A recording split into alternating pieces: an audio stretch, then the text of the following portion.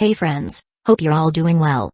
We're doing okay too, just really tired since we've been working non-stop. We wanted to answer a question many of you ask: how does our publishing process work? Most of our audiobooks are first posted on Patreon as paid content. They stay behind a paywall for a few months. After that, they become free to access on Patreon forever. Then, a few weeks later, we upload them to other platforms like YouTube, Facebook, and Twitter, X. Lately, our community hasn't been growing much, and we could really use your help. Please share our site in your Facebook groups, Discord servers, Reddit threads, Twitter, X, or with any friends who might be interested. Every little bit helps and we really appreciate it. Thanks a lot for being with us and supporting what we do. Haruno smiled as usual and accepted the bathrobe. Then, she casually brought up the previous topic again. Let's sleep together tonight. Yukino was at a loss for words. She couldn't exactly argue, I'd rather sleep with Haru. She wasn't thick-skinned enough to say something like that. 10:00 p.m. The Yukinoshita sisters were lounging in the living room, watching TV while petting the cat. After a while, Haruno started to wonder why hadn't Haru come out yet. She turned her head and glanced at her sister, only to find that Yukino looked completely calm, as if this was nothing unusual. What's he doing in there? She finally asked. Yukino replied with a question of her own. Didn't you just check on him?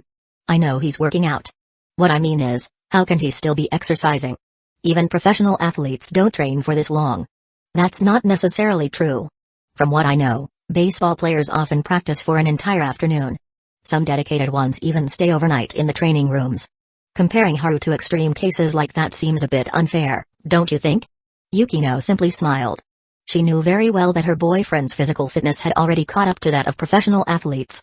Not only had his appetite increased, but his training intensity had as well. So, to her, this was nothing out of the ordinary. Haruno sat in the living room for a while, but in the end, she couldn't hold back her curiosity. She got up and walked toward his room. Yukino paid her no mind, continuing to pet the cat peacefully. When Haruno reached the doorway, she saw Haru inside, jumping rope with a steady rhythm. Nearby, his water bottle had turned noticeably less, indicating that he had already drained it. Need me to get you some water? She asked, leaning against the doorframe. Beneath her bathrobe, her fair legs crossed elegantly, looking even more delicate under the warm lighting. No need. I'm almost done. Haru replied, controlling his breathing. Haruno observed his energetic movements and couldn't help but let her thoughts drift. You've been working out this entire time, haven't you? Yeah. Then why don't you look tired at all? Early to bed, early to rise, jog every day, so even the king of hell praised me for my good health. I don't understand Chinese.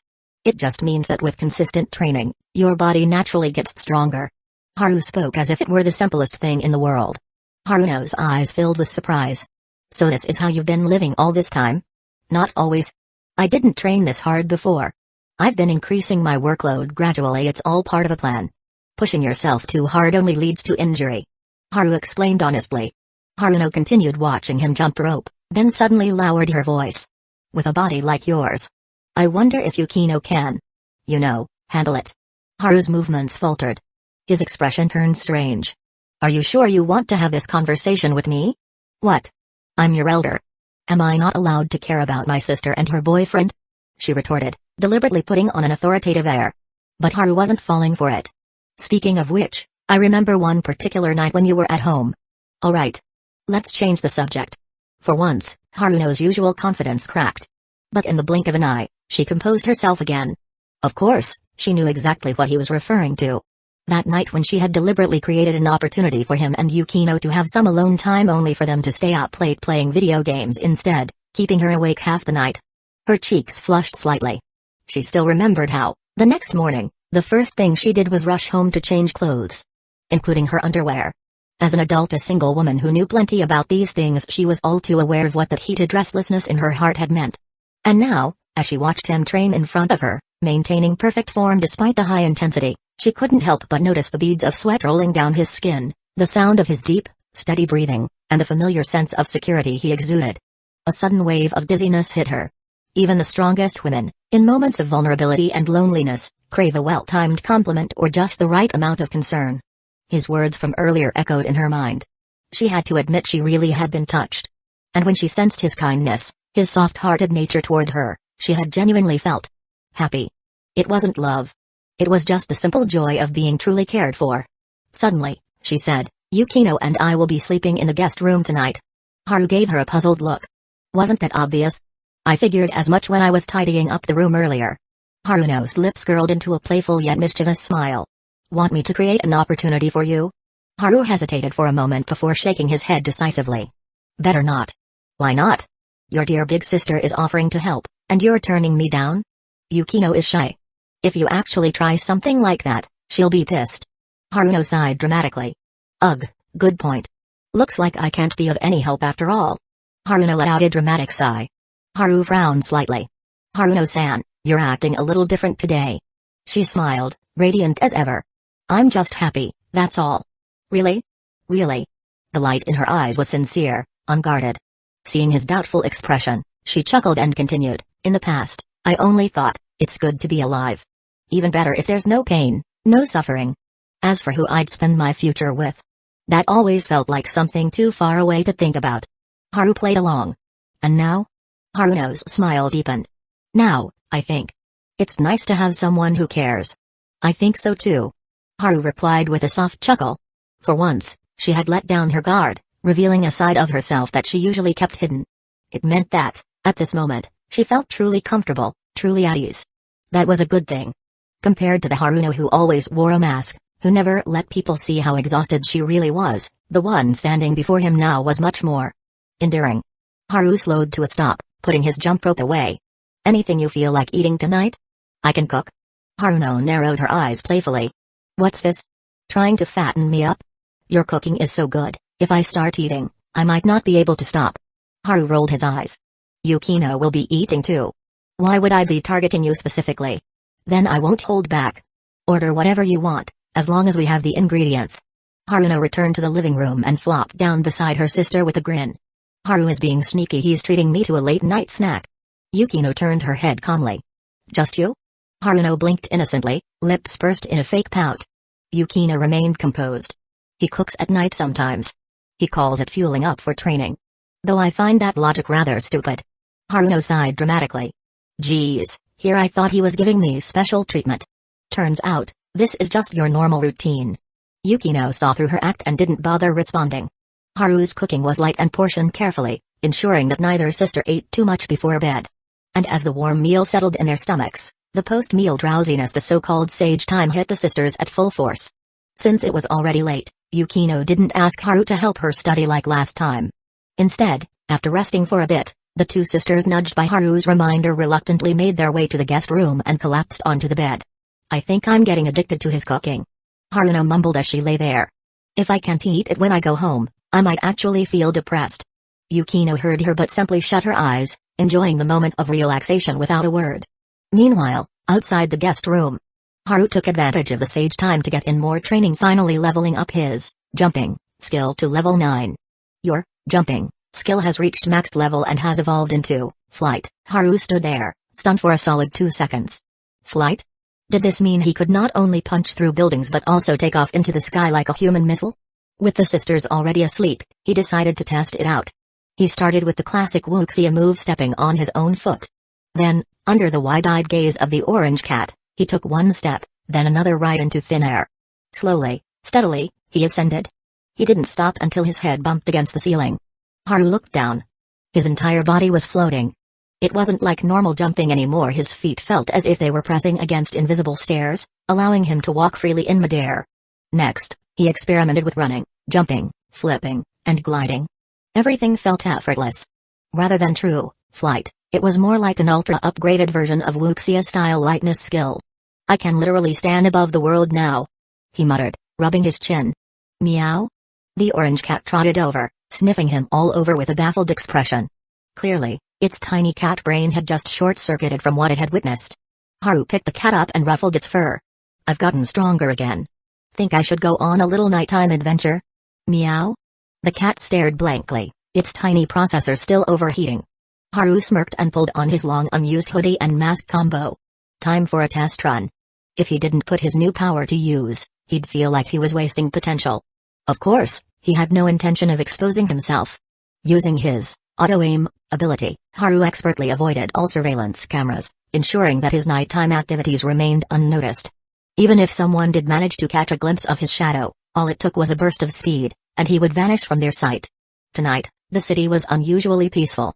He made a point to visit an old hunting ground, Kobukacho, a notorious hotspot for gang activity. Surprisingly, there was nothing out of the ordinary. In fact, there were even more police officers patrolling the area. Haru paused, piecing things together. This is probably my doing. The legend of Hooded Hero had spread far and wide. The mere possibility of encountering him had these lowlifes too scared to cause trouble. On his way back, Haru spotted two tattooed gangsters being stopped by a pair of patrolling officers. To his amusement, the thugs were practically model citizens now, eager to cooperate. "Officer, we've been on our best behavior lately, I swear." One of them pleaded. "I'm an honest guy, I never lie." But just as he finished speaking, his gaze shifted upward where he caught sight of Haru casually walking across the sky. His eyes widened in sheer disbelief, and his hands trembled as he pointed over the officer's shoulder. "Oh, officer. Look behind you. The Hooded Hero, he's flying." The policeman frowned and turned around. But by then, Haru was long gone. The officer's expression darkened. "You never lie, huh?" Chapter 121, Yukino, a missed opportunity that night. While Haru was still out wandering the streets, Haruno lay awake in bed, unable to sleep. Smart people tend to overthink things, and Haruno was no exception. After the pleasant relaxation brought by her post-nut clarity faded, her usual sharp mind resumed its restless activity. At first, her thoughts drifted back to the embarrassing moment when Haru accidentally saw her in the bathroom. Then, they shifted to the way he had trained so intensely that evening. Turning her head slightly, she saw her younger sister, Yukino, sleeping soundly beside her. To avoid disturbing Yukino, she had dimmed the bedside lamp, casting a soft glow that allowed her to observe her sister's delicate sleeping face. Yukino's stamina would never be able to keep up, would it? The thought struck her suddenly. She had always heard from Yukino that Haru was in great physical shape, but tonight was the first time she had actually watched him up close. And it hit her. Amamiya Haru, the boy she once saw as a child pretending to act mature, had truly grown into a man. She knew her sister well. Haru's physique was incredibly strong, his stamina almost monstrous. And with that realization, her thoughts started spiraling. As an adult, she understood certain things all too well, things she had casually come across online. She had even teased Yukino before, probing her about how far her relationship with Haru had progressed. Back then, Yukino's annoyed, evasive reaction told Haruno everything she needed to know. For her sister to react that way, their relationship must have already developed far beyond her initial expectations. "If I hadn't stayed over tonight, if I hadn't invited Yukino to sleep here with me, they definitely wouldn't have gone to bed this early." The warm bedside light reflected off Haruno's slightly flushed cheeks. She knew full well that if she kept thinking about this, her dreams tonight would be filled with rather vivid imagery. Yet she couldn't stop herself. After all, Haru and Yukino were the two people she cared about the most. Haru should be asleep by now, right? Without Yukino beside him, he's probably feeling a little lonely. With a final sigh, Haruno decided to stop overthinking and turned off the lamp, forcing herself to sleep. Haru returned home at around midnight. Despite only getting about 5 hours of sleep, he woke up at 5:30 a.m. feeling completely refreshed, an advantage granted by his steel body ability. After washing up, he followed his usual morning routine. He took out Yukino's freshly laundered clothes and placed them neatly in the laundry basket where she always found them. This had become a habit over time. Whenever Yukino stayed over, Haru would wake up early and set out her clothes for her. They were close enough, their mutual understanding deep enough, that this was just a natural part of their daily life. As for Haruno's clothes, which she had washed the night before, Haru left them untouched. He wasn't a pervert, after all. However, as he was about to leave the bathroom, he noticed something odd. Haruno's underwear and Yukino's were the exact same. Same design. Same plain white color. Did they go shopping together and buy matching sets? Shaking his head, Haru changed into his workout clothes and headed out for his morning training. Around 6:00 a.m., the guest room door creaked open. A sleepy Haruno shuffled out, rubbing her drowsy eyes. The usually dazzling, energetic woman now looked far more disheveled than usual, her long, silky hair a tangled mess, her face carrying the clear signs of a restless night. Figures. I ended up having weird dreams after all. She sighed. She had anticipated this outcome, but actually experiencing it left her feeling oddly conflicted. And, well, there was another issue. Since she had slept poorly, she woke up feeling somewhat uncomfortable. Meaning she needed a shower. Draped in nothing but a bathrobe, Haruno felt the damp fabric cling uncomfortably to her skin. Before heading to the bathroom, she double-checked something Haru had already left for training. Only then did she let out a small breath of relief and slip inside. After a quick shower, She tossed the incriminating bathrobe into a bucket and turned to grab some fresh clothes. And that's when she noticed something strange. Sitting neatly in the laundry basket were her freshly washed undergarments. Wait. Is this mine? She picked up the underwear, her sleep-deprived brain struggling to process the situation. It was definitely her underwear. Same size, same design, same color. Did that mean Haru had taken them out for her? For a moment, Haruno didn't know how to react. There was no doubt in her mind that he had done this out of kindness. After all, he had always been considerate toward Yukino in this way, so perhaps it made sense that he'd extend that care to her as well. It was sweet, really. But also very weird. Even if it was unintentional, the fact remained that Haru had handled her underwear. I appreciate the thought, but underwear is really not something I need help with, she muttered, feeling both amused and slightly exasperated. Still, she decided not to dwell on it for now. She'd wait until Haru got back and scold him properly. For now, she just wrapped herself in a fresh bathrobe and walked out into the living room. By 6:20 a.m., Yukino stirred awake. Her first instinct was to glance beside her, surprised to find the space next to her empty. Her sister was already up? That was unusual. Still groggy, she shuffled out to the living room, only to freeze mid-step. There, sitting on the sofa, was Haruno wearing nothing but a bathrobe, curled up with her knees against her chest, watching morning television with an oddly dazed expression. It was an uncharacteristically lazy and unguarded look for her. But Yukino was too tired to care. She gave a quick good morning and walked past her, heading straight to the bathroom to wash up. Yet less than a minute later she suddenly rushed back into the living room, her face now wide awake, eyes filled with shock and disbelief. "What's wrong?" Haruno asked, blinking at her sister's abrupt return. Haruno had no idea what kind of emotions were swirling in her sister's mind right now. Instead, she simply chuckled. "Oh? Don't tell me you want me to make breakfast? That's not happening. Haru's cooking is so much better, of course, he should be the one to do it. It's not about breakfast," Yukino said, her tone oddly complicated. Haruno tilted her head, still smiling. "Then what is it?" Yukino hesitated for a moment before glancing at the hem of Haruno's bathrobe, specifically at her thighs. A full 5 seconds passed before she finally spoke, her expression shifting into something difficult to describe. "Did you take the underwear from the basket?" Haruno blinked. "Yeah? Wasn't it mine?" Yukino let out a deep sigh, as if trying to suppress a growing headache. "Sister, do you even hear yourself? That was mine." "Huh?" Haruno's face twisted in shock. Then, as if to confirm, she casually lifted the edge of her bathrobe and took a peek. "You're mistaken. This is the one I wore yesterday." Yukino pinched the bridge of her nose. She could feel her patience thinning. "You really forgot, didn't you? We went shopping together a while ago." Haruno's eyes glazed over for a second. Then, a moment later, she let out an awkward laugh. "Oh. Yeah, that happened. Oops. My bad. I just assumed Haru had thoughtfully set my clothes out for me." Yukino's expression immediately turned blank. "No matter how thoughtful he is, he would never touch your underwear." She didn't even know how to describe the mess of emotions she was feeling right now. Her own underwear. Taken by her sister? Haruno took my underwear. And actually wore it? A missed opportunity, huh? If it were Haru, he'd definitely come up with some dumb joke about this. Yukino let out another sigh. "Your clothes are probably still hanging outside. Go get them yourself. As for mine, I'll just throw them back into the washing machine." My bad," Haruno said sincerely, though her face was still full of amusement. In other words, she was laughing her ass off. By the time Haru returned from his morning run, Yukino was already fully dressed, sitting in the living room with her usual composed demeanor. Meanwhile, Haruno was still wearing nothing but a bathrobe, staring off into space like she was lost in thought. "You should make breakfast now, Haru." Both Yukino and Haruno turned their heads at the sound of the front door opening, but Haruno was the first to speak. "I'm gonna take a quick shower first." Haru nodded, heading toward the bathroom.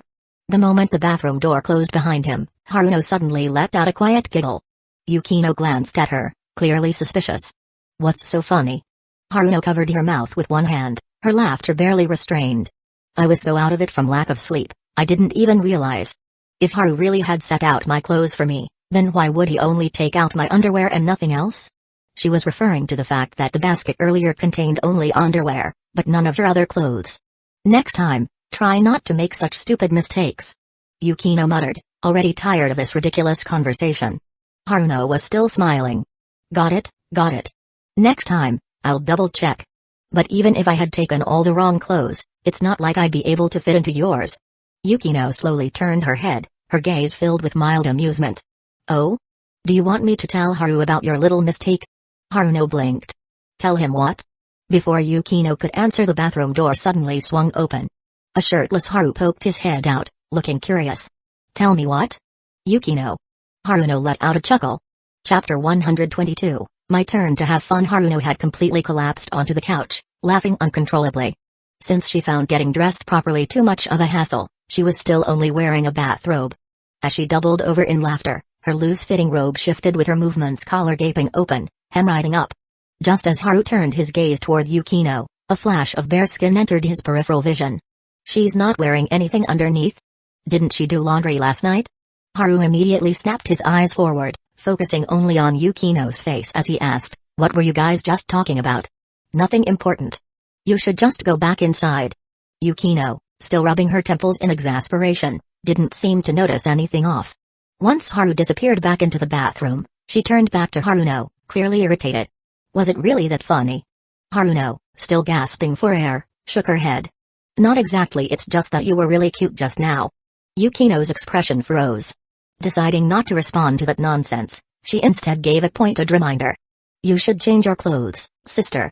Why? Haruno, still weak from laughter and sleep deprivation, flopped onto the couch, making no effort to move. Yukino didn't bother explaining. She simply pointed at Haruno's loose neckline. Haruno followed her sister's gaze, then finally looked down at herself. Oh. Her entire collar was wide open. She sat up so fast it was like she'd been electrocuted. Then, as if just realizing something, a slight blush crept onto her bare face. Did Haru just? He probably didn't see anything. Yukino replied instinctively. His face was completely normal just now. If he had seen something, he definitely would have reacted. Haruno let out a relieved sigh, then with a smirk immediately went back to teasing. Such a shame.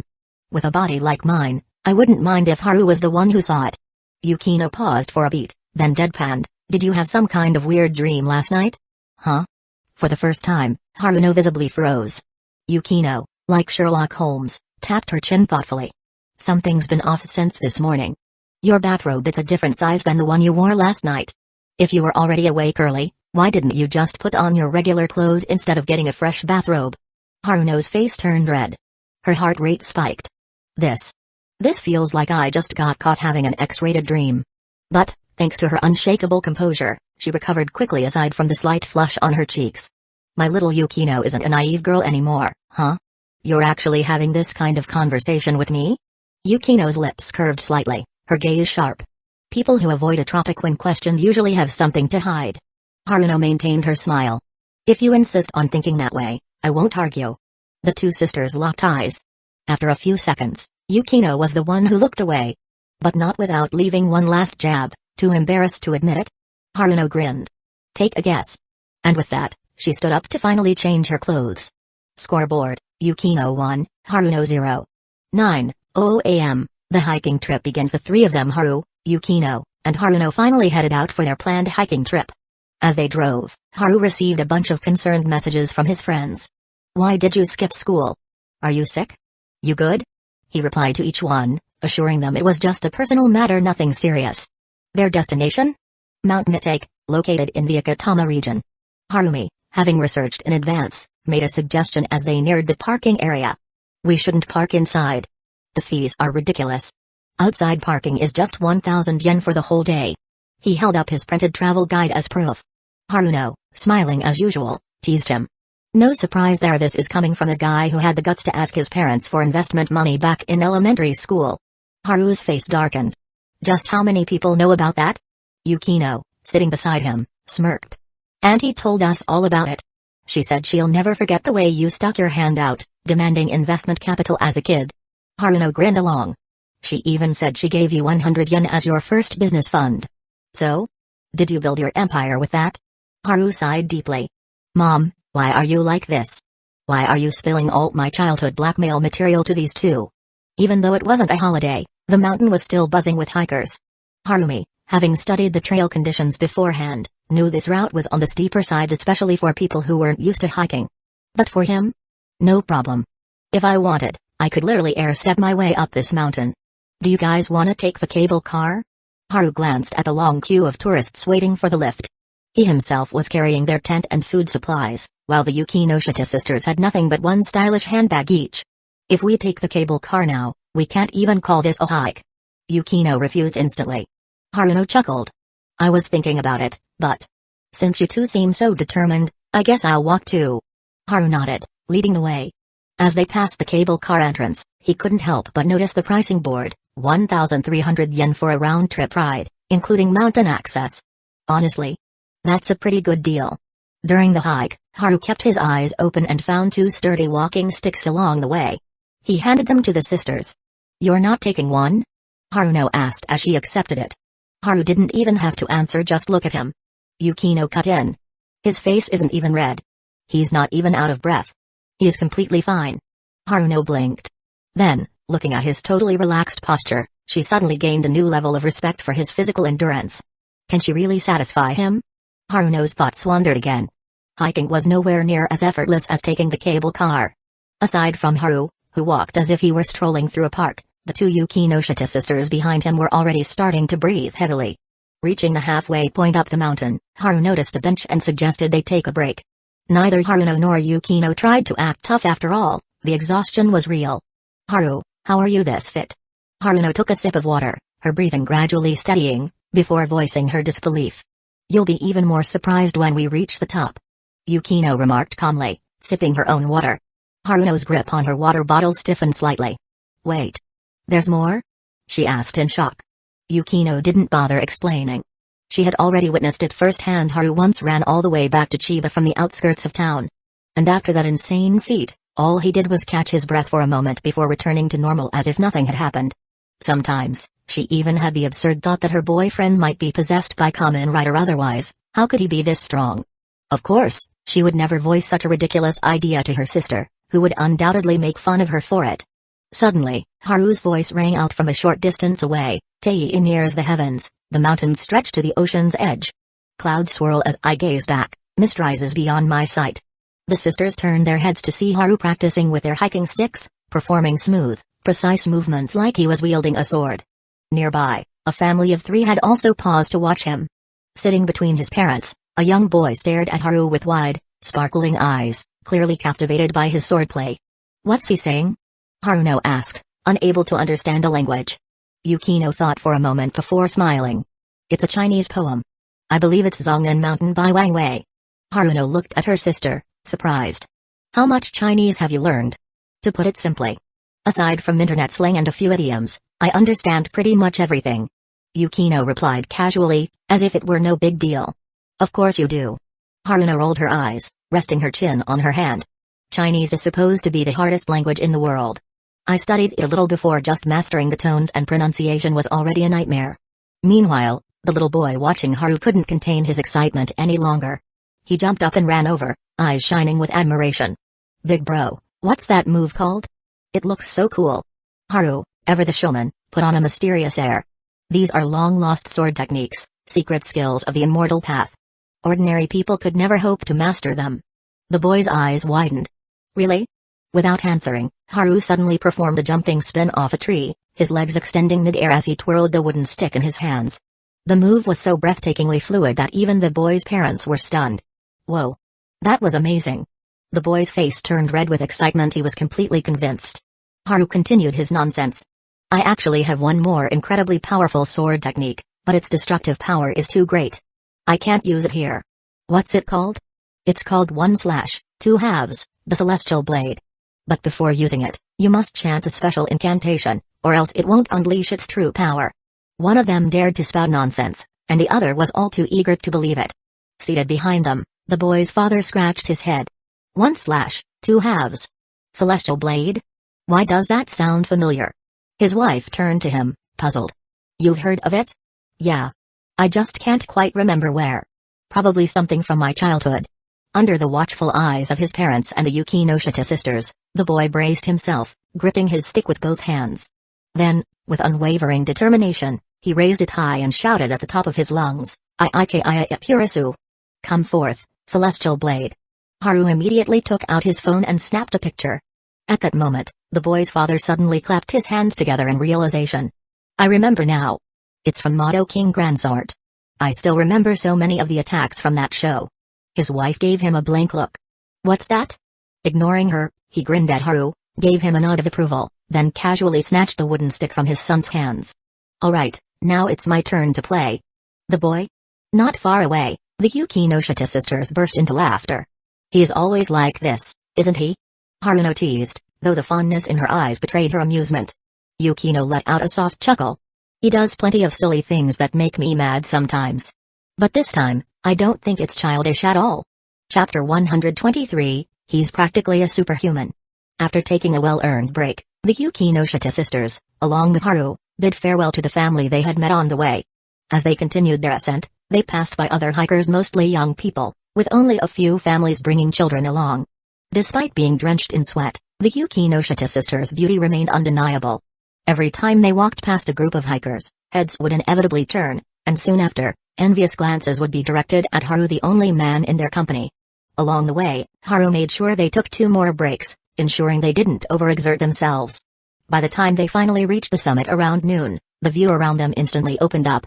The sky stretched endlessly, and the early arrivals were already scattered around, busy taking photos. Just as Haru finished laying out the picnic mat and tablecloth, Haruno collapsed onto it, panting. If I had known, I would have just taken the cable car. She grumbled. Yukino wiped the sweat from her forehead, her breathing slightly uneven. She glanced at the other hikers before shifting her gaze to the rolling mountains in the distance. Taking the cable car and climbing the mountain yourself are 2 completely different experiences. She murmured. I know that. Haruno sighed as she twisted open a bottle of water. Even though she was exhausted, she maintained her usual grace, not a single movement out of place. But I still would have chosen the cable car. Yukino sat down beside her and instinctively looked up, only to see Haru standing there, as energetic as ever, pulling out his phone probably to take photos. She bit her lip unconsciously. This guy really is made of steel. My sister and I are completely wiped out, and he's still at full power.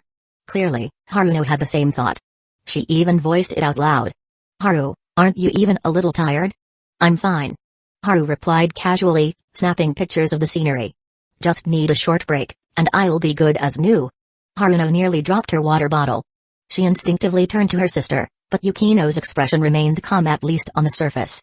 Haruno let out a helpless chuckle, shaking her head. I get it now. I really was too quick to be surprised. Then, she sighed in admiration. He's practically a superhuman. A superhuman? Yukino blinked before nodding in agreement.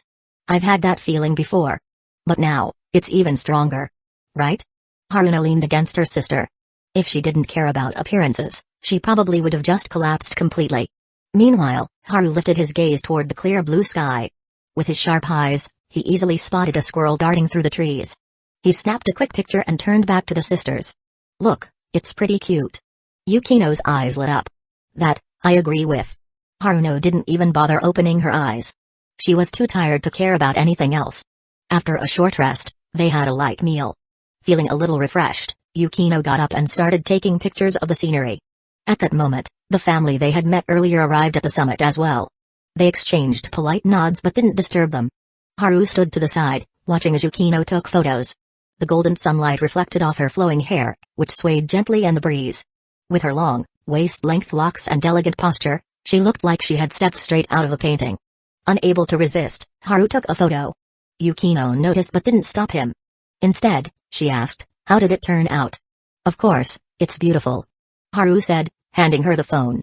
Yukino examined the picture and nodded in satisfaction. Haru grinned. See?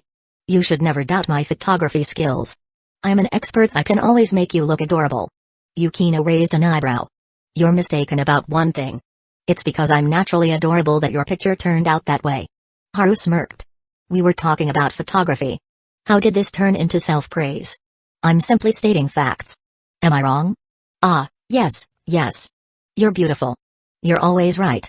Hearing his half-hearted response, Yukino shot him a glare and handed back his phone. You should take some photos of my sister too. I'm sure she'd be up for it.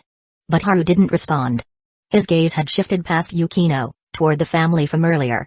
The father, holding his child, seemed to be arguing with a group of young men. Voices were raised, tempers flared, and soon, things escalated. One of the young men, his anger getting the better of him, suddenly shoved the father. Caught off guard, the man stumbled backward, his foot slipping off the edge of the cliff. What are you? Yukino barely had time to register the commotion when a sudden whoosh of wind rushed past her. She hadn't even seen Haru move. One moment, he was standing beside her. The next, he had launched himself forward like an arrow loosed from a bow. Haru! Haruno's panicked scream echoed through the air.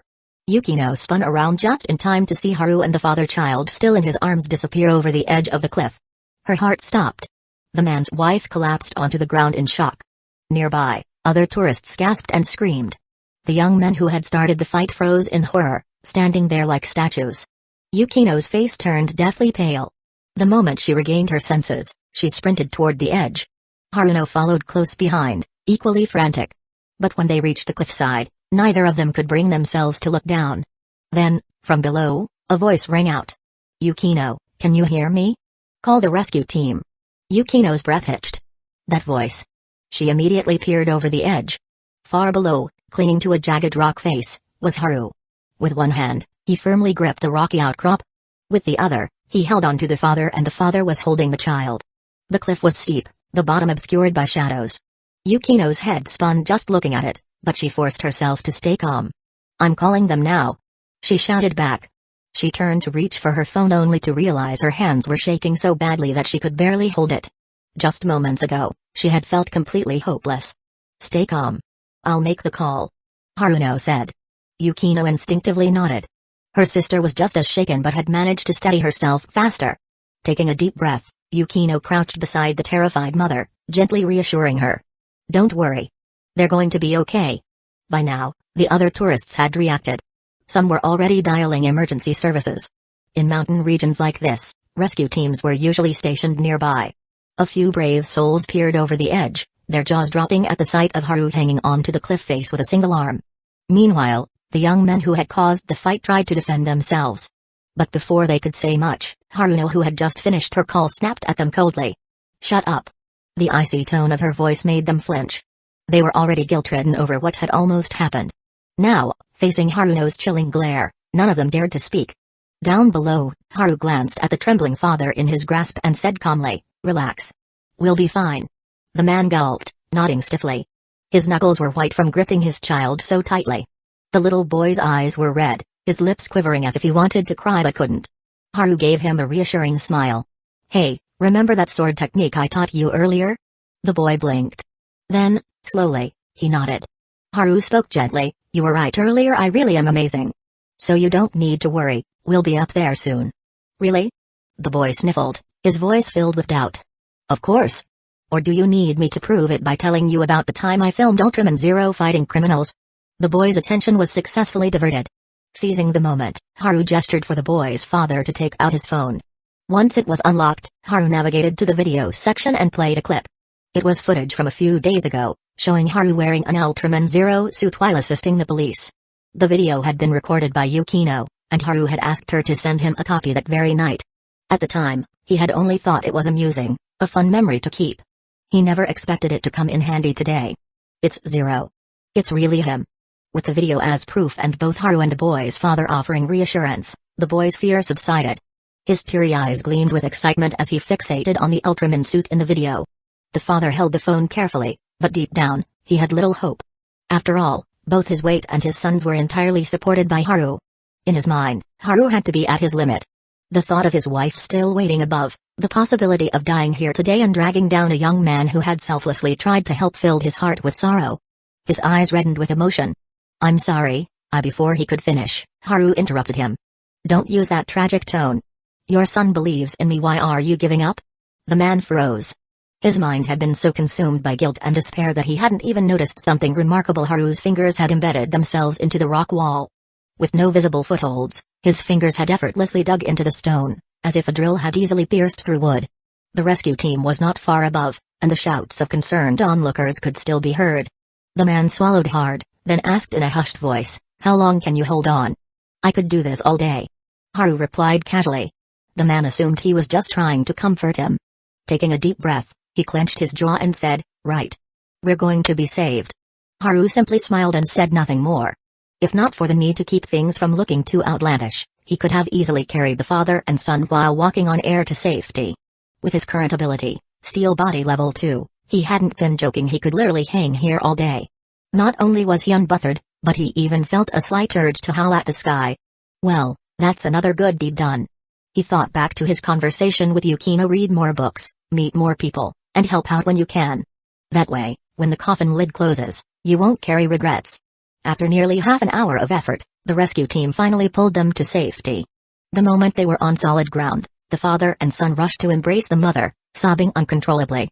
Just as Haru steadied himself, a pair of soft arms wrapped around him tightly. A trembling voice followed, "You scared me, Haru." It was Haruno. This time, she made no attempt to mask her fear. A few steps away, Yukino hesitated, her expression frozen in a moment of realization. Something about this feels off. Haru was momentarily stunned as well. Instead of returning the hug, he patted Haruno's back and said sincerely, "Sorry, that was reckless of me." Even though there had never been any real danger with his abilities, those words still needed to be said. "Don't do anything like that again," Haruno whispered, her voice still shaking. After a brief pause, she quickly composed herself. Turning to Yukino, she motioned for her sister to come over. Regaining her composure, Yukino walked up and joined the embrace, wrapping her arms around both her sister and him. The rescued family repeatedly thanked Haru, even attempting to kneel in gratitude, but he swiftly stopped them. Meanwhile, the reckless young man who had pushed them earlier was taken away by the police. Though no one had been seriously hurt, punishment was inevitable. Tourists who had witnessed the ordeal gathered around, their admiration for Haru evident. "You're like a real-life superhero. How did you hang on for so long?" someone asked excitedly. With a knowing smile, Haru replied, "To be honest, I was once the Kanda regional rock climbing champion." The explanation made perfect sense given what they had just seen, and the crowd accepted it without question. Before long, people started asking for photos, eager to pose with the champion. But Haru, feigning exhaustion, politely declined, saying he needed to rest. Standing a little behind him, Yukino watched the scene unfold, a quiet smile tugging at her lips. "He's making things up again. But it was cool, wasn't it?" Haruno asked with a bright smile, her eyes sparkling. Yukino nodded softly. After everything that had happened, neither of the Yukinoshita sisters was in the mood to continue sightseeing. Haru wanted to take a few more photos, but word of his rescue had already spread. The tourists climbing up behind them were in awe and eager to take pictures with him. With no other choice, he left with the sisters, taking the cable car down. On the way out, he keenly avoided the main entrance. Reporters had already gathered there. Originally, Haru planned to head straight home, but under the sisters' insistence, he went to the hospital for a checkup. It wasn't until the doctor confirmed he was completely fine that they finally relaxed and went back. Haruno stayed at his place until late in the evening before heading home. Before leaving, she repeatedly warned him never to do something like that again. She had nearly had a heart attack. Haru, of course, humbly accepted her scolding. After seeing Haruno off, he had barely closed the door when a pair of slender arms wrapped around his waist from behind. "Sorry. I must have scared you today," Haru murmured softly. He understood the emotions swirling in Yukino's heart. Turning around, he embraced her, his voice filled with gentle apology. As his words fell, Yukino looked up. The usually composed gaze of hers now burned with a different kind of intensity. Slowly, she parted her soft lips, her voice barely above a whisper, but there was no mistaking the affection in it. "I want you, Haru." Haru froze. For a full 2 seconds. Because this was the first time Yukino had ever taken the initiative like this. Her cheeks were flushed, burning with heat, and her long lashes trembled slightly, like a butterfly's wings in motion. A rare, alluring shimmer glistened in her deep eyes. "Why aren't you saying anything? Are you going to reject me?" she asked, her voice carrying a hint of teasing. "Reject you?" Never. Haru finally spoke, a smirk tugging at his lips. Chapter 124, Yes, Your Highness. The brightly lit bathroom was filled with rising steam, swirling in the air, refusing to dissipate. Amidst the warm mist, 2 figures nestled together in the bathtub, wrapped in their own quiet world, undisturbed by the outside. Yukino's delicate arms rested loosely around Haru's neck, most of her slender body submerged in the water. Her usual icy gaze now shimmered with an unfamiliar softness, a deep, liquid warmth she had never shown before. Her lips, soft and moist, were slightly parted, revealing a glimpse of pearly white teeth as she bit down gently. A blush tinged her fair cheeks, carrying a mix of shyness and an unfamiliar yet blooming beauty. Yukino was completely drained, resting limply in Haru's embrace, barely able to lift a finger. Even she hadn't expected herself to indulge him like this, sitting together in the bath, tangled in each other's warmth. Earlier, when Haru had tried to carry her straight to the bedroom, she had adamantly insisted on taking a bath first. After all, they had spent the entire day climbing the mountain, and she had been through quite a scare. As someone who valued cleanliness, She refused to step into bed without washing up. And because of that, she had unknowingly given him an opportunity. She hadn't even had the chance to resist before he had already scooped her up and carried her into the bathroom. And then, things had naturally unfolded into this. Water droplets trickled down the tiled floor, the dampness and scattered splashes bearing silent testament to the events that had transpired. Haru tightened his arms around Yukino's slender waist, his voice low and gentle. Feeling better now? Yukino knew exactly what he was referring to. She nodded but couldn't hide the complexity in her tone. I do like that you're always there to stand up for others. But today, you really scared me. I'm sorry. It was the only thing Haru could say. Yukino sighed, pressing her cheek against his chest. How did you even manage that today? I'm Superman. Haru answered with a grin. Yukino rolled her eyes. She wanted to glare at him, but she was far too exhausted to move. Instead, she simply leaned against him, letting out a soft murmur. I wasn't the only one who was scared today. My sister was too. But she still managed to keep her composure and take control of the situation. That's where she's always been ahead of me. You'll surpass her one day. Haru's voice carried nothing but certainty. He had spent years by her side, watching her grow, supporting her every step of the way. If nothing unexpected happened, it was only a matter of time before she would surpass Haruno in every way. I think so too. Yukino said with quiet confidence. After a moment of silence, she suddenly let out a soft chuckle. After today, that little boy is probably going to see you as the hero of his life. That family had exchanged contact information with Haru before they parted ways earlier. Yukino was well aware of it. And isn't that a good thing? Haru smirked. If he learns even a fraction of my skills, he'll never have to worry about making a living. Oh? Which skills are you referring to? For example, my combat abilities. At that, Yukino chuckled. I wouldn't be opposed to that. If that boy really learns from you, he'll probably become the star of his school's sports team someday. Her gaze softened as she spoke. She lifted her head slightly, her beautiful eyes hazy as they met Haru's. Her voice lowered, tinged with a rare tenderness. Just like my sister said. Don't go risking your life so recklessly again. I promise. Haru tightened his hold on her, pressing her closer. Now, he finally understood why she had been the one to take the initiative earlier to whisper those unexpected yet heartfelt words. I want you, Haru. The shock she had experienced today had been immense. Yet, at the same time, he had done something almost otherworldly, something straight out of a superhero film. He had truly performed a miracle, saving 2 lives before her very eyes. Everything had happened so fast that not even Yukino, with her usually unshakable mindset, could process it fully. And so, when they returned home, all those emotions, fear, admiration, disbelief had intertwined, overwhelming her.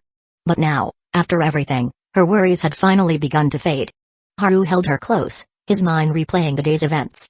The moment that father and son had slipped from the cliff's edge, he had instinctively followed. But no one knew the truth. He hadn't grabbed onto the rock wall immediately after jumping. No, he had run through the air, catching them both first.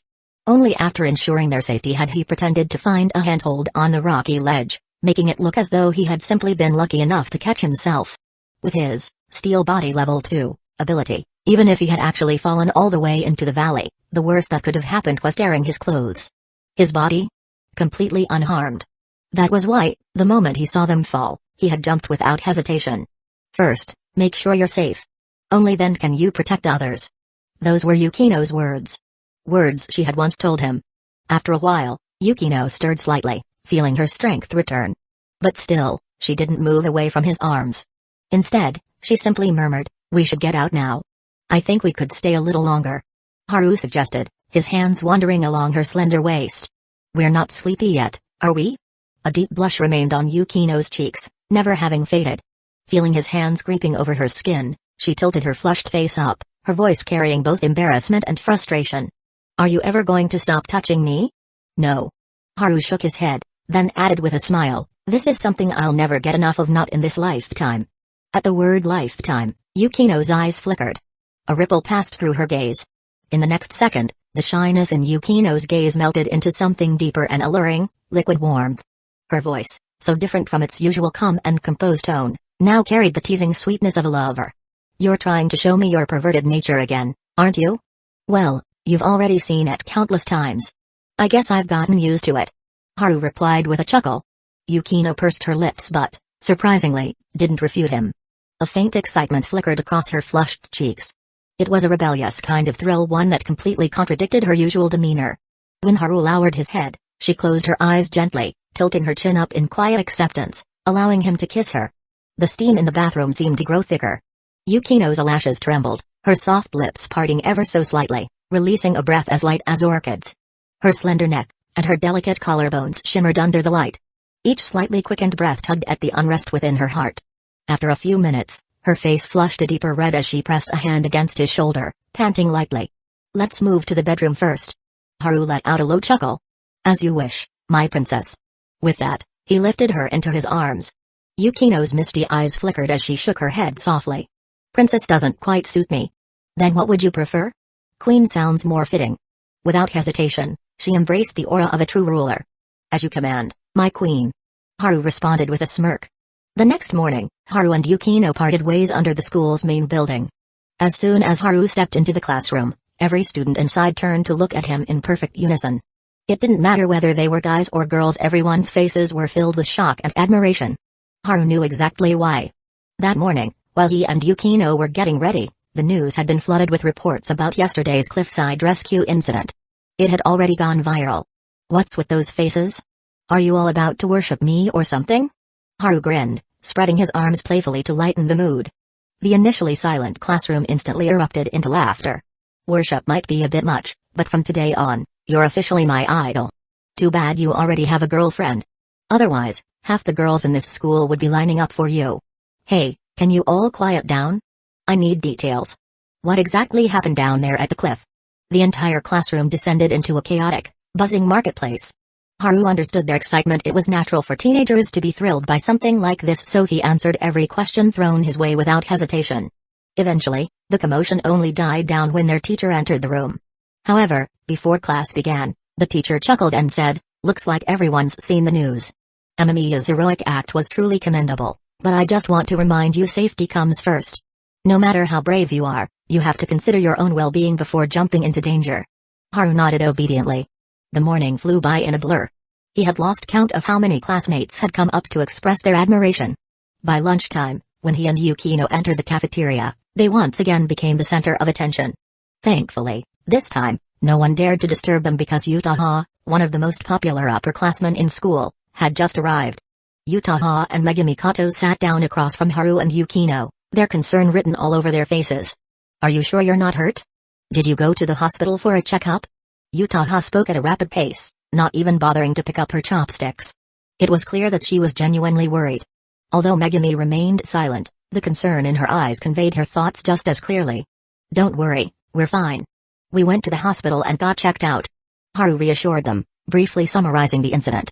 With Yukino also vouching for their well-being, Yutaha and Megumi finally relaxed. "I didn't see the news this morning," Yutaha admitted, patting her chest as if to calm her nerves.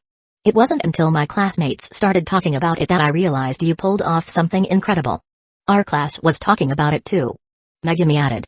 "Amamiya-kun, you're about to become famous." "It's fine. This kind of attention fades with time.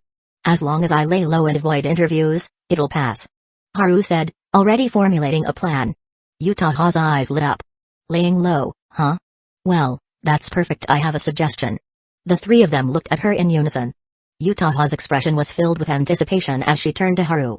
"Have you heard about the Saitama Fireworks Festival? If we plan ahead, we can still make it to the second event." "A fireworks festival? What a coincidence." Haru blinked in surprise. Yukino's hand, which had been holding her chopsticks, paused midair as shock flickered across her face. She stole a quick glance at Yutaha's expression, making sure that this was purely a coincidence and not some elaborate scheme.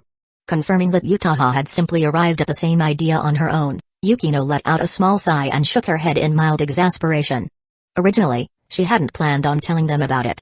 And now, what was supposed to be a romantic getaway for two was about to turn into a trip for four. Chapter 125, Guess what color I'm wearing today? When Yutaha brought up the fireworks festival, Yukino knew right away, this trip just gained two more members. And of course, Megumi Kato would be going too. Technically, Yukino could refuse. She could shut it down cold. But doing that would only put Haru in an awkward position. Wait a second. He's a playboy. Why am I the one worrying about how he feels? Feeling a little frustrated at herself, Yukino sighed inwardly.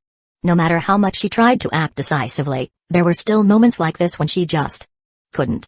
If it were her sister in this situation, she'd probably deal with it effortlessly, that same unbeatable, untouchable aura written all over her face, cutting down any would-be rivals like it was nothing. Yukinoshita, how about we all go see the fireworks together? Yuta asked, casually extending the invitation. She then glanced over at Megumi beside her.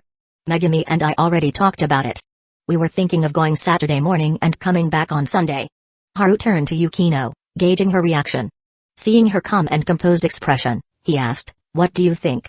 Yukino, already having come to terms with the situation, replied smoothly, "Sure. Let's all go together." Maybe it was Yutaha's direct invitation that changed her mind, or maybe she had her own reasons. Either way, she didn't say no.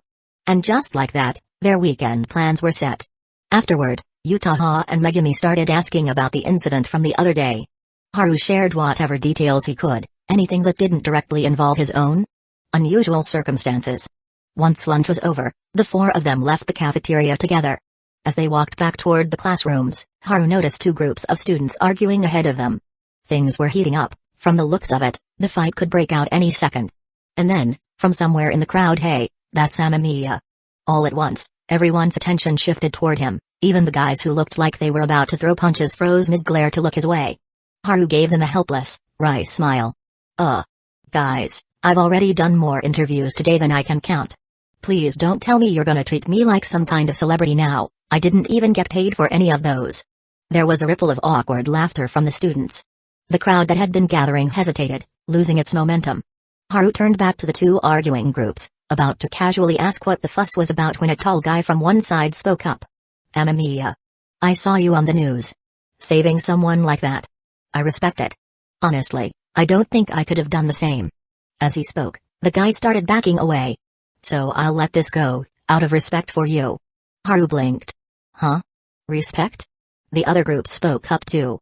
"If it's you stepping in, Boss Amamiya, we'll back off too." The two groups that had been seconds away from throwing hands both turned and left without another word, leaving Haru standing there, utterly dumbfounded. What the hell? Did I eat some kind of charisma fruit or something? Why am I only finding out about this now? Beside him, Yutaha teased with a grin, "Boss Amamiya, huh? I gotta admit, that does have a pretty cool ring to it." Haru groaned, rubbing his temples. "Please spare me."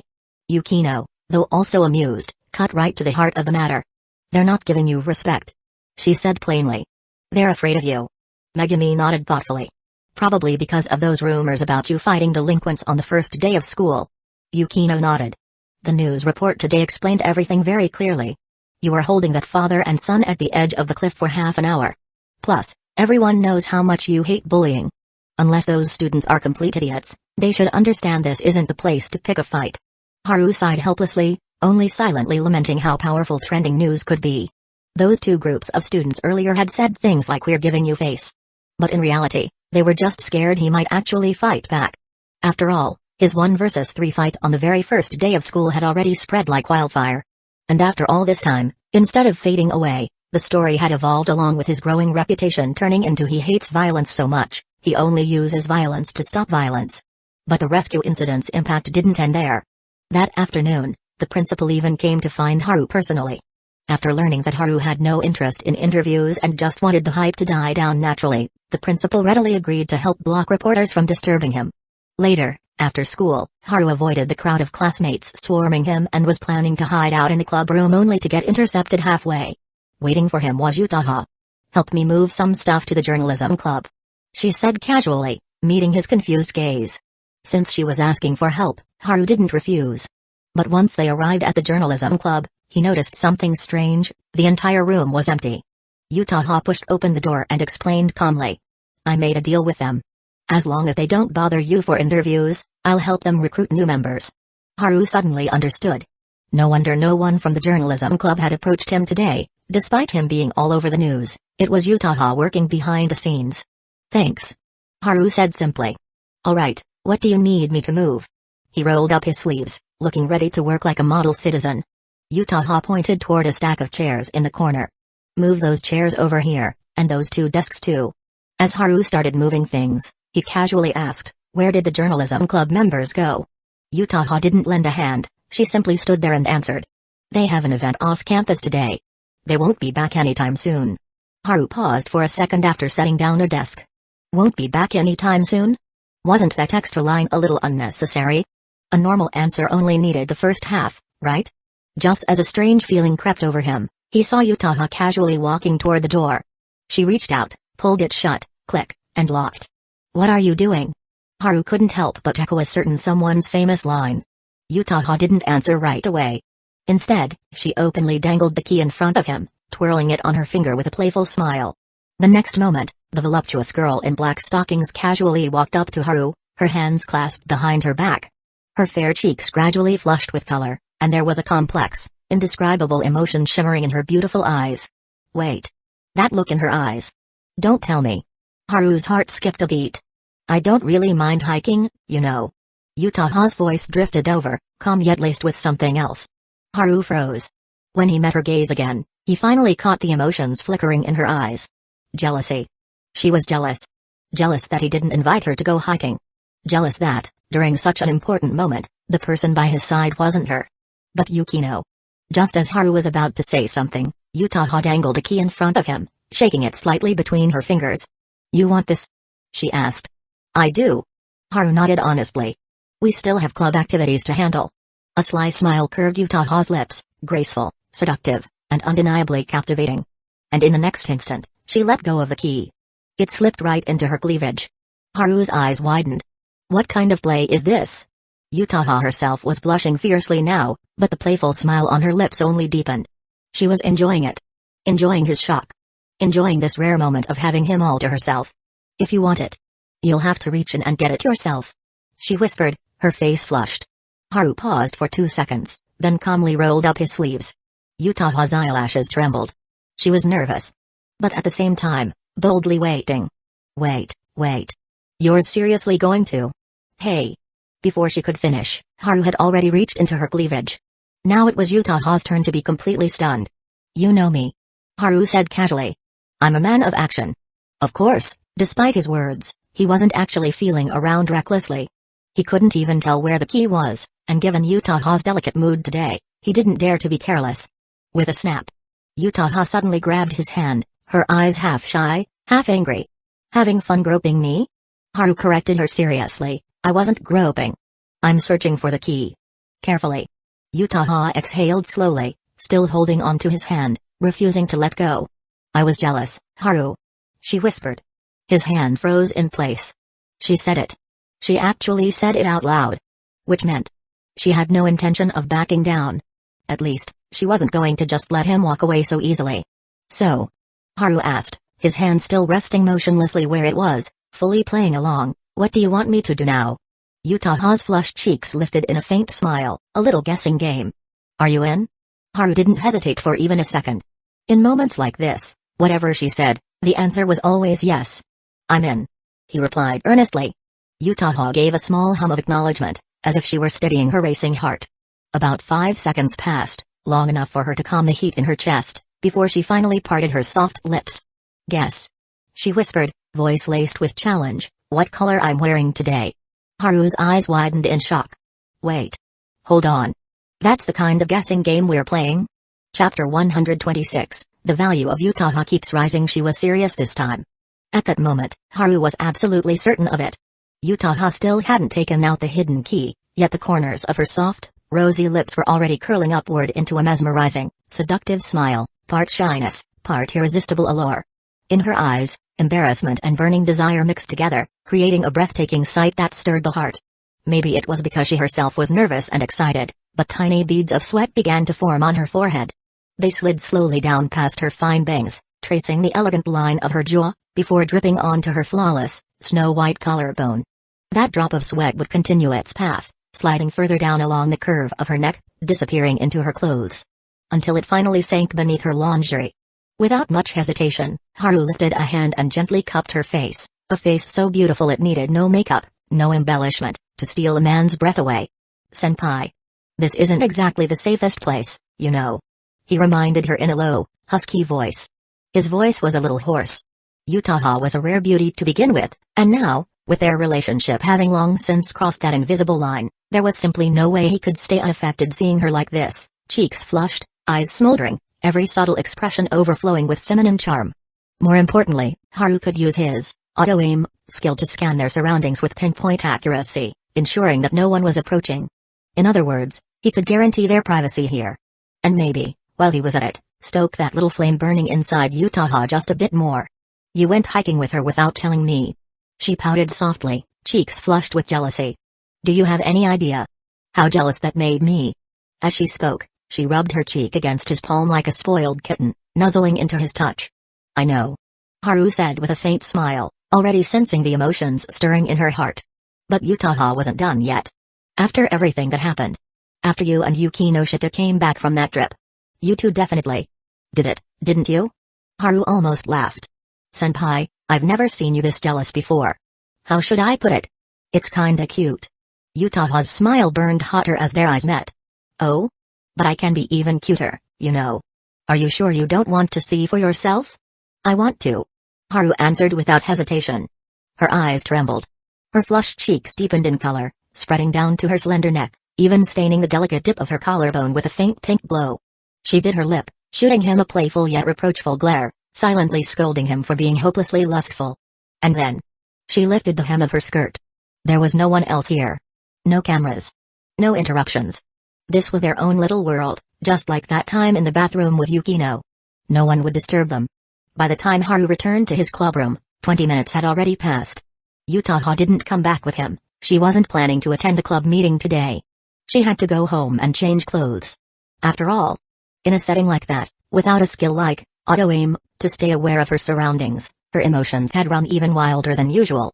Just as Haru was about to step into the clubroom, he caught sight of a familiar figure walking down the hallway ahead. It was Megumi Kato. She was casually wiping her hands with a tissue, probably just returning from the restroom. Their eyes met. Haru gave a small nod, a simple gesture of greeting. But then, Megumi suddenly quickened her pace, stepping right in front of him before he could enter the room. What's wrong? Seeing her like this, Haru could tell she had something she wanted to say. So he stopped. Without saying a word, Megumi raised her hand and pointed at his neck. Haru blinked, then glanced down. Instantly, his expression stiffened. A bright red lipstick mark. It stood out clearly against his skin, only half covered by his collar. Thanks. Haru muttered awkwardly. He instinctively reached up, ready to wipe it away, but Megumi had already pulled out a tissue and handed it to him. Thanks again. Haru took it, feeling more embarrassed than ever, while Megumi just watched him calmly with an unreadable expression, until the mark was finally gone. Only then did she speak, her voice soft but clear. Was it senpai? Haru froze for half a second. Let's not ask unnecessary questions like that. He replied, trying to laugh it off. Megumi let out a quiet oh of realization. So it was her. Haru fell silent. Sharp as ever, this girl. But what surprised him more was the faint smile tugging at the corners of Megumi's lips. Does this count? She asked lightly, as me knowing one of your secrets. And helping you keep it? Haru gave a helpless chuckle. It counts. In that case. Megumi's eyes narrowed mischievously. Would you grant me a little favor in return? Sure. Haru shrugged. If it's within reason. Megumi tilted her head, pretending to think seriously about it. Haru knew he shouldn't let this conversation drag on much longer. So he glanced at the clubroom door, which was left slightly ajar. Is everyone already inside? Megumi nodded. Then, like she'd been waiting for this moment, asked with a hint of teasing in her voice, otherwise, why do you think I stopped you out here? Haru blinked. That's when he finally noticed. The spot where Megumi had chosen to stand, just a single step away from the door, was positioned perfectly. From inside the room, no one would be able to see them unless they deliberately came out. Blocking the line of sight? Impressive. Haru said sincerely. Megumi raised a slender, fair finger. I've decided. She announced. I need to head back to the high school return of a gangster set one more time. If I keep your secret, you'll come with me, right? Haru paused for a moment. Honestly, that wasn't a big deal. Sure. Agreement reached. Just before they stepped inside, Megumi casually asked, like it was just an afterthought, Senpai's not coming today? She went home. Haru answered vaguely. Megumi didn't press. She simply murmured softly, like talking to herself, but loud enough for him to hear, is Senpai so attractive to you? I wonder. Is it like the rumors in class say? Because she has really big boobs? Haru, unfazed, shot back immediately. I don't get it. I play as her lane. Megumi? Haru thought the topic was over. He thought he'd successfully brushed it off. But what he didn't know was that Megumi had asked that question on purpose. Even though she had already guessed the answer in her heart, she still wanted to see his reaction with her own eyes, to confirm it directly. So the reason Yutaha-senpai attracts him isn't because of her figure or looks. For an ordinary-looking girl like Megumi Kato, whose presence was as plain as could be, that realization quietly set her heart at ease. When Haru entered the clubroom, naturally, he couldn't avoid Yukino's sharp questioning. "I ran into senpai on the way here," he replied honestly. Yukino paused as she flipped through her notebook, lifting her gaze slowly. "I figured as much," she said. "But then explain this, why did she message me just now saying she's heading home early and won't be coming to today's club meeting?" Haru coughed awkwardly. "That's a little hard to explain." Yukino narrowed her eyes suspiciously, but noticing the glances from others in the room, decided to let it go for now. Once Haru sat down, Yukino casually added, "Speaking of which, senpai messaged me right after school too." Haru felt a chill down his back. "She messaged you? What did she say?" "Don't tell me she actually went so far as to challenge Yukino head-on?" Thankfully, his worst-case guess didn't come true. Yukino's tone even sounded a little impressed. "She sent me a rough draft of a new story outline. I took a look at it. And it's surprisingly good." "A script?" Haru blinked. Yukino nodded lightly. "It seems she's still fired up from our earlier conversation. Looks like she's eager to improve, to surpass me in some other field." Then, being fair as always, she added, "Of course, I'll admit she's talented. No matter what she decides to learn, her efficiency is terrifyingly high." Haru subconsciously recalled the image of Yutaha kneeling down, tying her hair back in that seductive, elegant gesture. "Yeah."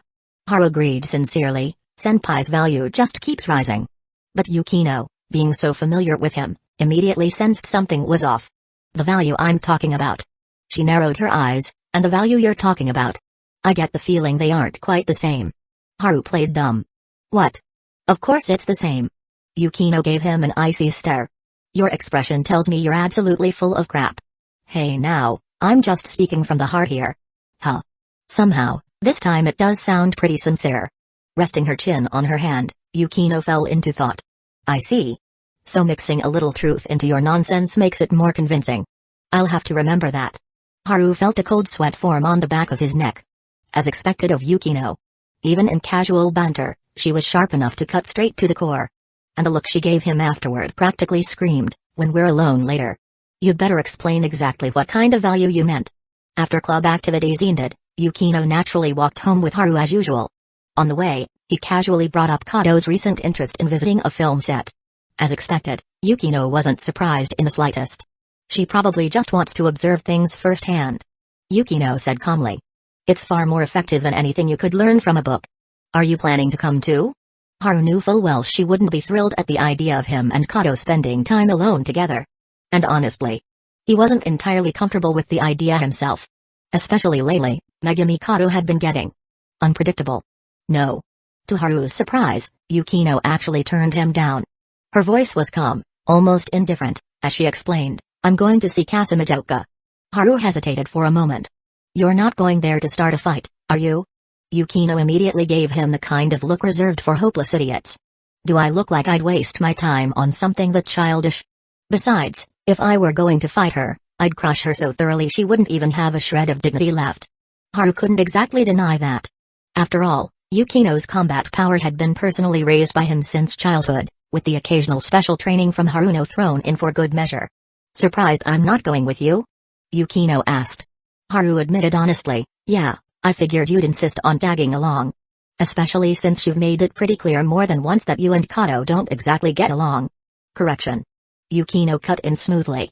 "It's not that we can't get along. I just don't trust her." After saying that, she added casually, almost like it was an afterthought still, for someone supposedly so surprised.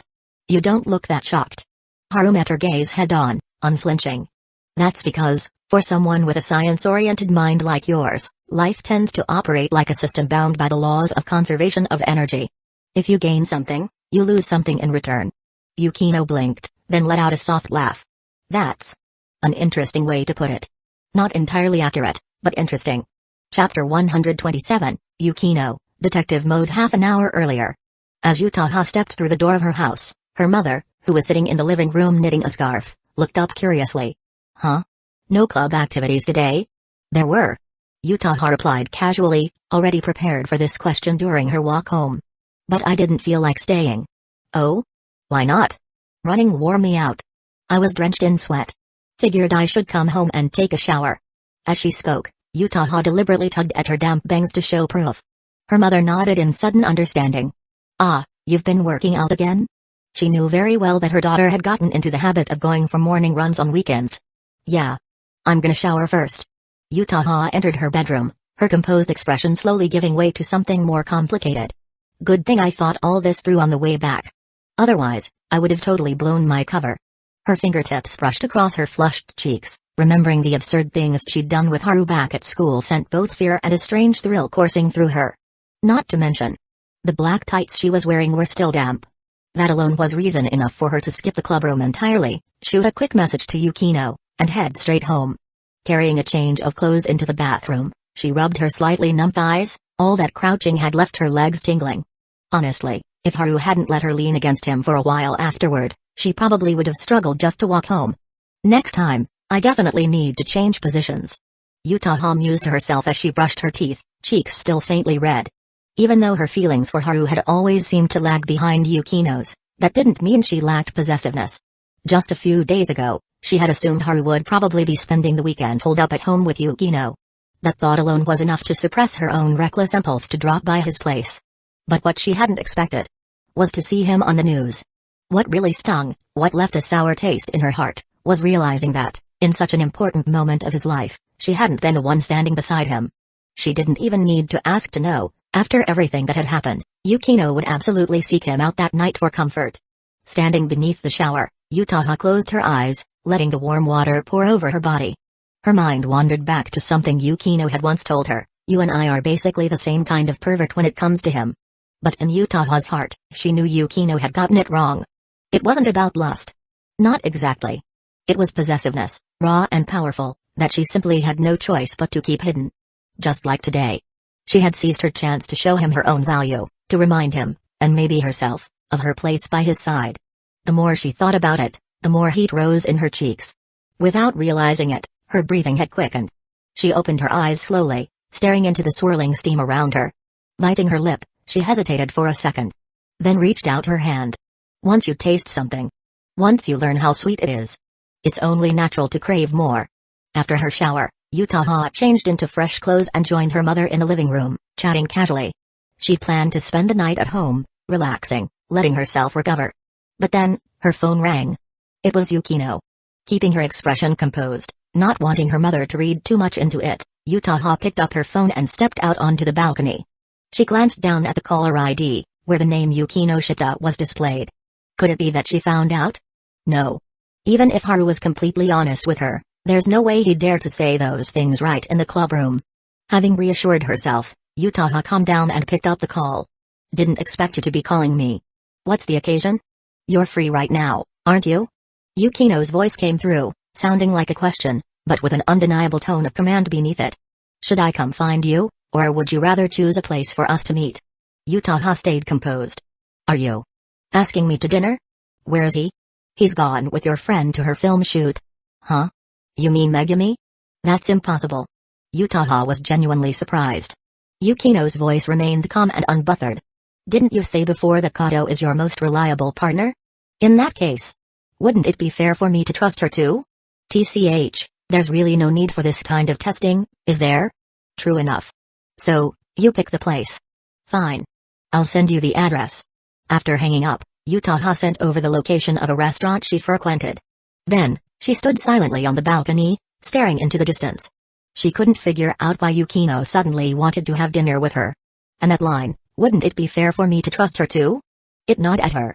Something about it felt off. Is she trying to hint at something? Or is this really just a simple test? Yutaha frowned. With what she knew of Yukino, the girl wasn't the type to waste time on childish probing games. But the fact that they were love rivals and had never really gotten along made Yutaha hesitate to draw any conclusions too quickly. Still lost in thought, she returned to the living room and casually told her mother that she was going out for dinner with a classmate. Her mother didn't suspect a thing. The restaurant they agreed to meet at wasn't particularly large, a small, cozy place Yutaha had been to before. She liked the food there enough that it had stuck in her memory. When she stepped inside, she realized Yukino had already arrived, sitting alone at a seat by the wall. "Sorry to keep you waiting." As Yutaha approached, her sharp eyes immediately caught a detail. Yukino's lips were especially soft and rosy today, clearly the result of carefully applied lipstick. And for some reason, staring at those pale pink lips, a stray thought popped uninvited into her mind. Had Yukino also done something like that? Once the thought surfaced, her imagination instantly spiraled out of control like a car flooring the accelerator on an empty highway. Impossible to stop now. Images from earlier that day, kneeling for so long her legs had gone numb, flashed through her mind. So much so, that when she went to sit down, her legs almost gave out beneath her, and she instinctively reached for the table to steady herself. Yukino's sharp gaze immediately caught the subtle movement. "Did you hurt your legs?" she asked, eyebrows slightly raised. "No, I just spaced out for a second." Yutaha tried to brush it off with a casual lie. But Yukino wasn't so easily fooled. Her gaze swept slowly over Yutaha's face, as if seeing through her. "We see each other practically every day," Yukino said quietly, "and yet here you are, spacing out just from seeing me. Does that mean I remind you of certain things you'd rather not say out loud?" She's way too sharp. Yutaha's heart was pounding in her chest, but outwardly, she maintained her usual calm composure. She even forced a light chuckle. "So this is why you asked me out to dinner? To pick a fight with me?" Yukino's sharp gaze narrowed. "You didn't answer directly. And you didn't deny it either. That means I was right, wasn't I?" Yutaha smiled faintly, neither confirming nor denying the accusation, which in itself was already an answer. Yukino crossed her arms, sitting upright with perfect posture. "Let me guess. You weren't spacing out just now. Your legs gave out, didn't they?" Thump. Thump. Thump. For a split second, Yutaha forgot to breathe. Yukino, perceptive as ever, let out a small mocking laugh. "You skipped club activities today to go home early. And before that, you were alone with Haru for quite a while. Now, the moment I ask you out to dinner, you show up looking guilty, and your legs practically give out when you see me. Honestly, this is getting rather amusing, senpai." Yutaha's face instantly flushed a deep shade of red. But it wasn't because she felt guilty. It was pure embarrassment. This girl is seriously infuriating. All Yutaha wanted to do was beg her to stop talking. "If you keep going, I swear the details in my head are going to get way too vivid. Are you trying to get me to teach you certain oral techniques or something?" But Yukino wasn't done teasing. "If I suggested we go to a different restaurant right now, would you even be able to stand up, or would your legs just give out completely?" That was the last straw. Yutaha finally snapped. "Can we please order already?" Yukino smiled, ever so composed. "Of course." She passed the menu over like nothing had happened. Yutaha froze for a moment. She doesn't even know the truth, yet she's acting so smug and confident while mocking me. It's infuriating. Absolutely infuriating. Yutaha simply picked up the menu, leaning her body forward as she did so. And very deliberately, rested her chest on the edge of the table. Yukino's mocking expression faltered for just a split second before twisting into a cold sneer. "Trying to show off that kind of thing again? How childish." Yutaha smiled sweetly. "Childish? I disagree. In fact, with just this little gesture, I'd say most boys would agree to just about anything you ask. A clean, precise counterattack." Yukino's eyes instantly turned frosty, her gaze laced with an unmistakable sharpness. Of course she knew exactly which boy Yutaha was talking about, Haru. And that was precisely why Yutaha's blatant provocation, delivered practically nose to nose, was something Yukino absolutely could not tolerate. As Haru himself might have put it, "Bro, that's messing with my temper." Yukino, who had been sitting back comfortably against her chair, suddenly straightened up, her posture tense and alert. Her voice was icy. "Looks like I wasn't wrong about you after all, senpai. Deep down, you and Haru are exactly the same kind of person." Yutaha's lips curved upward. That was exactly the line she'd been waiting for. But just as she was preparing to launch her own swift counter-strike, Yukino added coolly, "Still, I can't help but feel like you're hiding something. If you're willing to be bold enough to show it off here and now, maybe I'll finally have a complete impression of you." Yutaha paused for a split second, then narrowed her eyes, fully stepping into battle mode. "With your brain and your powers of observation, I highly doubt you need me to spell things out. I'm sure you have more than enough ability to uncover the truth on your own." Yukino let out a soft, almost amused snort. "Oh? So you want me to investigate?" Yutaha blinked, momentarily puzzled, then her heart skipped a beat as realization dawned. She opened her mouth to speak, but Yukino was already smiling faintly, like a hunter tightening her grip on cornered prey. If I don't find anything, then fine. Yukino said slowly. But what if I do? I'm afraid things might become quite awkward for you, senpai. Yutaha kept her composure. And why exactly would I feel awkward? Yukino calmly raised her chin, eyes as sharp as ever. Your outfit today. It doesn't exactly scream last-minute wardrobe change. No, it looks more like you went home, took a shower, and deliberately dressed up afterward. Then, ever so slightly, Yukino leaned forward. Bit by bit, the pressure she exerted increased, the feeling of being slowly, relentlessly cornered. And that, Yukino said with icy clarity, naturally raises the question, just what exactly did you get up to, senpai, that made you skip club activities, rush home, and feel the need to shower right away? Yutaha. Shit. She really is on to me? Did this woman secretly install cameras on me or something? Seeing Yutaha fall silent, Yukino arched an eyebrow, a faintly mocking smile tugging at her lips. I said you and Haru are both hopeless perverts. Admittedly, that might not be entirely accurate. Yukino paused, her voice turning sharp, but I wasn't completely wrong either, was I? With that line, she gracefully leaned back into her chair again, as if granting Yutaha a moment to compose herself, before asking in an almost casual tone, so? Would you like me to continue investigating and analyzing this further? Yutaha's full chest rose and fell sharply. This is bad. She hadn't expected Yukino to be this terrifying. Like some detective possessed her body, piecing together the truth from the tiniest clues and details. Wait a second. Didn't Yukinoshita mention before that a lot of her methods were things she learned from dealing with her sister countless times? Don't tell me. This is one of them too? Yutaha lowered the hand resting on her black stocking-clad thigh and slowly curled it into a small, shaking fist. Just how powerful is this girl's support cast supposed to be? So frustrating. My chest hurts from sheer rage. Off to the side, the poor waitress watching the scene was trembling nervously. What's with these two girls? She wondered. Especially that one over there, flat-chested as heck, but her presence is absolutely terrifying. Chapter 128. Megumi Kato has always been patient under the anxious gaze of the waitress. Yukino and Yutaha each finished placing their orders. Just moments ago, these two had been radiating enough tension to start an all-out war at any second, but now, that ready-to-throw-down at any moment vibe had completely vanished. Such a bizarre way of interacting naturally left the waitress utterly confused. But, of course, she was too polite, and too scared, to ask anything. After the waitress quietly left, Yutaha suddenly remembered something and turned to Yukino. You said earlier that Megumi was a reliable ally of mine. Was that something Haru told you? He mentioned it to me during one of our casual chats. Yukino replied calmly. No wonder. Yutaha nodded almost reflexively. But just as she was processing that, Yukino casually added, still, it looks like you've always trusted Kato without hesitation. Of course. We're friends, after all. Yutaha replied with her usual faint smile.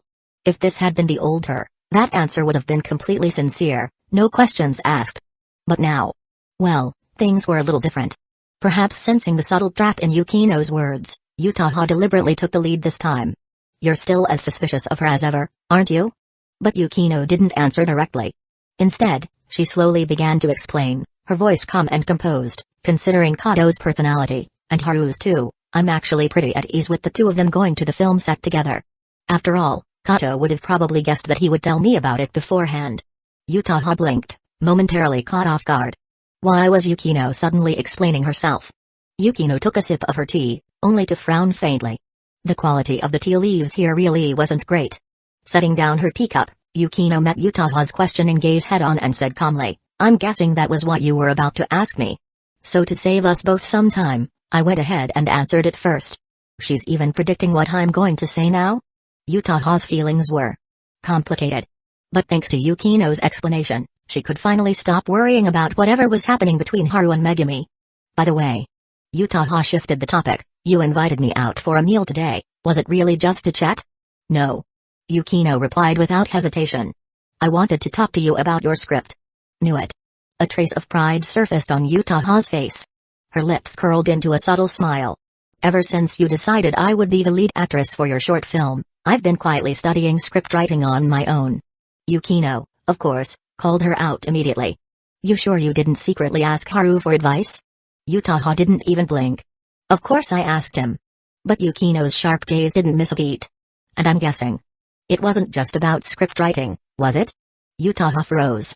Right at that moment, the poor waitress arrived with their dishes, only to immediately sense the freezing cold atmosphere between these two. Hands trembling slightly, she carefully set down the plates, forced a professional smile, and escaped as fast as she could. Yukino, composed as ever, didn't spare the scene another thought. Her personality simply wasn't the type to be bothered by such minor details. Casually, she picked up her vibrating phone from her handbag and began replying to a message. Meanwhile, beneath the table, Yutaha's long, black-stockinged legs wouldn't stop bouncing, a tiny, unconscious habit of hers whenever she was feeling agitated or annoyed. That restless bouncing of her legs, it was a small, unconscious habit Yutaha always showed when she was irritated or anxious. Her long, slender legs, wrapped in black stockings, kept trembling beneath the table, a subtle yet vivid reflection of her current mood.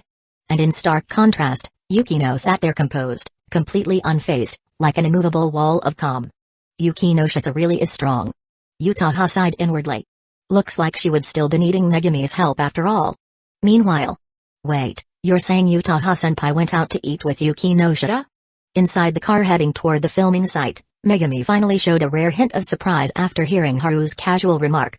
It wasn't much of a reaction, barely noticeable, as always, but for Megami, that already said a lot. He pocketed his phone. Yeah. I just texted Yukino to ask if I should bring her anything back for dinner, and she replied that she and Yutaha were already eating out together. Next to him sat a thermal lunchbox. He'd prepared it earlier just in case they got hungry later at the filming site. Megami also had a bag by her side, though instead of food, it was filled with drinks. They're actually eating out together, huh? Looks like their relationship has softened up a bit. Megami murmured, almost to herself, before pulling out a cup of freshly bought strawberry juice and handing it over. He accepted it casually, grinning. You say that like they were mortal enemies or something. Weren't they? Megami asked back in her usual calm voice, deadpan as ever. Well, I wouldn't go that far. Oh. That was all she said. As always, Megami didn't press for gossip, nor did she offer any opinions. Just an understated oh. Leaving everything else in silence. After arriving at the film set, Megami pulled a small notebook and pen from her pocket, looking completely serious. I'm officially here to learn from you, she said earnestly. Haru raised an eyebrow, a little surprised. You really came here to study, huh? Megami nodded. The reason I asked you to come with me is simple. If you're around to explain things, I can learn much faster. Her reasoning was so straightforward that he couldn't help but smile. He treated her just like any other friend, patiently answering her questions. Everyone in the crew was busy with their own work, while Megami quietly observed, occasionally asking him for clarification, then diligently jotting down notes like a model student. Watching her so focused, he felt a certain thought that had been lingering in his mind slowly fade away. Yeah. She probably really did call me here just to study.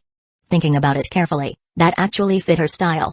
Every time Megami asked to meet him, it was always for a legitimate reason. She was nothing like Yutaha, who would casually make up excuses just to visit his house. In fact, up to now, every time Megami had gone to his place, there were always other people around. She never once created a situation where they were alone together, never giving things a chance to turn ambiguous. And now, here they were at the film set, surrounded by staff, exactly the kind of place where friends would naturally hang out.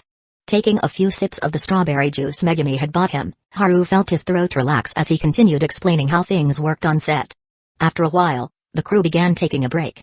Megami quietly put away her notebook and pen, then looked at him. Is the juice good? She asked. It's all right. He replied honestly. Just a little sweeter than I expected. Holding her own cup of juice, Megami replied in her usual calm, almost offhanded tone, you once mentioned you don't like sour stuff, so I picked a sweeter option. He paused for a second, instinctively turning his head to look at her. But as always, her expression was serene and unbothered, like she was just making casual conversation. He chuckled quietly to himself. Maybe I'm overthinking things. This subtle way of being considerate, this quiet, almost invisible kind of charm, felt much more like something Yutaha would do. Still, Megami's words just now. They sounded almost like a signal. I paid attention to you. After all, you don't remember tiny details like someone's food preferences unless you actually care. He smiled dryly to himself. Maybe he was only reading into things because of how Megami had shown a bit of affection for him the other day, at least for now, looking at her calm expression, he couldn't see any particular meaning behind it. So he laughed and replied, yeah, I'm not really a fan of sour stuff, whether it's fruit or drinks, I just can't get into it. Sweet and sour flavors can be pretty nice though. Megumi commented lightly, and just like that, she smoothly shifted the topic. By the way, is that bag of yours filled with drinks too? Nah. I figured we might end up staying here for a while, and going out to look for food would be a hassle. So I went ahead and prepared dinner in advance. Megumi blinked in surprise. There's some for me too? Of course. He replied naturally. What, you thought I'd just sit here eating by myself while you watch? Fair enough. She nodded approvingly. And just like that, the conversation moved on. But for a brief second, Megumi turned her face away slightly, her eyes flickering with a hint of emotion. She didn't tell her that when his driver had picked her up earlier, she'd already noticed the lunchboxes peeking out of his bag. Nor did she mention whether or not she'd eaten dinner already. Because knowing his personality, so attentive and thoughtful, she knew he would have considered that detail without her needing to say a word. And that casual line earlier, about remembering his taste preferences, it wasn't just an offhand comment. It was her genuine thought. I remember the little things about you. That alone would leave a deeper impression on him. And the fact that she didn't have any other male friends around. That was another subtle way of saying, I care about you. Yutaha might have gotten ahead in this little race with her bold move last time, but Megumi was quietly, steadily walking down the same path now.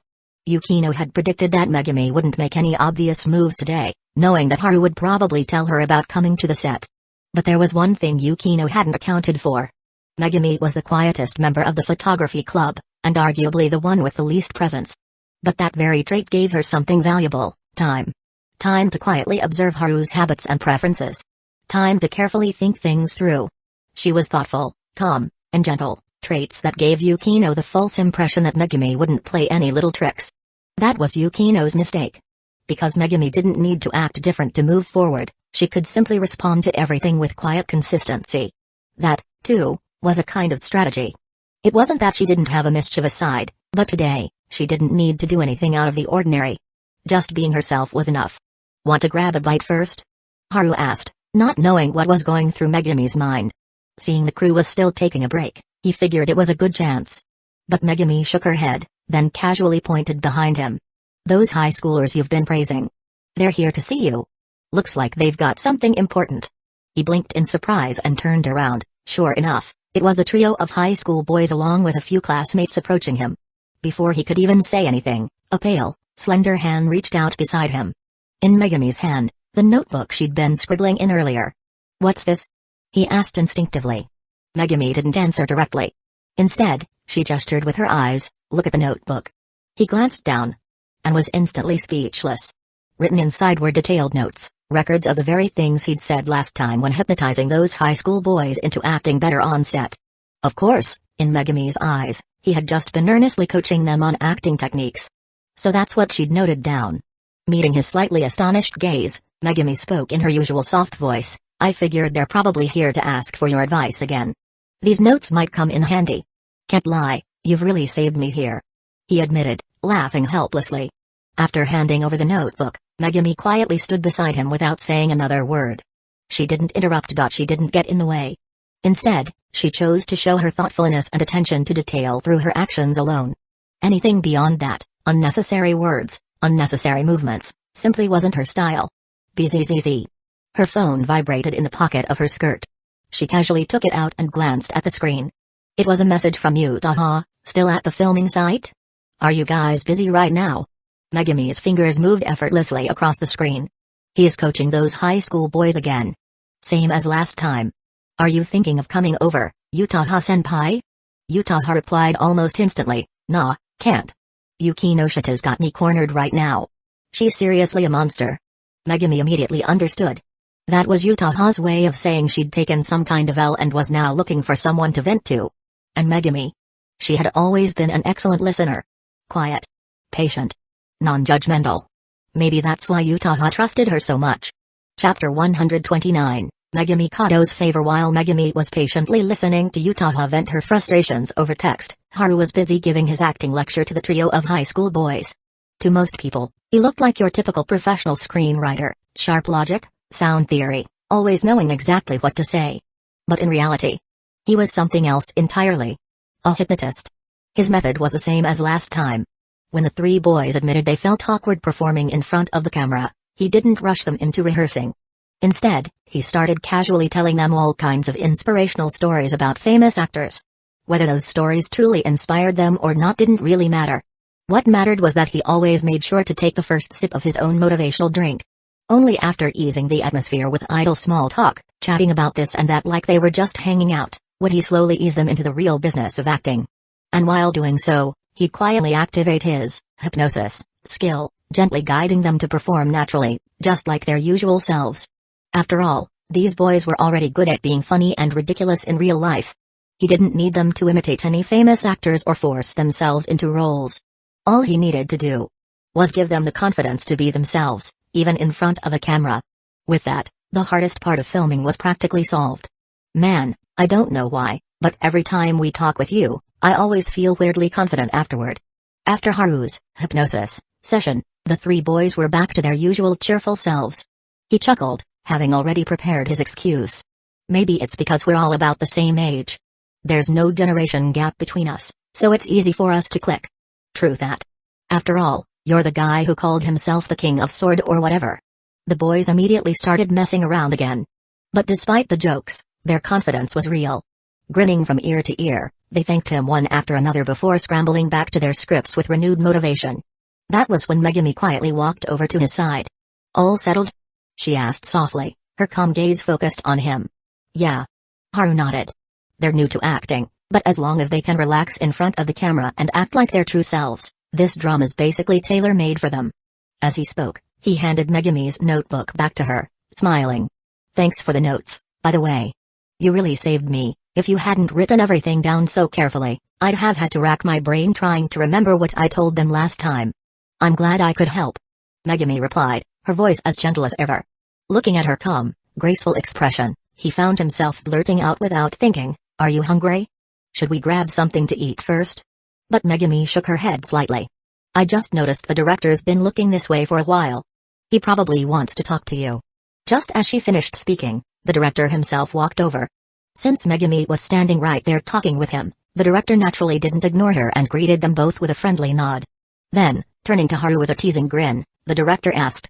Amamiya, you've been coming to the set so often lately, don't tell me you're hoping for a cameo? A cameo? Haru blinked, surprised. Truth be told, he had been a little tempted. But out of the corner of his eye, he noticed Megumi's gaze wavering ever so slightly. She was interested? So, he quickly changed his tone. How exactly would this cameo work? Would it mess with your shooting schedule or cause any problems? What he really meant was, please tell me in advance if you expect me to act like those over-the-top main characters. No way could he pull that off.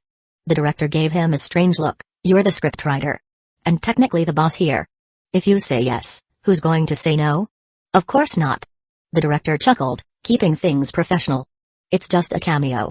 If you don't want any lines, we can just shoot some close-ups. Real simple. Haru turned to Megumi.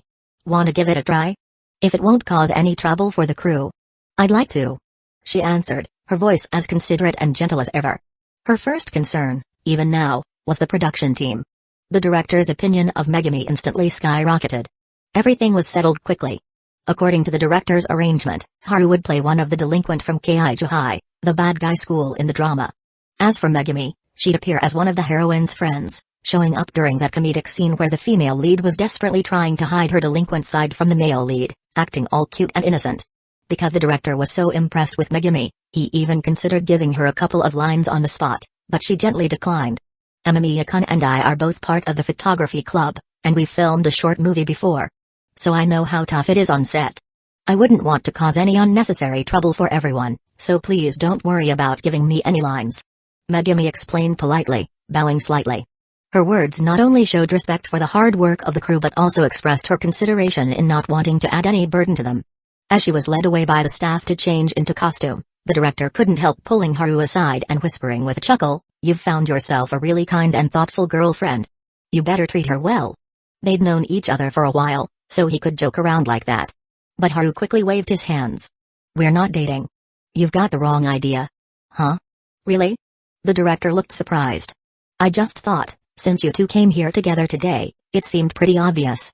I already have a girlfriend. Haru added honestly. Oh, my bad, my bad. Totally my misunderstanding. The following shoot went incredibly smoothly.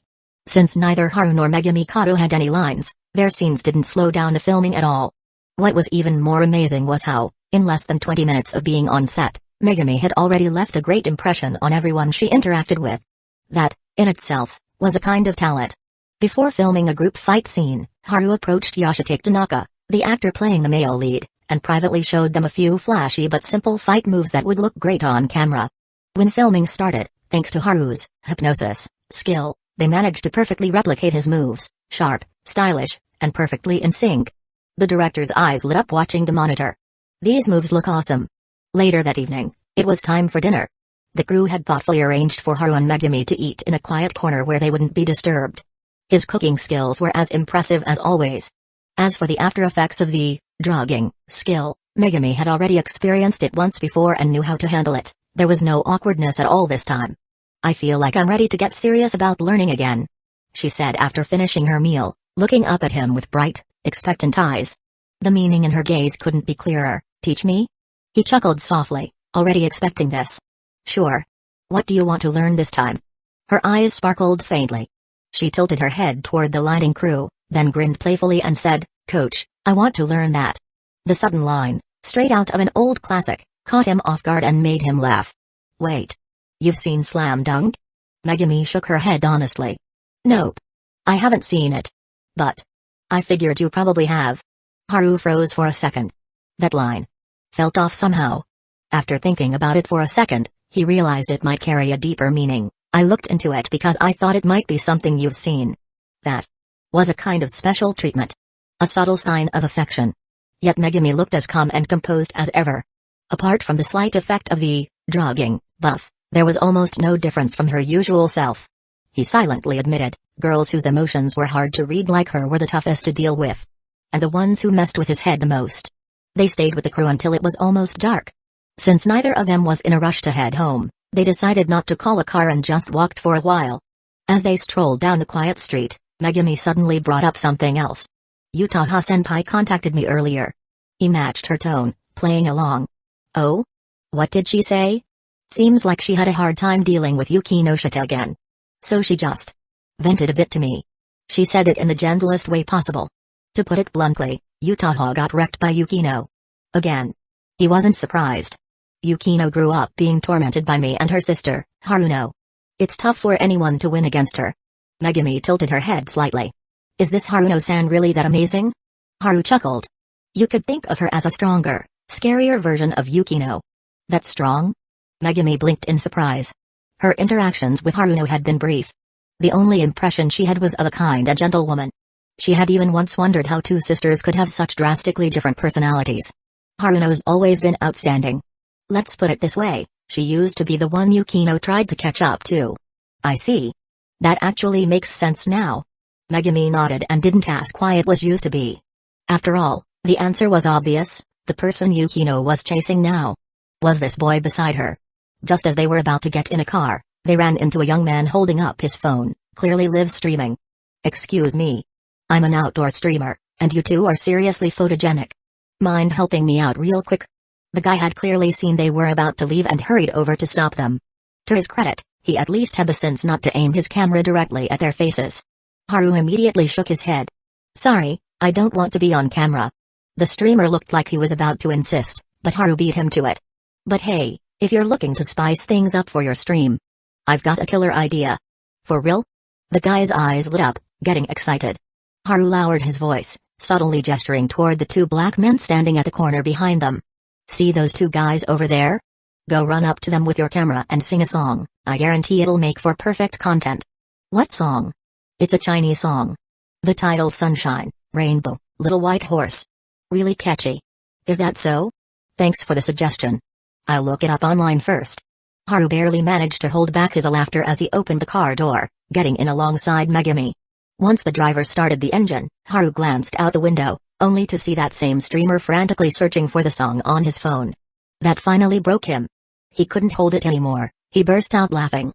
But just as his laughter rang out, music suddenly started playing right next to him from a phone speaker. Don't you cry, everything will be fine. He turned around in surprise. Megami was sitting there, holding her phone in both hands, staring at the screen with genuine curiosity. Noticing his gaze, she tilted her head slightly and asked, In all seriousness, is there something special about this song? He replied with a perfectly straight face, it's just a regular pop song. Nothing special. Megumi narrowed her eyes slightly, her voice soft but sure. I feel like you're lying to me. Absolutely not. He didn't bother explaining further, and Megumi didn't press him either. After all, not knowing Chinese didn't mean she was out of options, she could always ask for help from someone else. Like Yukino. Megumi knew Yukino had been suspicious of her for a while now. And she also knew that Yukino was probably already aware she had gone to the set alone with Haru tonight. So, Megumi made a decision, she'd ask Yukino directly about the Chinese song. On one hand, Yukino might help her understand what was so special about it. On the other, it sent a subtle message of its own, I'm not hiding anything about being with Haru today. In fact, I can calmly and openly tell you myself. That evening, around 7:30 p.m. Haru was hanging up the laundry. Meanwhile, Yukino was lounging in his living room, casually petting his cat. Then the buzzing of her phone broke the quiet. Glancing at the screen, Yukino was a little surprised to see a message from Megumi. It was brief and straightforward. Megumi first explained what she and Haru had been doing at the filming site, then mentioned there was a Chinese song she wanted to ask about. Being this upfront with me. Is she trying to ease my doubts and lower my guard? Yukino saw through it immediately but replied nonetheless, I haven't listened to many Chinese songs, but send it over. I'll see if I can help you understand the lyrics. Just as Haru was hanging up the last piece of clothing, music suddenly echoed from the living room, a cheerful, bouncy melody, accompanied by a singer's unmistakably enthusiastic voice. You are that he fell silent on the spot. Seriously? Was this turning into a serialized drama now? Last episode just wrapped up, and the sequels already started airing? He didn't even need to go out and check, it was obvious. Megumi had definitely gone to consult Yukino. And the reason she hadn't asked Yutaha instead? Well, that was simple, Yukino was clearly more familiar with Chinese. By the time he finished hanging the laundry and returned to the living room, he found Yukino staring at him with a look that was hard to describe. What? He played dumb, pretending to know nothing. Yukino's tone was subtle. You heard that song just now, didn't you? Tell me. Is there really nothing wrong with it? With her level of Chinese, there was no way she hadn't caught the wordplay buried in those lyrics. He stayed perfectly straight-faced. Nothing at all. It's just a nice, upbeat pop song. Sunshine, rainbow, little white horse represents the most beautiful thing the singer could think of during the toughest times of his life. That was still his story, and he was sticking to it. Yukino narrowed her eyes. She could tell he was probably lying. But somehow, it also sounded like it could be true. Chapter 130, an artistic movie? In the end, Yukino still didn't manage to get a straight answer from him. But honestly, she didn't really mind anymore. After all, with her excellent level of Chinese and a little help from search engines, she had pretty much figured out why Haru had chosen that song in the first place. She even went as far as looking up the singer's profile, and sure enough, in one of their interviews, there was this ridiculous line, that song represented the most beautiful thing I could think of during the darkest, hardest time of my life. Absolutely unbelievable. With the singer himself saying that, Yukino had no reason to keep digging for the real answer from Haru. Later that evening, around 8 p.m., Haru was getting ready for his usual workout. As he stood up, he casually invited Yukino, wanna join me? Sure. She replied without hesitation. She was feeling pretty good tonight anyway. The two of them went off to their rooms to change. He, as always, came back out wearing his standard anti-sportswear. But when Yukino stepped out of her room, for a brief moment, he felt like casually inviting her to exercise tonight might have been the best decision he'd made all day. Because she wasn't wearing her usual t-shirt and long sports pants. Instead, she had on a loose-fitting red and white t-shirt, paired with bright red gym shorts. Yes, those kind of gym shorts. The kind you'd occasionally see in the anime he sometimes watched. Normally, gym pants would reach close to the knees. But what Yukino had on tonight left her perfectly shaped legs almost completely bare. And the shorter the shorts, the longer and more beautiful the legs looked. Have you stared long enough? Yukino's cheeks were tinged with a faint blush. She really couldn't hold back anymore and ended up calling him out. But he didn't even try to hide it, he continued openly admiring her long, beautiful legs, while asking curiously, what's with the sudden change in style? Yukino, still blushing, gave a small sigh of resignation. My usual workout clothes weren't dry yet. I didn't have any other options. He gave her an enthusiastic thumbs up. That's totally fine, this outfit looks amazing on you. No, scratch that. I don't think any outfit could look better on you than this one. That completely defeated Yukino. her delicate brows furrowed in exasperation. Can you not say such idiotic things with a straight face? I'm just speaking from the heart, my adorable Miss Yukinoshita. I'll admit I'm adorable. Yukino countered smoothly, but that doesn't change the fact that you're hopelessly stupid. As she fired back, she subtly worked on steadying her breathing and calming herself down. Honestly, the moment she changed into this outfit, she already had a pretty good idea of how he would react. If they were outside, or if anyone else happened to be home, there was no way she'd have worn this. But right now, it was just the two of them. They knew each other inside and out. It was just a pair of gym shorts, what was there to be shy about? Besides, this particular style was incredibly breathable and comfortable for exercise. So even though she knew exactly how he would react, she still came out wearing it anyway. Compared to Yukino, who quickly regained her composure and returned to her usual calm demeanor, Haru was a complete mess. Come on. Yukino, dressed this casually and looking that good, honestly, if someone could resist stealing glances at her, they had to be some kind of saint. Especially those gym shorts of hers, Haru would give them a perfect 10 out of 10. Full marks. Absolutely full marks. This style of shorts was ridiculously comfortable, super breathable, and didn't restrict movement at all. Of course, there were downsides too. For example, the fabric was so thin that if her underwear lines were too obvious, it would totally ruin the overall aesthetic. But if she didn't wear anything underneath, he could only solemnly declare, as a calligrapher, that's definitely worth 10 strokes. Luckily, or unluckily, Yukino was wearing them properly. And while the shorts might not have looked perfect while she was running, bunching up slightly here and there was no one else around, so she didn't particularly care. Haru deliberately slowed his pace to match hers, jogging alongside her for about half an hour. Only when she finally stopped, panting and wiping sweat from her forehead, did he speed up the treadmill for his own workout. Yukino stood nearby, sipping water, quietly admiring her boyfriend's freakishly inhuman stamina. Thinking back to how he jogged slowly with her the whole time, a small smile tugged at her lips. With your endurance, that little run earlier probably didn't even count as a warm-up, did it? He nodded casually. Yeah, I'm just starting to warm up now. Yukino looked genuinely pleased. Once I catch my breath, I'll keep going too. But this time, you don't have to slow down for me. No way. I'm definitely running with you. He replied firmly. Yukino tilted her chin up slightly, her smile radiant.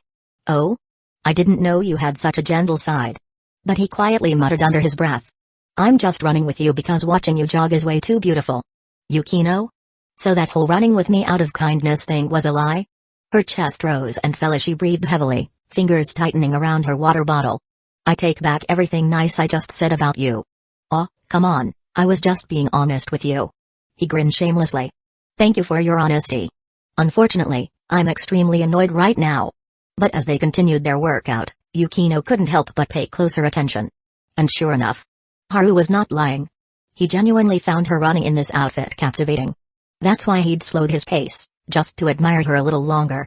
That thought left her both embarrassed and secretly a little proud. To be able to catch and hold the gaze of the person she liked, that alone was proof enough of her own charm. Still, she thought with exasperation, does he really have to stare so openly? Were her legs that mesmerizing? Hadn't he already seen them enough by now? Yukino sighed helplessly to herself. Annoyed as she was, she couldn't exactly bring herself to hate him for it. Honestly. What am I going to do with you? In the end, she decided to pretend not to notice. Working out on her own could feel dull and tedious, but with someone by her side, even the monotony was easier to bear. By the time she finished exercising, Yukino felt physically exhausted, but strangely content inside. As she walked out of the gym area, Haru trailed behind her, wiping the sweat from his brow. He called out to her casually, "You go shower first.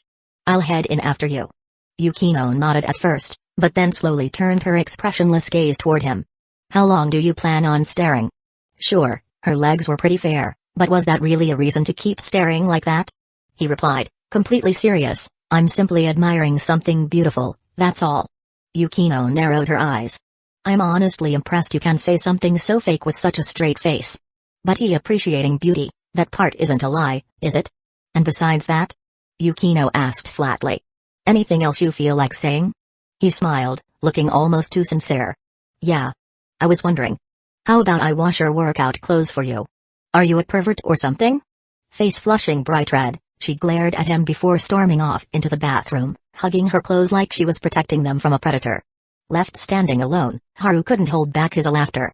Of course he wasn't a pervert, Teasing Yukino like this and watching all her fun reactions was just way too entertaining. But then click. The bathroom door, which had just slammed shut, suddenly creaked open a crack. A fair, slender arm stretched out, and thwap, her clothes were tossed right at him. He was stunned. From behind the door came Yukino's cool voice, "If you don't wash those properly, you're in trouble." He blinked, completely thrown off. "Wait, I was just joking." "I know." Yukino replied sweetly. "But I'm not joking. Wash them well. I'll be checking." With that, the door shut firmly again. Then came the distinct click of the lock turning. He stood there in stunned silence, staring at the clothes she'd just tossed out. Whether it was the set in his hands or the one she was still wearing inside, both were completely drenched in sweat. He crouched down, picked them up helplessly, and let out a long sigh. "Can't believe she turned the tables on me like this. She's getting way too good at this, Yukino." From inside the bathroom, Yukino's smug laughter drifted out. "What, did you think you could keep scoring points forever? Looks like you forgot, humans are creatures best known for learning and adapting." Her words sounded confident and sharp. But inside the bathroom, as she filled the tub with water, Yukino's face was bright red. Nobody but her would ever know exactly how she felt in that moment, when she casually thrown her sweat-soaked clothes straight at him. Maybe. Just maybe. It was her own little way of shutting down his momentum. Maybe it was just her stubborn pride acting up. Either way, what's thrown out is like spilled water, there's no taking it back now. Saturday rolled around again. That morning, Haru met up with the 3 girls he'd promised to hang out with. After meeting on the street, all of them carrying their overnight bags, they set off together towards Saitama. The whole trip was just over 20 kilometers. Pretty quick by subway, at least in theory. But thanks to tonight's fireworks festival, each of the 3 girls seemed lost in their own thoughts during the ride. Yukino was busy strategizing, figuring out how to guard against both Utaha and Megumi. She couldn't help but wonder if Megumi's little confession the other day had actually been a subtle reminder. She once said, "It's not like I like him or anything," still stands. Meanwhile, Utaha's head was filled with one thing: how to sneak away with Haru during the fireworks show tonight. As for Megumi, she was quietly playing on her phone. Haru had already booked their accommodations in advance, a kind of vacation lodge made entirely of wooden cabins. Originally, he'd planned on finding a nice, comfy hotel. But with so many tourists around for the festival, every decent hotel in the area was fully booked. The only ones left were the shady ones with awful reviews online. Considering the girls' comfort and safety, he had no choice but to go for a more expensive place with better reviews. But when they finally arrived, he realized the place didn't just look like a resort online, it really was one, nestled deep in the forest with tall trees surrounding them on all sides. It couldn't help but remind him of that viral phrase he'd seen online, "Living in the mountains isn't so bad." Coincidentally, after setting down her backpack and glancing around, Yukino also remarked, "Not bad at all. This kind of place is perfect for an afternoon nap." Megumi commented, "Already thinking about relaxing." Utaha casually agreed. The girls were all staying together in one cabin, while he had a separate room to himself. Since it was still a while before evening, and seeing the girls busy laying out futons and bedsheets, he decided to help out too. "You didn't happen to come here early to scout the place, did you?" Utaha teased, standing with her arms crossed and a playful look on her face. He remained completely unfazed. "I don't do things like sneaking into girls' rooms at night." "Oh? That confident?" "Absolutely." Hearing their conversation, Yukino narrowed her eyes suspiciously at Utaha. Did Senpai specifically mention sneaking in at night because she's already considered it herself? Yukino had always been cautious. And if there was even the slightest chance, then she had no choice but to stay on guard.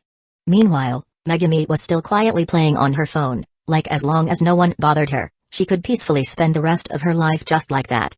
Once they finished tidying up the room, Haru casually asked, "So, what do you guys want to do next? Go shopping? Or just rest?" "I don't feel like shopping." Yukino immediately shot down that suggestion. Megumi finally put down her phone. "I'd rather just take a walk around the area and snap some photos." And then, completely out of nowhere, Utaha spoke up. "How about watching a movie?" The other 3 froze for a second. That idea came so out of left field that all 3 of them turned to look at her in unison. "A movie?" Utaha nodded. "I was thinking about it yesterday. If we're talking about stuff we can all do together. Besides playing cards or board games, watching a movie sounds like the most reasonable option." She casually pointed at Yukino. "I know Yukinoshita doesn't really like shopping, and Megumi's the quiet type too. Plus, I'm not really in the mood to run around right now either. So why not just watch a movie?" I don't mind. Haru was the first to respond. Neither Yukino nor Megumi had any objections either. After all, it was just a way to kill time. Even if the movie turned out boring, they could always do something else. Seeing her suggestion so easily accepted, Yutaha couldn't help but smile. Actually, there's this one film I've been dying to watch. It's supposed to have very high artistic value. That immediately piqued Yukino's interest. What's it called? Yutaha smiled like a cat with a secret. Last Tango in Paris. The moment she said the name, Haru instantly felt like he'd heard it somewhere before. Yukino frowned slightly, thinking hard. I feel like I've heard of that before. Isn't it a really famous movie? Haru nodded, following up right away. Yeah, just like Senpai said, that movie's got so much artistic value it could probably stack up to a 3- or 4-story building. Yutaha shot him a look, clearly unimpressed. I have never used such a weird metaphor. With that, she stood up to start digging through her things, probably looking for the movie file. Meanwhile, he went around the room, pulling the curtains shut to set the mood for their little movie screening. He'd heard of Last Tango in Paris before, of course. But he'd never actually seen it. And since there wasn't really anything else to do, he figured, why not? Might as well watch this legendary movie with them. Everyone seemed on board. Well, except for Megumi. Silently, like it was the most natural thing in the world, Megumi started googling the movie on her phone. A few seconds later, her eyes landed on a line in the movie description, known for its intense, daring, and highly explicit scenes between the male and female leads. Megumi stared blankly at the screen for a moment. Is this seriously a normal movie? For the first time today, Megumi looked genuinely confused. Chapter 131, She's got heatstroke. Inside the room, Haru and the girls sat in front of Yutaha's laptop. Snacks, tea, and drinks were spread out neatly beside them, the full movie-watching setup. To him, this was the ultimate way to enjoy a film. In fact, he thought the same applied to gaming. As long as he had enough drinks and snacks, and happened to be playing a game he loved, he could easily go days without stepping outside. As the movie started playing, the 3 girls straightened their backs and watched intently.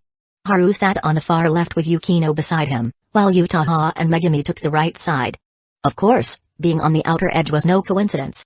There was no way Yukino would allow some cliché left arm, right arm cuddle situation. That was pure fantasy. The story unfolded on screen, but he had already diverted a portion of his attention to something else, the 3 girls in the room. Thanks to his auto-aim skill, he noticed right away that Megumi seemed off.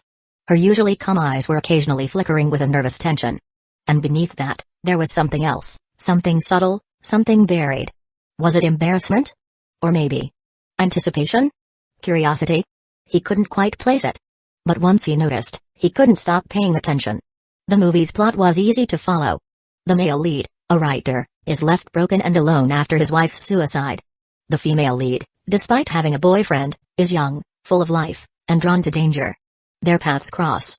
Desire flares. And just like that, they fall into each other's lives. Classic Western female lead setup. Yutaha commented. Yukino nodded. The cinematography is impressive. The dialogue's sparse, but the camera work captures their personalities so vividly. You understand them right away.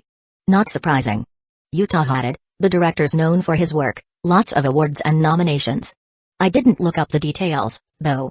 Then, she paused, suddenly realizing something. You've been unusually quiet today. She turned to Haru. Yukino didn't say anything, but she, too, had been noticing it. Normally, he would be cracking jokes or squeezing himself into their conversations. But today? He'd been oddly silent. I'm just focused on the movie. He replied innocently. Yutaha raised an eyebrow. Yukino didn't fully buy it either. Megumi, meanwhile, remained silent, which was nothing new. Except, this silence felt different.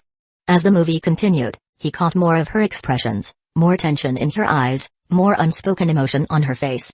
And then he noticed her hand, resting quietly on her lap. Slowly curling into a fist, clutching at the hem of her skirt. He still didn't know what was going on, but something was clearly building. So he stayed alert. Yukino and Yutaha, on the other hand, had completely immersed themselves in the film. The director's finesse and mature storytelling had completely drawn them in, especially given their desire to improve and refine their own perspectives. Suddenly, he noticed Megumi tense. Her whole body stiffened. Her eyes went wide, as if to scream, incoming. Right on cue, the movie hit that scene, the man and woman, alone, locking eyes. Clothes slowly coming off, hands wandering, breath catching. The passionate kind. He finally understood. So that's why. She must have looked up the film earlier on her phone. That's why she's been nervous since the start. She's been waiting for this moment the entire time. Both Yukino and Utaha turned bright red. The actors were bold, the lighting and cinematography tasteful yet undeniably intimate. It set the mood perfectly. Silence fell over the room like a blanket. No one spoke. Yukino, face flushed, instinctively glanced at Haru. He caught the look and responded calmly. "She's not as good looking as you." "Yukino." Utaha chuckled, her face also a delicate shade of red. "Survival instincts kicking in?" "No," he replied without missing a beat. "I'm just stating the truth." His tone was cool, composed, the image of a man unfazed. Honestly, this kind of scene was child's play for him. Shinoda-sensei, Fukada-sensei, Aizawa-sensei. All of them had already taught him more than enough valuable lessons in life. Compared to those teachers, this film? Barely an appetizer. Of course, to say he was completely unaffected would be a lie. Sure, Yukino had intentionally placed him on the edge, away from the other two girls, but they were all still huddled close in front of a laptop screen, just inches apart. He didn't even need to inhale deeply. With each ordinary breath, the unique fragrances of the three girls reached him clearly. Yukino, a soft, understated freshness. Utaha, a deep, intoxicating floral scent. Megumi, a crisp, airy sweetness. In his mind, he automatically categorized them, like in one of those Gacha mobile games he used to play, the white orchid girl. The rose blossom girl. The jasmine breeze girl. While he was off mentally sorting perfumes and personalities, the two girls beside him were nowhere near that calm. After all, both Yukino and Utaha had already crossed a certain line with him. Now, under the dim light, with the movie's bold and sultry cinematography playing mere inches away, their nerves were stretched taut. It was too quiet. Too charged. At nearly the same moment, both girls felt their bodies start to heat up, a low, insistent warmth blooming from within. Their faces were burning. Their breathing, subtle at first, gradually started to slip out of rhythm. Yukino bit her lip, managing to maintain her poise with sheer willpower. Utaha, seated on the right, quietly pressed her knees together, her thoughts wandering. Her focus was no longer on a screen, instead, she found herself picking up on the rhythm of Haru's breathing. No way, she thought. Am I really thinking about doing something bad? The thought came unbidden, wild and dangerous, and she didn't reject it. When she turned her head and looked at him, her eyes were already shimmering with a soft, glassy glow. Megumi sat on the side, her cheeks flushed red, tightly clutching the hem of her skirt. She didn't dare utter a single word, afraid, perhaps, that someone would notice what she was thinking. No matter how calm and rational she usually was, in a situation like this, even she couldn't help but entertain a few strange thoughts. Especially considering that only Yukino sat between her and Haru. "Should we switch to another movie?" Haru asked, his voice smooth and unbothered. Of course he noticed their reactions. Every breath, every twitch, every quiet shift of the body, none of it escaped his eyes. The room fell silent. 5 seconds later, Yukino was the first to speak. "Let's keep watching. The cinematography and lighting in this film are masterful. Very educational," she muttered, her voice dull and lacking the usual sharp clarity. Utaha, in turn, let out a teasing laugh to mask the tension. "I agree. As long as someone doesn't start saying weird things again." He leaned back lazily, resting his chin in his palm. "You girls really underestimate me, don't you?" All three turned toward him at once, their expressions unified. "Oh? So you're saying you're experienced now?" He met their gaze head-on, his composure unwavering. "Why are you looking at me? Watch the movie. That scene you were all blushing at? It's already over." Yukino and Utaha shot him a synchronized glare. "It's fine if you notice. But why say it out loud?" Megumi quietly averted her gaze and bit her lip. Truth be told, she did want to change the movie. She'd read up on it beforehand, and she knew scenes like the one they'd just watched were far from rare. In fact, things were only just getting started. The movie continued. In the warm, amber glow of the room, the three girls' cheeks were flushed a brilliant red. Their delicate features were tinged with an irresistible charm. Meanwhile, Haru, ever so calm, had the mental capacity to muse, so the lead actor was Marlon Brando. No wonder his face felt familiar. Did The Godfather really star in something like this back in the day? Right on cue, Yukino spoke up. "I think I've seen this actor before. Is he famous?" "I'm pretty sure he played a role in The Godfather," Utaha said with narrowed eyes. "Marlon Brando," Megumi supplied calmly. Both Yukino and Utaha glanced at her in surprise. "She knows more about film than we do?" Of course, Kato wasn't about to admit she'd looked it up beforehand. Then came the second intimate scene. This time, The tension in the room snapped. If it had just been that one earlier moment, they could have powered through it. Sure, the film's style was bold. And yes, there was a boy, this boy, sitting with them. But Haru had stayed cool the whole time, his face wearing an expression that screamed, seriously? This is amateur hour. That aloofness was the only thing keeping the girls from spiraling. Until now. The second scene hit harder. Slower. Closer. The atmosphere shifted. He could feel it. Yukino, beside him, had unconsciously clenched her fists. Her cheeks were burning hot, her eyes still locked on the screen, torn between wanting to continue and wanting to run. Yutaha wriggled slightly in her seat, as if trying to ease some invisible pressure. Megami had frozen, perfectly still like a porcelain doll. Haru, calm as ever, leaned slightly and nudged Yukino's arm. Her whole body tensed. A second passed. Then, she glanced over, her face glowing red. He silently mouthed, "Switch movies?" Yukino bit her lip, her eyes flashing back, "Why?" He smiled faintly and mouthed again, "You can't handle it." He said you, not you all. Subtle. Yukino wouldn't overthink it that way. But she still heard the challenge buried in it. That got to her. "We grew up together. If you can stay so calm, why shouldn't I be able to handle this?" She inhaled deeply, her chest rising visibly with the breath. She shook her head at him. He understood immediately. Trying to act tough, huh? Fine. Without hesitation, he reached out his hand.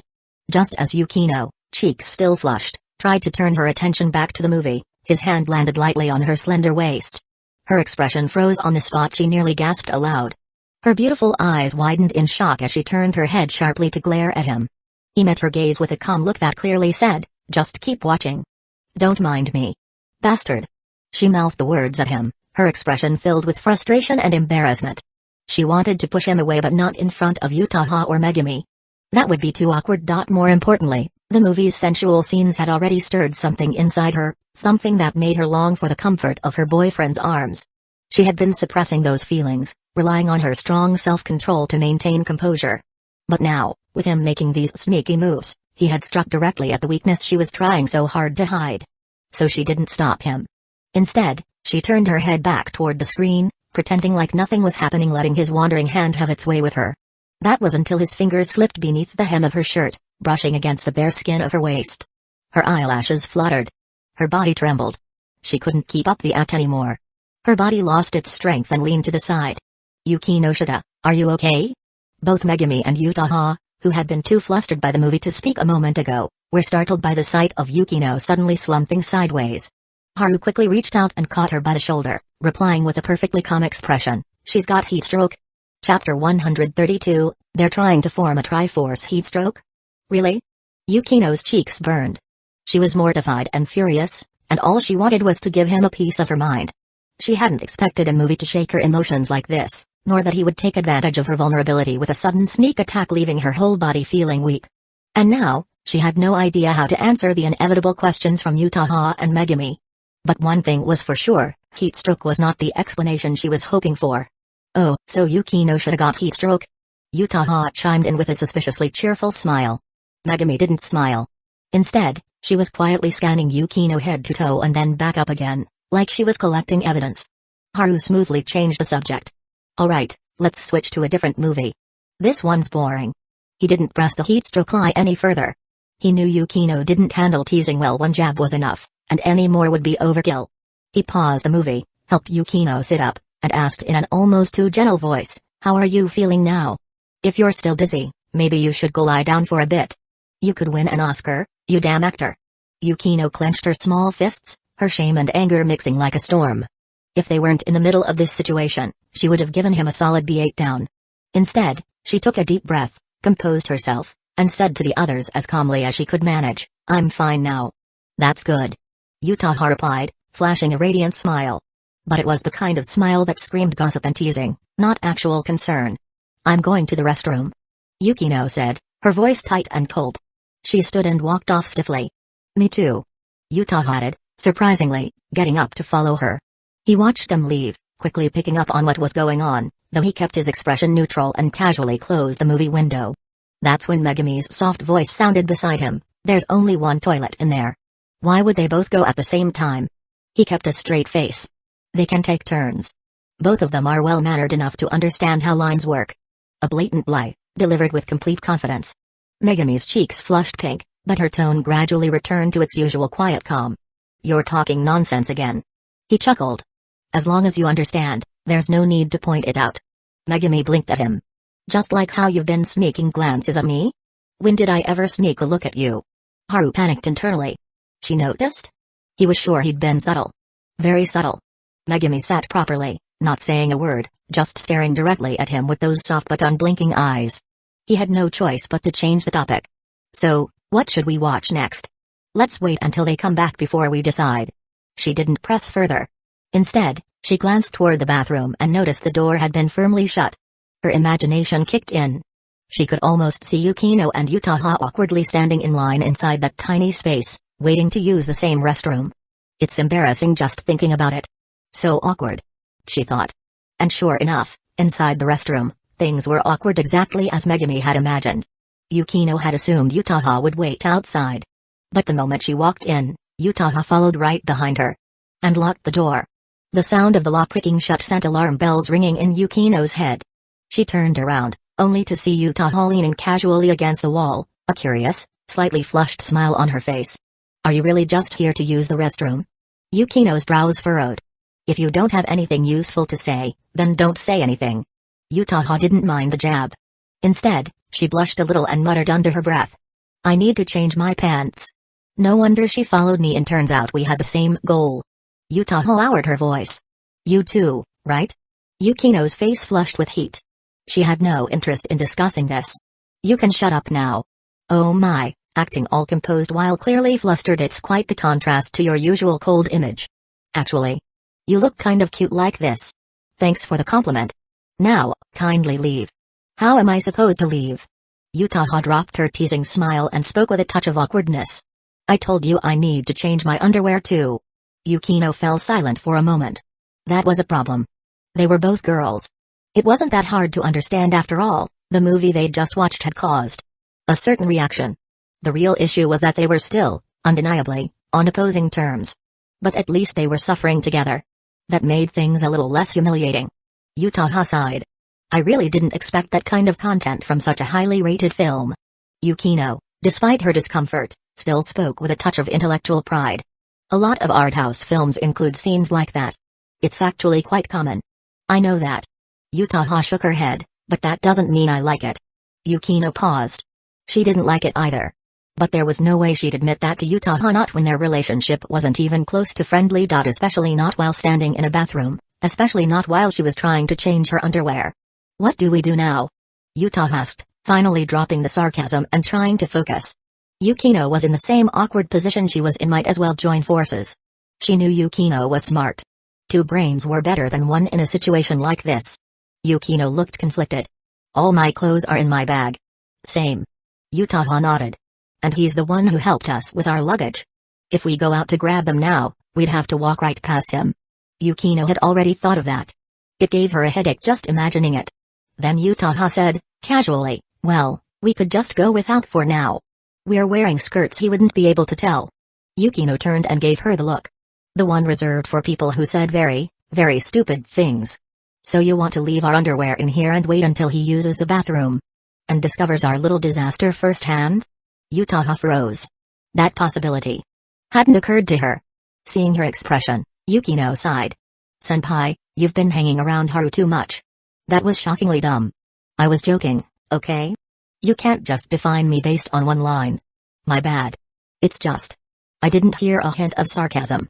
Honestly, it sounded way too sincere." "Yukinoshita, do you have to pick a fight with me right now, in this of all places?" "I'm not trying to argue. I'm simply stating facts. Besides, you're the one who picked the movie. You also suggested we all watch it together." Utaha was so angry that her chest hurt. Just then, a knock came from the door. "You two okay in there? You've been quiet for a while," came Haru's voice from the other side. Yukino's face immediately tensed, her calm composure vanishing in a flash. Utaha had been nervous too until she saw Yukino's reaction. The same Yukino who'd been lecturing her non-stop just moments ago. So, naturally, she smirked. "What's this? Nervous already?" Yukino frowned. "Are you sure you want to pick a fight now?" "I don't want to argue, I'm just stating my opinion." Utaha responded, ready for some banter. She added with a teasing smile, Do you think, if he's worried about us being stuck in here, who would end up being more embarrassed? Yukino shot her a frustrated glare. Didn't she know the answer already? Utaha had already casually mentioned, well, we could just not wear anything, he won't notice. So if Haru were to come in, there was no question who would be embarrassed. Yukino stiffened and shouted out, we're fine, we're not watching the movie anymore. Oh, well, just don't take too long in the restroom. Came Haru's voice, followed by a knock on the door. The knocking stopped, and he walked away. Yukino immediately grew more tense. Meanwhile, Utaha was still stoking the flames. Could it be that what he meant is he's going to use the restroom too? Yukino took a deep breath, her eyes narrowed at Utaha. The priority right now is to figure out how to get out of here. I told you, you can just not wear anything. Utaha said with a sly grin. Yukino deadpanned, if you're willing to go out like that and perform, I can invite him to come enjoy your show. Utaha's face turned red. You even used the word performance? Yukino, are you really that desperate? Maybe you can guess. Yukino shot back. I'm not interested. They argued a bit more, before falling into silence again. Utaha realized they couldn't stay in there forever. After thinking for a moment, she suddenly exclaimed, we can have Megumi help bring us some underwear. Yukino's face turned sour. I already thought of that. Utaha looked at her expression. You don't want anyone touching your underwear. Yukino said nothing, but her eyes said it all. But there's no other choice unless you want to go out with your bottom naked. Utaha teased. Kasumijoka-senpai. The mention of naked was too much, and Yukino, who had just calmed down, was now upset again. Utaha realized she had said the wrong thing and laughed nervously. What I meant was, do you have any other ideas? Yukino let out a frustrated sigh, hesitated for a few seconds, and then closed her eyes in defeat. Just text her already. See? Problem solved. Utaha shook her head and pulled out her phone, but just as she was about to send a message, there came another knock on the door. She and Yukino froze in place, their expressions stiffening. Because the next sound they heard was Megi's voice. Senpai, can you open the door? The two girls exchanged glances, both of them shocked. It seemed like Megumi was in the same situation. She's in the same boat? Utaha rubbed her temples, realizing things had gotten more complicated. Yukino said nothing, her mind racing. It was just a movie, but it had spiraled into all of this. Finally, Utaha opened the door. Just as they had suspected, Megumi looked just as flustered. Are you two not planning to leave? She asked, holding a bag in her hand. Utaha eyed the bag suspiciously. What's in the bag? Underwear. Megumi said, her cheeks flushed, but her voice remained calm. Utaha exchanged a look with Yukino, silently confirming what they already knew. Megumi had been affected too. Yukino face-palmed in defeat. Outside, Haru, still confused, glanced toward the bathroom, wondering if the three of them were teaming up for some kind of bizarre, awkward challenge. Chapter 133, On Stealthy Moves. Utaha is truly a professional. Haru was currently in the living room, deep in thought. He had a pretty good idea of why Yukino and Utaha had gone to the restroom. It was just a simple case of nature calling. He had even knocked on the door earlier to remind the two girls to hurry up. If they took too long, Megumi might figure things out. In that case, even though he could pretend not to notice, the atmosphere would still become awkward. But what he didn't expect was that, the seemingly unaffected Megumi, who had appeared totally fine just moments ago, had also gone into the restroom. And he noticed that before she went in, she opened her bag and took something out. He quickly turned his gaze away, avoiding seeing anything he shouldn't have. At that moment, the restroom door opened, and Megumi came out again. She was still holding the same bag. He played it cool, casually asking, where are they? They're taking a shower. She replied, walking over to Yukino and Utaha's bags, crouching down and pressing her skirt. From his angle, Haru couldn't look directly, because it would appear as though he was trying to peek under the girl's skirt. So, he pretended to focus on the laptop, casually watching the news. I see, so you came here to help them with their clothes. Not just that, I need to shower too.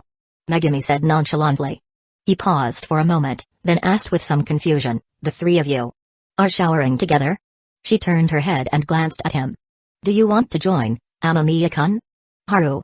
Well, that shut the conversation down. He was completely blocked. Her way of breaking norms was a perfect counter to him. Especially since she seemed so calm about everything. Except for her slightly flushed face. Before long, she went inside with the clothes. Yukino and Utaha immediately glanced at her. Megumi knew what they were about to ask, so she softly said, Amamiya-kun didn't ask any more questions. Both Yukino and Utaha let out a sigh of relief. They could guess that Haru was probably just pretending. But it didn't really matter whether he was faking it or not, as long as he didn't bring it up on purpose. So, when Haru saw the three girls again, they were all wearing different skirts. So, they really were trying to pull a trio move. He thought to himself. I've decided, let's watch a comedy movie next. Yutaha suggested eagerly. Neither Yukino nor Megumi objected. From their expressions, Haru could guess that the three of them must have reached an agreement while showering. When he had booked the room earlier, he made sure to pick a place that, although a bit old-fashioned in style, was fully equipped with furniture and appliances. The bathtub was spacious enough for the three of them, as long as they didn't move around too much. Alright, then you choose. Haru said, not wanting to spoil their mood now that they had all agreed on something. Yukino sat beside him as usual, and Megumi took her spot from before. But only Yutaha, smiling, said, I'm going to sit somewhere else. With that, she moved to sit next to Haru. Yukino's eyes instantly turned hostile. Do you think this is funny? It is. Yutaha smiled and countered. If you happen to get heat stroke again, at least I'll be here to take care of you. Yukino's cheeks flushed, and she bit her lip, her eyes practically radiating killing intent. This killing intent wasn't just for Yutaha, it was also aimed at Haru. After all, it was his ridiculous excuse of heat stroke that had caused the whole awkward situation. Alright, let's just keep watching the movie. He said, stepping in at the right moment. Since they were watching a comedy movie, it didn't really matter whether Yutaha switched spots or not. And Yukino wouldn't end up blushing like before. Yukino coldly shifted her gaze and said nothing more. Her hostility toward Yutaha hadn't decreased one bit. The reason was simple, when they were all in the bath earlier, Yutaha would frequently flaunt her chest to Yukino. What angered Yukino the most was when she had instinctively covered her chest with a towel as she got out of the bathtub, and Yutaha casually said, "Why hide something that's not there?" That sentence had cut deep. Yukino had almost turned red with embarrassment. She had also noticed that Megumi had lowered her head instinctively, as if comparing herself internally. "Let's watch this one," Yutaha said, picking a classic film, My Robot Girlfriend. It was a bit of an old-school classic. As the movie began, the four of them snacked and watched seriously. Haru didn't lose focus this time, as the female lead, Ayase Haruka, was undeniably attractive to men. Yukino was also watching intently, and since it was a classic comedy film, she wouldn't be as embarrassed as she had been earlier. However, Yutaha was glancing around, clearly not planning to watch the movie seriously.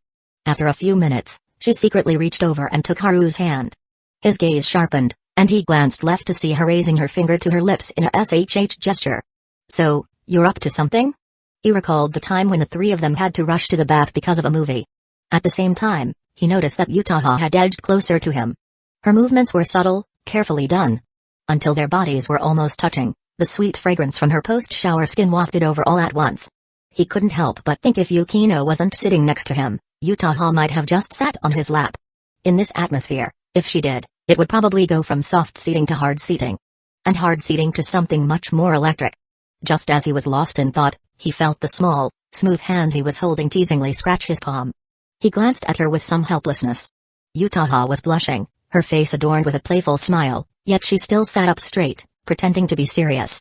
The girls, having just showered and not going out, weren't wearing socks. Yutaha's pure black long skirt flowed straight down, accentuating her slender, fair legs, with the soft skin of her thighs slightly visible due to her sitting posture. Most of her graceful leg curves were hidden by the skirt, though. This semi-hidden style at that moment carried an almost misty allure. He had to use his gaze to silently remind her, "Don't do this." She smiled and nodded. Then, with a flushed face, she mouthed the words, "Want to touch?" "Touch what?" Haru almost asked it out loud. But right now, Yutaha was particularly perceptive. She gently took his hand, her eyelashes fluttering slightly, and slowly placed his hand on her thigh. When it came to sneaky moves, she was a pro. He widened his eyes in surprise, suddenly feeling a chill down his spine. He instinctively looked back, only to find Yukino staring at the two of them with cold, beautiful eyes. Before he could explain, Yutaha took out her phone, typed something, and then showed it to both him and Yukino. It read, "You should touch her leg too, that way it'll be fair." Haru felt conflicted. Oh, so this is how it's going to be? Not only was she forcing him to touch her leg, but now she was guiding him to touch Yukino's as well? Add to this, would Megumi also be dragged into this soon? Yukino's chest rose and fell quickly. Clearly, she didn't want to draw Megumi's attention, so she kept quiet, sending a warning with her eyes. Yutaha was completely unafraid. As long as it wasn't a one-on-one showdown, she wasn't afraid of Yukino's queen aura. After all, Haru was an excellent shield. The two beautiful girls exchanged fierce glares, and Haru thought for a moment. Since one hand was already resting on Utaha's thigh, he might as well be a little bolder. Or no, fairer. So, he boldly extended his other hand, quietly placing it on Yukino's thigh. In an instant, Yukino's expression froze. Her small face quickly turned bright red, as if saying, "You really dare?" He pretended to study the screen of the laptop. "This movie is pretty good. It's not bad at all."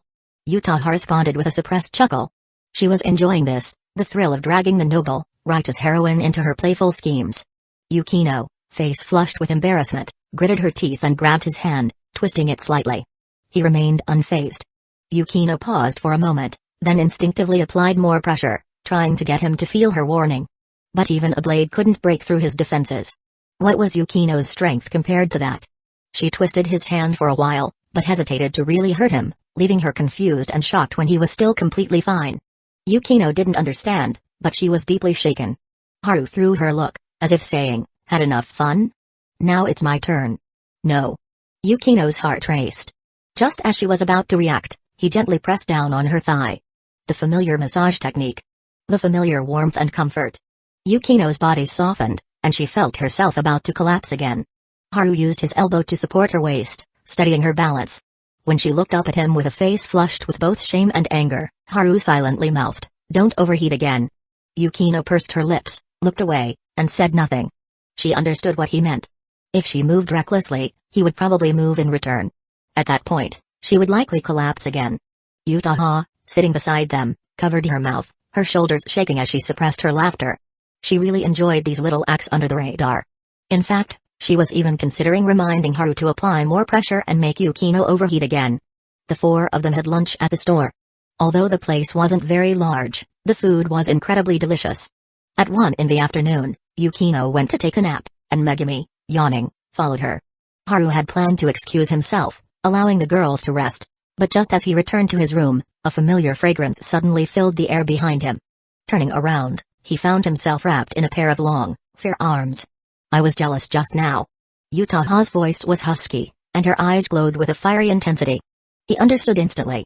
As he used his foot to hook the door and close it, he cautiously asked, "Are you sure you want to?" Before he could finish, she kissed him. When it came to sneaky moves, Utaha was a true professional. Chapter 134, Yukino, stop interrupting, I'm thinking in the afternoon. Megumi woke up first. Seeing that Yukino was still curled up in the blanket, she moved carefully, getting up and washing her face. When someone wakes up from a nap, their brain is sluggish, accompanied by intense drowsiness. Megumi was no exception. She splashed a few handfuls of cold water on her face before finally feeling comfortable enough to close her eyes for a moment. Last night, she had been thinking about going to the fireworks festival with everyone, which had disturbed her sleep. This nap had finally restored her energy. Before leaving, Megumi checked the time. She had slept for 33 minutes. She remembered Yukino saying in the photography club that naps should not exceed an hour, or they would have the opposite effect. As she was about to call out to Yukino to wake up, the sound of an alarm clock rang from inside the room. It was clearly set by Yukino. With that, Megumi felt relieved and left. Originally, she had planned to take some photos nearby, as she had noticed the surrounding trees were lush and beautiful earlier. Just as she came downstairs, Megumi saw a familiar figure. "Senpai Utaha?" Megumi walked over to greet her, curious as she observed Utaha, who was leaning against a large tree. Her expression looked strange, almost as if she was uncomfortable or perhaps a little embarrassed. "Oh, it's you. Did you wake up already?" Utaha quickly snapped back to reality and responded with her usual tone, no different from how she normally spoke. This was a clear indicator of her strong mental composure. But unfortunately, none of the four people who came here for the fireworks festival today were fools. Megumi immediately sensed something was off, but didn't rush to ask. Instead, she casually inquired, "Isn't Hamamiya-kun with you?" "He should be in the room. I rested for a while in the lobby, and then I decided to come out and enjoy the surroundings, maybe take some photos." Utaha raised her hand and pulled out the phone she had prepared earlier. Megumi's gaze suddenly shifted down and her eyes fixed on Utaha's long, beautiful legs. "Senpai, did you injure your leg?" "No." Utaha responded flatly, without offering an explanation. Megumi lightly nodded. "From the way you're standing, it seems like your leg is numb, and you're trying to relieve it, right?" Yutaha's expression remained unchanged, and she didn't speak. Megumi seemed to sigh as if musing, "Senpai, if you lie often, you'll eventually get used to it." "Megumi." Yutaha called her name softly. Realizing she had gone too far, Megumi Kato didn't continue and said quietly, "I'll go take some photos now. I'll come over later." After watching Megumi walk away, Yutaha reached up to touch her face, and as expected, it was burning hot. "Damn you, Haru, I just reminded him that time was running out, and he got so worked up." Her face was red, and all she could think about were the images of herself supporting the wall in his room. Afterward, she only rested for a few minutes before rushing outside to pretend she was going shopping. But what she didn't expect was that not only was she terribly weak in the legs, but they were also numb. This incident made her realize two things. First, never stand for too long. Second, successfully sneaking really did make her feel deeply satisfied. At this moment, Haru was upstairs taking a shower, and Yukino was also washing up. Only Yutaha and Megumi, who was taking photos, were downstairs. A few minutes later, Megumi returned, holding a balloon supported by a plastic tube. Seeing Yutaha's confused gaze, she explained, "I saw a few kids buying balloons earlier, and I wanted one too." "Oh. This rabbit is pretty cute." "It is cute, but the vendor didn't notice me, so in the end, I had to pay for it myself and choose one." Yutaha had a puzzled expression on her face. Though she could tell Megumi's voice held a hint of disappointment, the whole situation seemed a bit absurd. Just then, Megumi approached her with the balloon. "How's your leg?" "It's almost better now," Yutaha instinctively replied. Megumi said nothing. She took the balloon and bent over, using the plastic tube to poke Yutaha's thigh. "What are you doing?" Yutaha shuddered, a frustrated and embarrassed sound escaping her lips. Megumi looked serious. "Just adjust yourself. Yukino will be here soon. Her alarm went off when I was downstairs." After speaking, she stood up and walked to the other side to continue taking photos. Yutaha wanted to complain but couldn't decide where to start. She understood that Megumi was just trying to remind her. She appreciated the gesture, but using a balloon to poke her was a bit much, wasn't it? After all, her leg was the most sensitive right now. Fortunately, the situation didn't get exposed, and the four of them walked around the forest for a while in the afternoon, taking quite a few photos. At 6 o'clock in the evening, after dinner, Haru and the others set out for their outing. "Actually, this weather is perfect for a hot spring bath." Haru thought about the classic sights of the area, the hot spring pools. "That's a good suggestion, but it's a pity we didn't make a reservation," Yutaha said, showing interest. Megumi nodded as well. Only Yukino remained silent. He found this strange and leaned over to ask, "What's wrong?" "Don't disturb me, I'm thinking." Yukino's serious expression interrupted him. "Thinking?" The word immediately caught the attention of the three of them. Yukino crossed her arms and fell into a thoughtful pose. "I suddenly remembered, when I saw you in the afternoon after I woke up, wasn't your walking posture a bit off?" Yutaha and Haru both froze in place. Megumi quietly turned her head, thinking to herself, Yukino is so sharp, she really noticed after all. She had warned Yutaha earlier, but the other insisted on being stubborn, refusing to do even the smallest movement to relieve the numbness in her leg. Megumi thought, with her knowledge, there's no way she wouldn't know the stretching exercises to alleviate leg numbness. It was probably just a mix of feeling guilty and excited, that's all. As Megumi continued to think, her face turned a little red. The more she thought about it, the more she imagined Yutaha's posture. "So, what did you do this afternoon, senpai?" Yukino turned to Yutaha and interrogated her with a sharp gaze. Just then, a group of young people passed by, grumbling in Chinese, "You guys are too abstract. You keep saying how familiar you are with this place, but now you're lost." Yukino's attention was immediately diverted. Yutaha seized the opportunity and asked the group, "Are you lost?" She spoke in Chinese as well. As she had mentioned before, because Haru and Yukino were encrypted in their conversations, she decided to learn Chinese herself in order to gain microphone privileges. "Damn? Chinese?" one of the young women with a ponytail exclaimed. Haru suddenly felt a sense of familiarity. It had been a while since he'd heard such a standard damn in Chinese. Because of that exclamation, Yukino's attention was completely diverted. "That's a curse word, right?" While Yutaha was chatting with the group, Yukino glanced at Haru. "Strictly speaking, those two words are just mood particles in Chinese, usually used to express surprise or anger," Haru explained. Yukino nodded slightly. "That's a new piece of knowledge for me, I've never learned that before." Haru's expression stiffened. Hey, don't start learning that. I really don't want to see you, Yukino," casually saying damn. Yukino seemed momentarily choked, took a deep breath, then said in an annoyed tone, Do you think I would say such a thing? No, no, I was just reminding you out of goodwill. Oh? Then let me remind you of something too. Yukino suddenly took a step forward, closing the distance between them. A pleasant fragrance wafted from her. But the next second, her cold tone contrasted with her fragrance. You better explain to me properly tonight, what exactly happened between you and Senpai earlier. He opened his mouth but found himself unable to respond. Yukino glared at him coldly and lowered her voice. Don't think I don't know. Senpai is just as lecherous as you. Haru, is this a thing? At this point, Utaha had already finished talking with the young group and helped them find the correct route. Yukino, satisfied that she had left Haru speechless, finally cracked a small smile. There's still some time. You can take your time to prepare. He sighed. I understand. I'll give you my final ripple of energy. Yukino chuckled, joking around with me is ineffective. Chapter 135, The older, the wiser Utaha had helped several tourists during their trip, which left her in an unusually good mood. When she proudly declared, it turns out my Chinese skills are this good now. Haru, ever the supportive companion, chimed in with encouragement. Even Yukino, for once, refrained from mocking her. Yukino had also been paying attention to the interaction between Utaha and the tourists, and even she had to admit that the other girl's Chinese was impressively fluent. Plus, it had been a nice, helpful gesture on Utaha's part, so she refrained from her usual sarcasm. But, despite not mocking her, Yukino was still angry about what Utaha had done while she was napping earlier. She had taken advantage of her sleep to get up to no good. Once they entered the venue, they found the area already packed with people attending the fireworks festival. In the distance, a makeshift stage had been set up, and a group of lively, youthful girls were performing a dance and song routine. The four of them curiously watched for a while, and Haru speculated that they were probably some kind of idols since he didn't recognize any of them. Are these the underground idols you sometimes see online? Utaha asked, a hint of interest in her voice. Haru shook his head. They're probably a bit better than that. At least they get paid gigs. That makes sense. Utaha agreed, then pulled out her phone to snap a few pictures. Megumi, meanwhile, was busy taking photos of the surrounding crowd. Yukino, holding her camera, snapped a few shots of the buildings and then handed it over to Haru. Am I your personal photographer now? He quipped. Yukino gave a satisfied nod.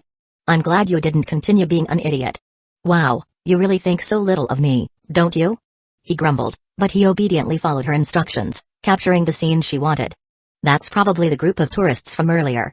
Yukino remarked as she selected another shot of her preferred buildings and scenery. She had noticed the tourists from before, now arguing with a large bald man. The tension in the air was palpable. He aimed the camera at the group, adjusting the lens. Yep, that's them.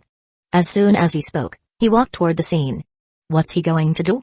Utaha, having just finished taking some photos, turned around and noticed him walking off. Yukino gave a faint smile. He's probably going to right some wrongs. Megumi immediately understood. She knew his alter ego, Hooded Hero, well enough to recognize what he was up to. It was only Utaha who remained clueless. Not because Haru had tried to hide it, but simply because Utaha had never shown much interest. Even when the news of the Hooded Hero had reached its peak, she hadn't bothered to pay attention. We should go too. Yukino said quietly, already starting to leave. Utaha and Kato followed her. When they reached his side, the female tourists who had been trying to communicate with the bald, burly man were still struggling, gesturing with their hands as they spoke. However, the bald man's expression was one of hostility. You're all looking to die, huh? I've already told you, you're not welcome here. He growled. The tourists, their faces flushed, were trying to argue back when Haru appeared, holding his camera. Is this your house? The bald man froze, clearly not expecting anyone to intervene. When he saw the stunning beauty of Yukino and Utaha, his surprise deepened. His sharp eyes quickly assessed that the group was probably made up of students based on their looks and attire. With his tone even more hostile, he sneered, "It's none of your business." Haru acted as if he hadn't heard him and smiled. "You still haven't answered my question. If this is your house, do you expect all the tourists here for the fireworks to leave? I told you, it's none of your business." The bald man avoided answering the question. Yukino couldn't help but sneer. So quick to get nervous. Haru, hurry up and wrap this up. Talking to someone like him is just a waste of time. Utaha crossed her arms and lightly commented, I thought he'd either try to make excuses or threaten you with some grand display of strength, but turns out I overestimated him. Haru chuckled. This is the giant who talks big but can't back it up. A yordle in action. The bald man's face turned red from their taunts. And yet, he didn't dare to act out. Haru's group was clearly underage, and with so many police officers present at the fireworks event, he wasn't stupid enough to cause trouble in front of them. In the end, he shot them a furious glare, his face dark with anger, and stormed off. The tourists quickly expressed their gratitude and explained the situation. It was simple. While walking, they had accidentally bumped into the bald man. They apologized, but he kept escalating things, getting more and more unreasonable. Haru waved it off with a smile. We just couldn't stand him. Don't worry about it. Every place has people like him. Don't let someone like that ruin your mood. He then switched to Chinese. There's a saying online, isn't there? It's better to create death for others than to suffer from your own mental struggles. The ponytailed woman's eyes lit up. You can speak Chinese? She began to look at Haru with a more intense gaze. Yukino and Utaha both frowned. Fortunately, Haru noticed their discomfort and immediately said with a smile, Sister, I'm underage. The woman's smile froze, and she awkwardly coughed. Oh, I was just saying, you look so fresh-faced.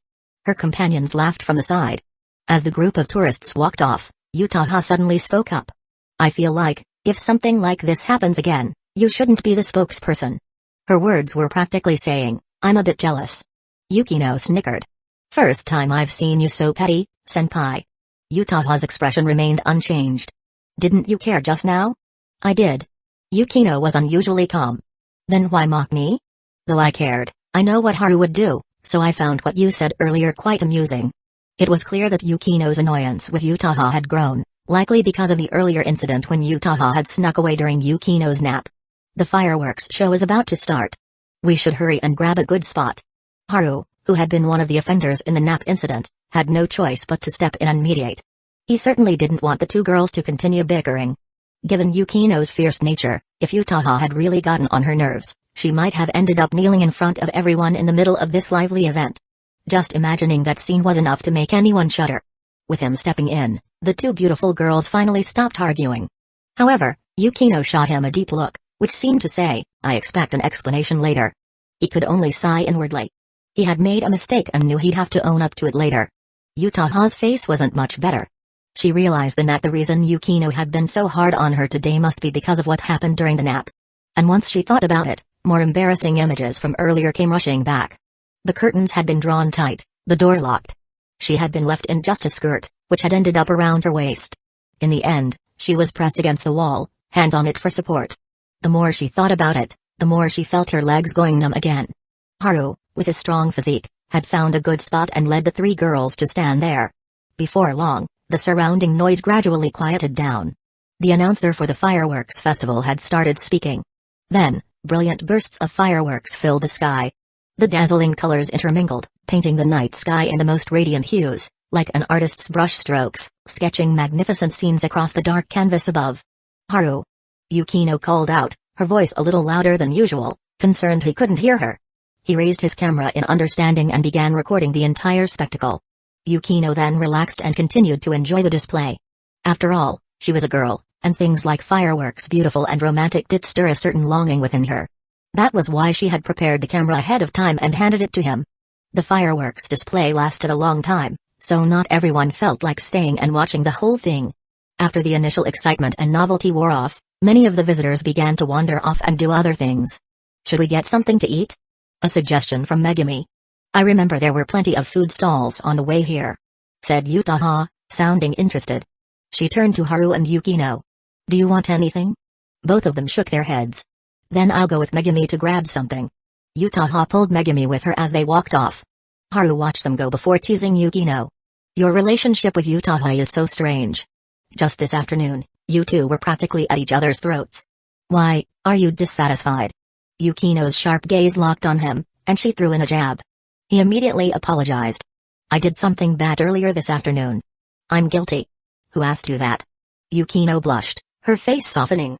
She had originally planned to interrogate him once they were back, but this wasn't the right place. After all, they were in a public setting, and she didn't want to discuss his crimes here.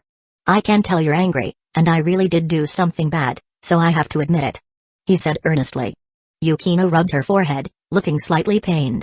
Looks like my guess was right. You two really took advantage of me while I was napping. She trailed off, but her blush said it all. Just as he opened his mouth, Yukino quickly continued. No wonder she was acting a little off when we were in the bath earlier. I didn't realize she had. Other intentions? Other intentions? What are you talking about? Haru raised an eyebrow. That's a weird way to put it. Would you prefer I use sharper words? Yukino shot back. No, this one works fine. He hastily agreed.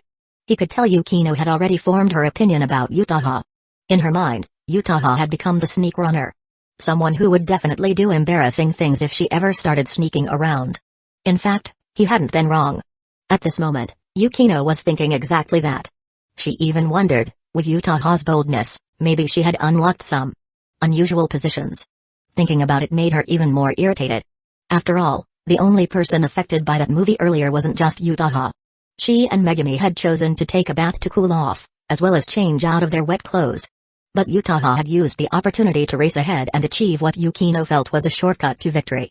Haru saw that Yukino's expression had shifted to something between anger and embarrassment, and cautiously asked, "What are you thinking?" Yukino sighed lightly. "I just remembered something you said to me before. A Chinese saying." "What saying?" "The older, the wiser." "Don't think I don't understand that you're calling Utaha older than you," Haru said with a laugh. "Ah, so you're clever after all." Yukino sarcastically teased him. Turning her head, she noticed a lot of couples around them, hugging or even kissing, taking advantage of the romantic atmosphere created by the fireworks display. On such a night, no one seemed to find it strange.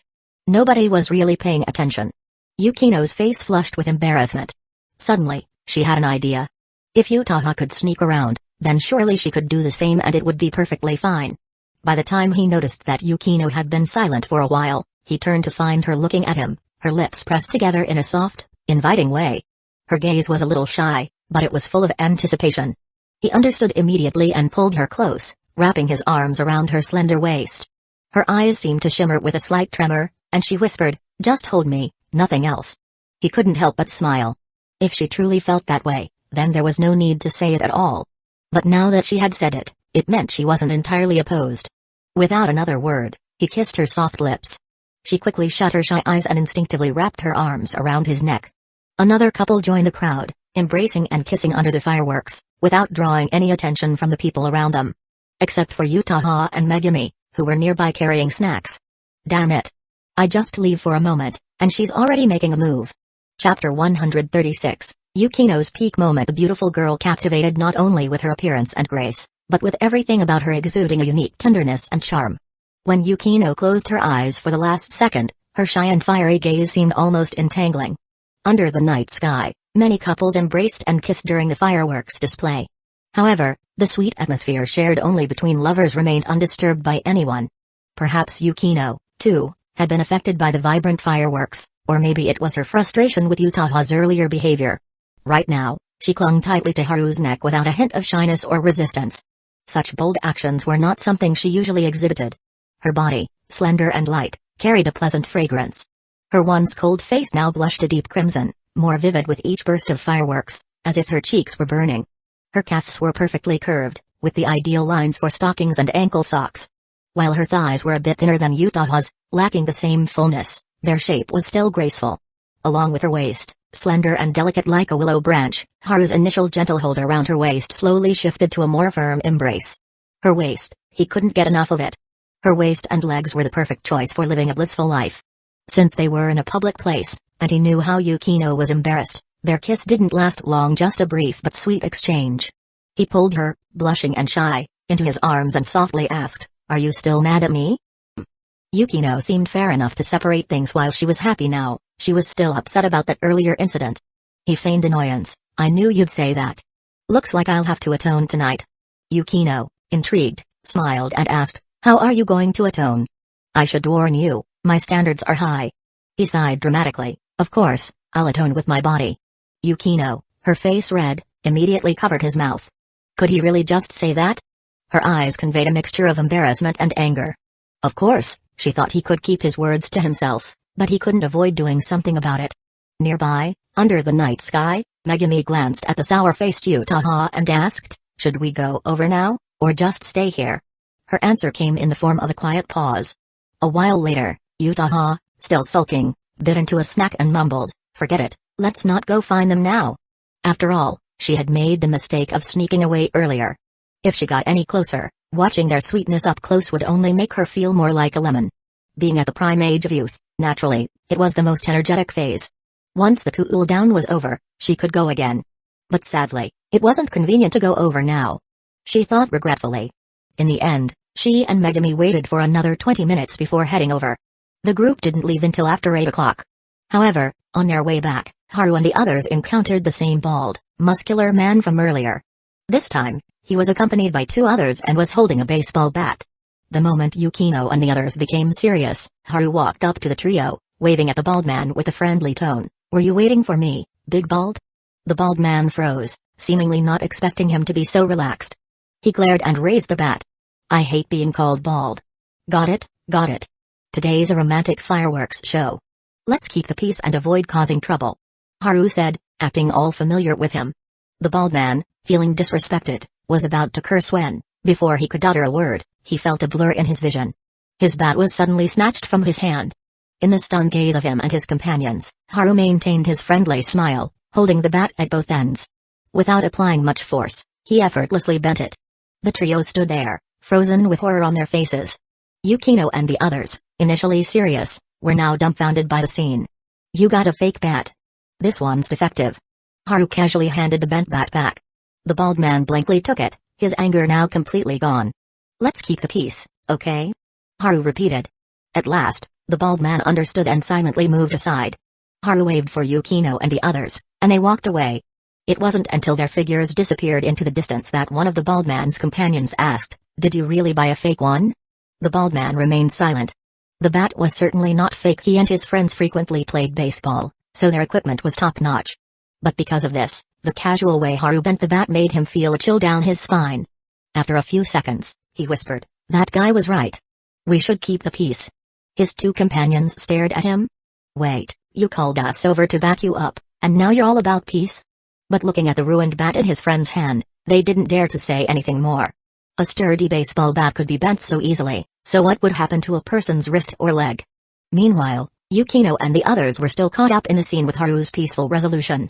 After a while, Yukino finally asked, "Was that bat really defective?" "Yeah, when I held it, I could tell it didn't feel right. He probably bought a cheap one to save money." He lied smoothly. The 3 girls exchanged glances, unsure of the truth behind his words. They hadn't touched the bat themselves, but considering how easily Haru had bent it, they started to believe his explanation. The group reached the hotel entrance. Since it was still early, and at Yutaha's suggestion, they decided not to go back to their rooms. Instead, they sat on the benches outside, enjoying the evening breeze. "If we could sit up there, the view would be amazing," Yutaha said. Yutaha stared up at the roof of the inn and spoke softly. "I wonder what the view would be like up there." Megami looked up as well. "Probably better than here. The inn is surrounded by trees, so if you sit somewhere high enough, the scenery might change." Yukino gave their conversation a flat response. "Give it up. Even if we got a ladder, there's nowhere to get proper footing. The best we can do is hang around the 4th floor." "I was just saying," Yutaha replied with a casual smile. Then she noticed Haru looking up at the roof too, scanning it up and down as if he was seriously thinking about it. She couldn't help but laugh. "Don't tell me you're actually planning to climb up there? It's not that hard, really," he said. The 3 girls all assumed he was joking. Haru kept the playful tone in his voice. "Yukino knows I've always been pretty good at climbing trees and jumping fences." Yukino gave a small nod. "You did show off your monkey-like talents back then." "Alright, talking is one thing, but calling me a monkey is just rude." "I meant it as a compliment," Yukino replied with a beautiful smile. Haru stood up with an exaggerated sigh. "Looks like I have to show you guys what I'm really capable of." "What are you planning to do?" Yutaha asked curiously. Instead of answering, he turned and held his hand out to Yukino. She blinked, suspicious. "What?" "Just go along with it. You'll see soon enough." Though Yukino was sure he was up to something dumb again, she thought back to the fireworks display earlier and how much she enjoyed it. After a moment of hesitation, she reached out and took his hand. Haru turned to the other 2. "You 2 stay here and don't move. I'll be back in a bit." With that, he led a puzzled Yukino away. Yutaha frowned. "So, is there a point to us sitting here like this?" "Probably not. He likely just wants us to wait," Megami said, sounding thoughtful. She remembered Haru's secret identity as the hooded hero. If it's him, he might actually pull this off. Meanwhile, Haru had led Yukino around to the back of the inn. He'd already scouted the area earlier that day other than the entrance and main hallway, The inn didn't have any security cameras. The spot they were in now was completely out of sight. What exactly are you trying to do? Yukino asked, a little flustered. There was only a dim light under the inn's eaves. A few steps further into the back, and they'd be standing in near total darkness. It was the perfect place for a secret rendezvous. Haru had been acting so mysteriously that she couldn't help but let her mind wander. Close your eyes, he said. Her face flushed deeper. She stared at him, half in disbelief. You're not seriously going to try something, are you? Just close your eyes. I promise you'll like it. Still blushing, Yukino hesitated for a moment, then made up her mind to trust him. If he tries anything, he's getting a kick to the face. With that threat in mind, she slowly shut her eyes. The next second, she felt his arm slip around her waist. Just as she was about to yell, his voice came gently at her ear. Relax. Yukino gritted her teeth and resisted the urge to peek. She waited, tense and unsure. Then, a few moments later, you can open your eyes now. Yukino opened her eyes, confused. But within the very first second, she froze. She and Haru were sitting on the rooftop. You actually climbed up here? She asked, her breath catching slightly. She was shocked, but more than that, she was delighted. She loved this view. From here, she could see the entire area around the inn. In the distance, the forest stretched into the night, cloaked in shadows and moonlight. I told you I was good at climbing things. Do you believe me now? He said with a smug grin, clearly fishing for praise. Yukino turned her head, gazing at the night-covered woods. Her heart, for once, felt at peace. Thank you. I really like this surprise. I'll go get the others, Haru said, getting to his feet. But just as he moved, someone grabbed his collar. Startled, he looked back only to see Yukino's eyes shimmering in the low light, her soft lips slightly parted.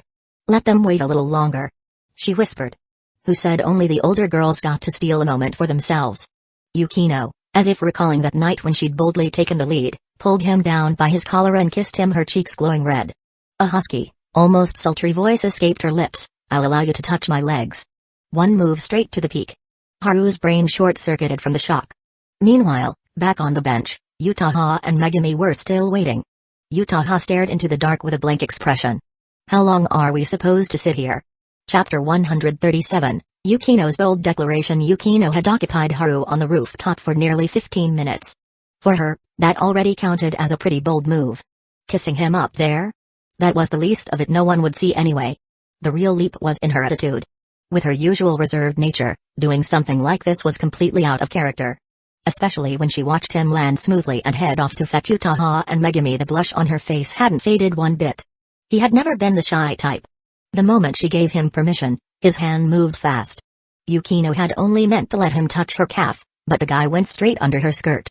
I must be insane, she muttered under her breath, pressing her burning cheeks with both hands under the cover of night. Later, Haru brought the other two girls up one by one. He looked like a wall-climbing Spider-Man, but in reality, he was floating on air. That's why he told them to keep their eyes closed for the sake of the surprise. Of course, after all, this inn's exterior walls had almost no footholds. Even the best climber wouldn't be able to scale them without gear. Neither Utaha nor Megumi peeked during the ride-up. Even girls sometimes like to indulge in a little mystery and romance. And Haru had delivered. When it was Megumi's turn, he originally intended to carry her on his back just to avoid suspicion. But Megumi casually said she didn't mind being carried in his arms, and even wrapped her arms around his neck. With her eyes closed, cheeks pink, and lashes fluttering from nervousness, she looked genuinely adorable. It was that rare, bashful side of her that finally confirmed it for Haru. This girl did, in fact, like him. Unlike before, where she always found some perfectly reasonable excuse to see him, keeping him guessing. Tonight, she'd finally shown her hand. Even if it was just a small glimpse. The four of them sat on the rooftop for a while, enjoying the evening breeze. The girls snapped a few photos of the night sky and the forest before he guided them back down. Not long after they each returned to their rooms, there was a knock on Haru's door. He got up to answer and found Yukino standing outside. So, my time of judgment has arrived? He said dryly. Yukino gave a satisfied nod. I'm glad you're at least self-aware. He stepped aside to let her in, catching the soft scent of her freshly showered skin as she passed. You're just casually showing up like this? He asked, glancing in the direction of the neighboring room where the other two girls stayed. Yukino gave him a puzzled look. Was I supposed to sneak in or something? Then a sly smile tugged at her lips. Or are you afraid that our dear senpai will try to stop me? He led her to the sofa and shook his head with a chuckle. Impossible. Whenever she's around you, she's always at a disadvantage. I'd bet even she knows she doesn't have the guts to block your way. And that's what makes her smart. Yukino replied with a satisfied nod. Haru agreed. Whether Utaha was acting or not, it helped lower Yukino's guard. Otherwise, there's no way she would have agreed to let the two girls join them for the fireworks strip. Arms crossed, Yukino took a seat and looked at him with a serious expression. Alright, you've had enough time to prepare. Now tell me everything. The whole story. He blinked. Didn't I already tell you earlier? You were way too vague. I want the full version. There was a pause. Then Haru suddenly asked, you know what the phrase Baoi means in Chinese, right? Yukino froze for a second, caught off guard by the sudden topic switch. She answered seriously, yes, you've told me before. It usually refers to booking an all-night session at an internet cafe. He gave her a meaningful look. We're obviously not talking about internet cafes. So what are you talking about? Do you know what people usually do during an all-nighter? I don't. They do it all night? That answer earned him a swift kick from Yukino's flushed foot. Of course, kick might be a bit harsh, it was more like a flustered tap with her heel. But still, her face was practically glowing. Yukino was sharp. Even if she wasn't familiar with something, she could always read his tone and expression and put the pieces together fast. Which is exactly why he got kicked. I already know what you did with that senpai of yours. Her voice was flat, but her face was anything but calm. Haru looked awkward. But Yukino wasn't about to let him off the hook. So it seems that movie had more of an effect on her than I thought. To think it actually got her that worked up. What a hopelessly self-indulgent woman. Of course, you're just as bad. He really wanted to shoot back, didn't you go take a shower and change your underwear halfway through that movie too? But his survival instinct screamed don't say it. So instead, he changed the subject. So, what do you want to do now? Yukino gave him a cool stare. I'm just here to sit for a bit, then I'll go back. An idea sparked in his mind. Wanna finish the movie from earlier? The movie? Yeah. We never got to the end of it. Yukino went silent. Her face slowly turned pink again, and her voice came out quieter. Are you serious? Haru nodded, face sincere. There were other people around earlier, so I had to stop it. But now it's just the two of us. No reason to hold back. He leaned forward slightly. I could tell you were really interested in the cinematography. As someone who's kinda professional, I'd be happy to give commentary. Yukino didn't reply. But her eyes said it all, she was tempted. Like he said, they were a couple. Childhood friends who'd grown up together. There was no need to keep overthinking things. Then Haru dropped the final bait. What, is a mildly spicy romance movie too much for the legendary Miss Yukinoshita to handle? She gave him a sharp glare. Such a low-effort provocation. And you're actually using it? So. Yes or no? Okay. With Yukino's quiet agreement, Haru began searching for the movie. Years of torrent experience weren't just for show.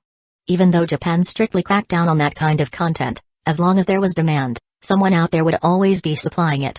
He had exchanged tips with classmates before plenty of them had their own methods for finding things. Those who knew what they were doing had already opened their browsers. The clueless ones were still wondering what magnet links even meant. He found the movie quickly. After dimming the lights in the room, he patted the bed invitingly. Come here. Yukino, cheeks already flushed, walked over and gave him a pointed glare. You planned this, didn't you? Nope. Spur of the moment. You mean spur of the moment lust, right? Exactly. His shameless honesty left her speechless. The two of them sat on the bed and started watching Last Tango in Paris. A flick of her slender finger, and the progress bar jumped right back to the scene where they'd paused earlier in the day. Despite the film's critical acclaim and its heavy-hitting award nominations, the content was undeniably provocative. The intimacy between the leads went far beyond the two scenes they'd seen earlier. As the film progressed, the room fell into silence, broken only by Yukino's uneven breathing. Her face gradually turned a deeper shade of red, the heat spreading to the tips of her ears, which glowed with a seductive blush. Haru slipped an arm around her slender waist and murmured a casual critique. Some of these intimate scenes feel kind of excessive. Feels like the director did it on purpose. Yeah. A bit too much. Yukino nodded, her cheeks burning. She didn't say a word about the hand now resting on her waist. The longer they watched, the hotter her face became. Eventually, her eyes shimmered with waves of allure, soft and unfocused. She bit her lip tightly. Her mind started to slow, her thoughts dissolving as her attention drifted toward Haru. She could hear his steady breathing. She could smell the faint scent of lemon from his shampoo. Watching a movie like this, in a place like this. She realized she was starting to lose control. Then he whispered softly, Still pretending you're fine? Yukino froze. What did he mean by pretending? Her mind was hazy, but she was still Yukinoshita Yukino. It only took her 3 seconds to understand what he meant. She had been pretending to be calm when they watched this movie earlier in the day, and he had clearly noticed. That's why he started teasing her, trying to force her to reveal her flustered, unguarded side. That's when she realized she was sweating. Still, pride held her back. Are you spouting nonsense again? Ah. Before she could finish, Haru had already made his move.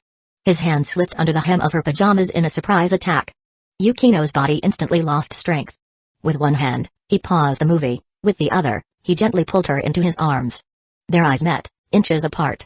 He could see the shyness and nervousness flickering in her gaze, just as she could see the excitement in his. When his hand brushed her flushed cheek, her breathing hitched. Her heart felt like it was going to leap out of her chest. What are you trying to do? Yukino asked, already knowing the answer. He didn't answer right away.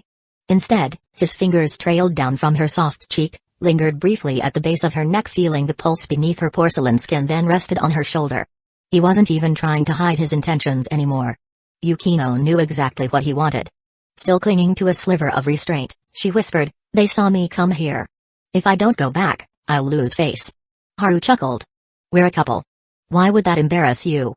Yukino blinked, caught off guard. Her eyes softened. And in that moment she let go. Biting her lip, breath trembling, she asked in a low voice, "What position did Senpai use this afternoon?" Her question stunned Amamiya into silence. He instinctively answered, "She held on to the wall, that's enough." "I get it." Yukino quickly cut him off. Her cheeks were burning visibly and unmistakably red. She was clearly embarrassed. But embarrassment didn't mean hesitation. If anything, Yukino was bold, decisive. Just like when she grabbed his collar on the rooftop, she wasn't afraid to take charge. She was the rightful queen, the main heroine, and she wouldn't be outdone by Yutaha. What Yutaha could do, she could do just as well, if not better. Meanwhile, in another room, Yutaha stared at the time on her phone and muttered, "So she's not coming back tonight, huh?" She had actually planned to sneak in for a late-night ambush. Her cool-down had long reset, and she was more than ready. But earlier that afternoon, she'd been defeated embarrassingly fast, and Haru still looked perfectly fine afterwards. That led to a ridiculous thought creeping into her head: if Yukinoshita and I went at him together, would he still win? The thought vanished as quickly as it came, but it etched itself into her mind. Not far from her, Megumi lay on her bed under a thin blanket, holding her phone above her face. It was a dangerous position. If she got distracted, the phone might slip and hit her right in the face. Luckily, though her thoughts were a little scrambled, she wasn't that careless. Her browser still showed her recent search history, where to watch Last Tango in Paris full movie. She had planned to slip into Haru's room in the middle of the night with the excuse, "Let's finish the movie from earlier together." But now, that was no longer an option. The next morning, on their way home, Yukino kept up a cold, distant air like a sign reading "Do not approach." No matter how subtly Yutaha tried to tease her with comments like, "Looks like someone had a fun night," Yukino didn't respond. After all, her legs were still sore. In moments like this, silence was her best defense. Only silence could preserve her dignity as the main heroine and suppress the storm of embarrassment inside. When the weekend ended, life returned to normal.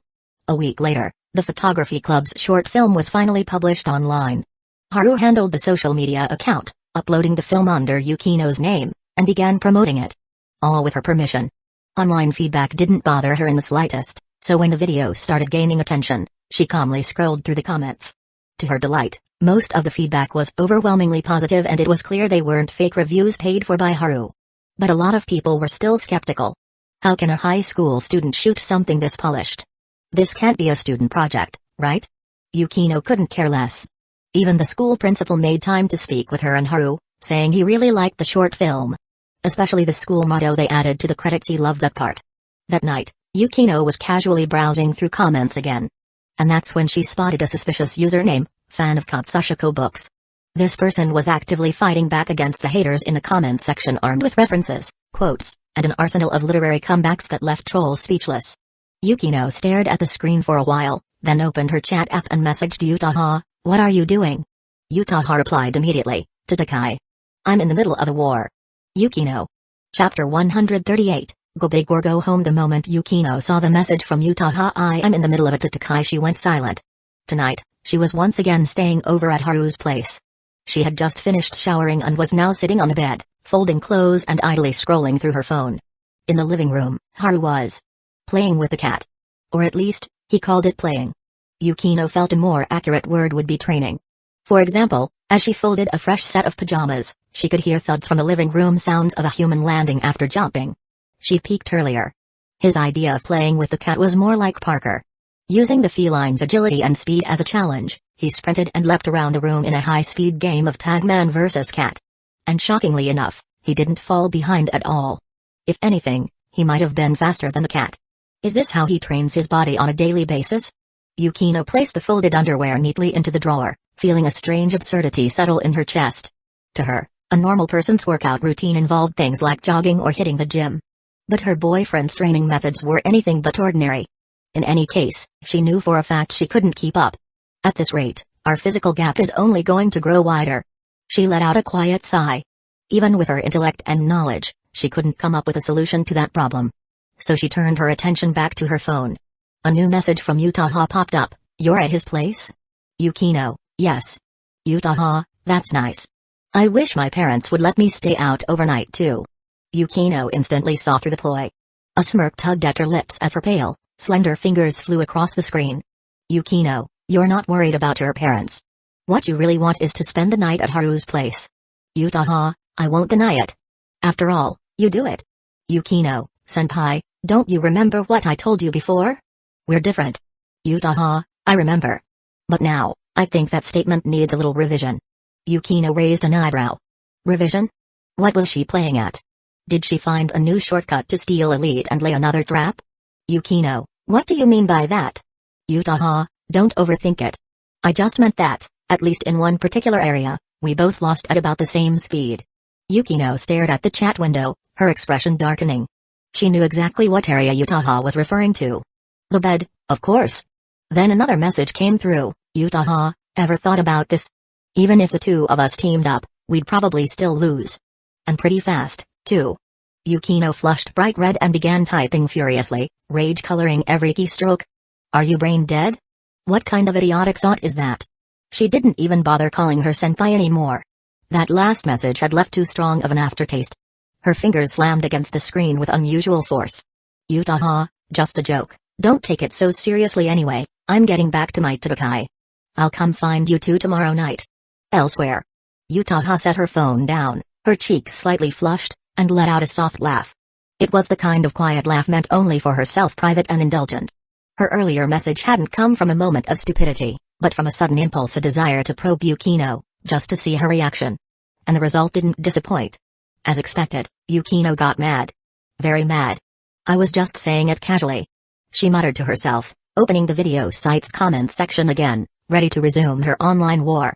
But as soon as she refreshed the page, she saw a prompt: "This account has been suspended due to multiple reports." Hey. Can't win the argument, so they resort to reporting? Pathetic. She sneered softly, eyes gleaming with amusement. Yutaha let out a cold snort and switched to another account. Katsuhiko's fan number 2 logged in. The next afternoon, Haru made a quick stop at the karate club.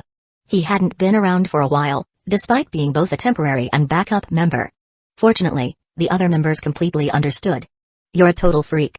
Anyone who spars with you ends up with sore hands." That was how Club Captain Oyama put it.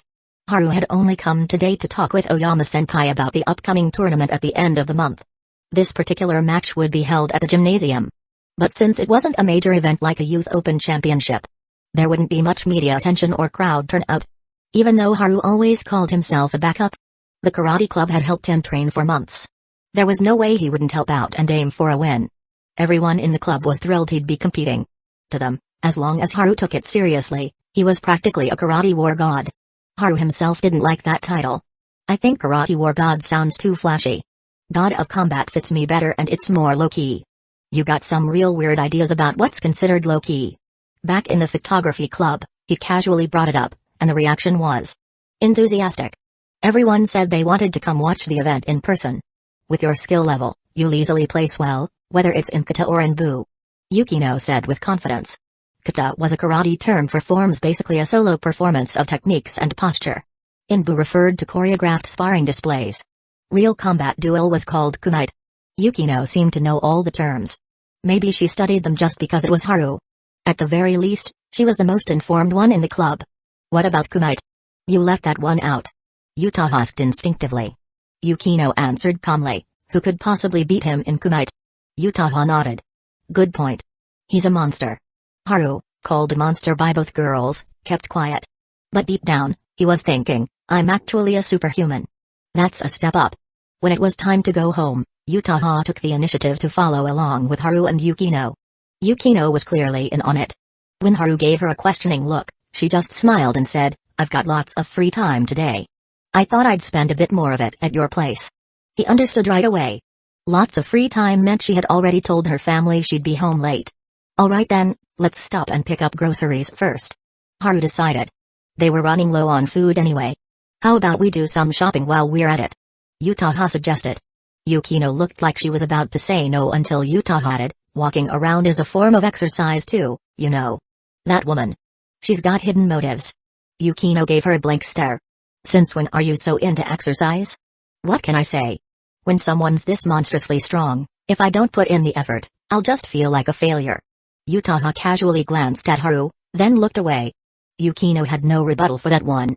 Seeing Yukino silently accept it, Haru changed their route and took both girls to the shopping mall first. Although Yukino had originally said she wasn't interested in browsing, once she stepped into the sea of sparkling displays and shelves, her focus started to drift.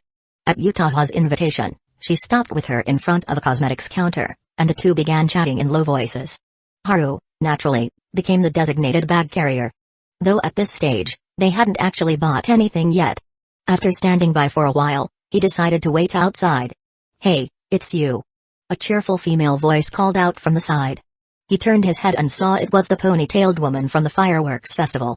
This time, she was alone. The friends from that night were nowhere in sight. Back then, they had briefly introduced themselves. He remembered her last name was Su. Ms. Su? Weren't you just visiting? How come you're still here? Haru asked curiously. She smiled. I didn't explain it very well last time. My friends were here for a trip. I actually work in this area. Ah, I see.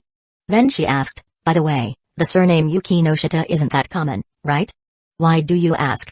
Haru tilted his head. I bumped into a Miss Yukinoshita upstairs just now while shopping.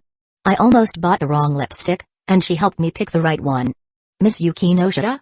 Yeah, she was really pretty, short hair, great figure. Actually, now that I think about it, she looked kinda like your friend from the other night. He quickly realized who she meant. Haru, who are you talking to? Yukino and Yuta peeked out from the store. The moment they saw the ponytailed woman, both froze in recognition. Ms. Su? Hi. I'm just shopping too. She greeted them casually. After exchanging a few words, Miss Su took her leave. As Haru walked back into the store, Yukino casually asked, wasn't she supposed to be a tourist? She works here, actually. Oh. Also apparently Haruno's sis is in this mall too. The two of them bumped into each other earlier. My sister? Yukino paused mid-reach for a lipstick, then composed herself quickly. You going to say hi? Haru shook his head. I don't even know where exactly she is. As Yuta listened nearby, she couldn't help but recall that woman Miss Haruno and her peculiar behavior. The two beautiful girls finished shopping for cosmetics and strolled off toward another part of the mall. Haru, carrying their shopping bags, was wandering aimlessly when something caught his eye. He pointed ahead and casually suggested. How about trying that? The girls followed his finger and found themselves looking at a VR experience center. I don't mind.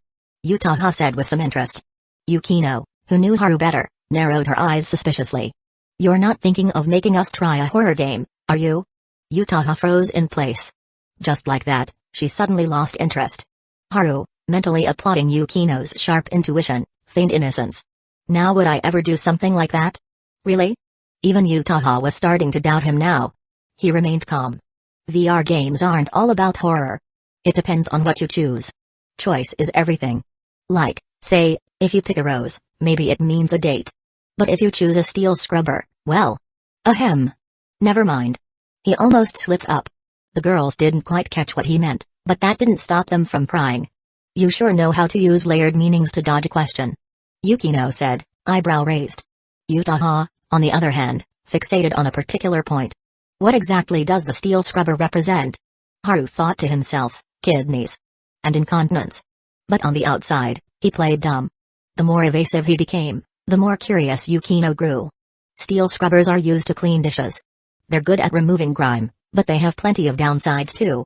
Yutaha followed along instinctively. So he's talking about cleaning? No, that doesn't sound like him. Yukino frowned. I'm not sure either. Haru strolled ahead, expression cool and unbothered. As long as he didn't explain, they couldn't possibly piece it together, at least, not enough to condemn him. When they arrived at the VR center, he offered. You two go check out the equipment. I'll talk to the staff. Yutaha pulled out her wallet. My treat. I made a decent amount from my latest book, and you did help promote it. He waved her off. No need. I've got this. Seeing him so insistent, Yutaha didn't push further and happily went off with Yukino to inspect the gear. Once they were out of sight, he leaned over to the staff member, a young woman, and whispered. Could you set up something particularly scary? The employee blinked in surprise. Are your friends okay with that kind of thing? Haru smiled. Oh, absolutely. They're very brave. The woman chuckled, covering her mouth. Trying to scare them, huh? Some customers do that, but it doesn't always end well. Girls don't tend to like it. Just give me the scariest one you've got. After settling payment and confirming the setup, he headed inside. The venue was mostly empty, probably because it was still working hours. The only ones inside were Yukino and Yutaha, who were deep in discussion about the equipment. From his angle, he could only see their backs. Both girls wore their school uniforms and had sleek black hair, yet the impression they gave was completely different. Yukino's frame was slender and graceful, her skin pale as porcelain.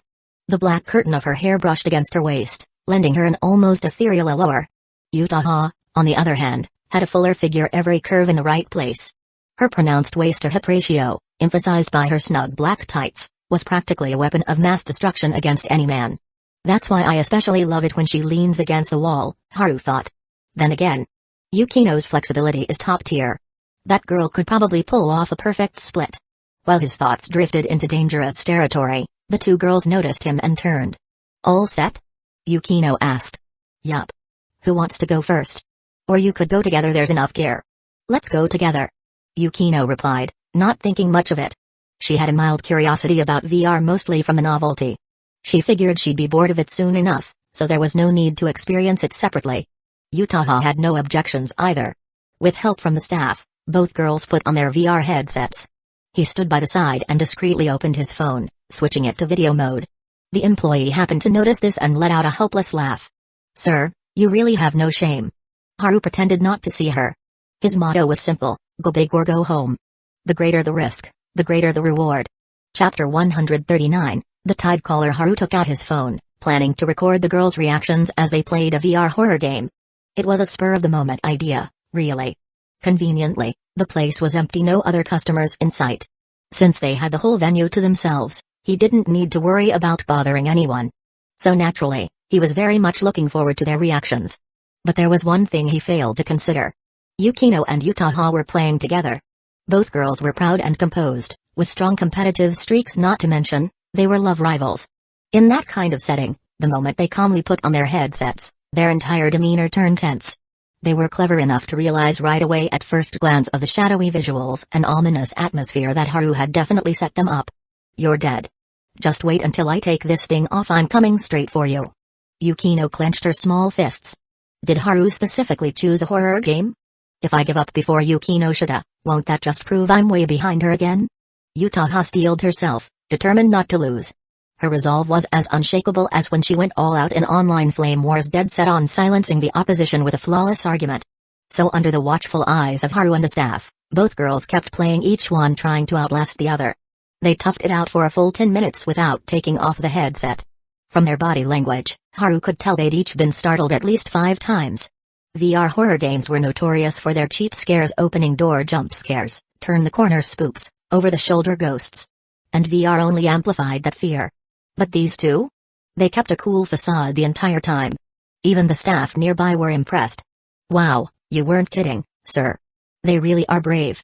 I thought you were just pulling a prank on your friends. He gave a sheepish smile and tucked his phone away. You don't see this kind of thing often? Almost never. Even guys who claim they're fearless end up flailing and yelling in there. Good to know. They chatted for a bit while Yukino and Yutaha continued their silent contest of wills. Eventually, Haru decided to step in and end their suffering. He walked over and gently removed their headsets. Whoosh! The moment the gear came off, both girls exhaled at the exact same time, like it had been rehearsed. Then they fixed him with a death glare. As so. What did you think? Was it fun? He put on his best smile, desperate for mercy. Both girls silently wiped the sweat from their foreheads with handkerchiefs, their eyes radiating murder. Sensing danger, Haru spoke quickly. Got it. My turn to play now. Hey. Yukino finally broke her silence with a crisp, cold laugh. Utaha, still dabbing her face, asked, how long did we last? 11 minutes. He replied. He'd been timing it. Perfect. You get 22 minutes, then. We'll be watching. Utaha declared it like a sentence. Yukino nodded in agreement. The two stepped back to give him room, while the staff helped set up the equipment. Utaha turned to Yukino. You're pretty good at horror games? Yukino dodged the question. That's not what you really want to ask, is it? True. I just didn't expect you to last that long. Didn't you tough it out too? They both knew exactly what the other was thinking. The conversation ended as tensely as it began. But then, their mood lightened. Because Haru also got scared. He was an experienced gamer, and had played his fair share of horror and mystery titles. But VR was a whole different beast.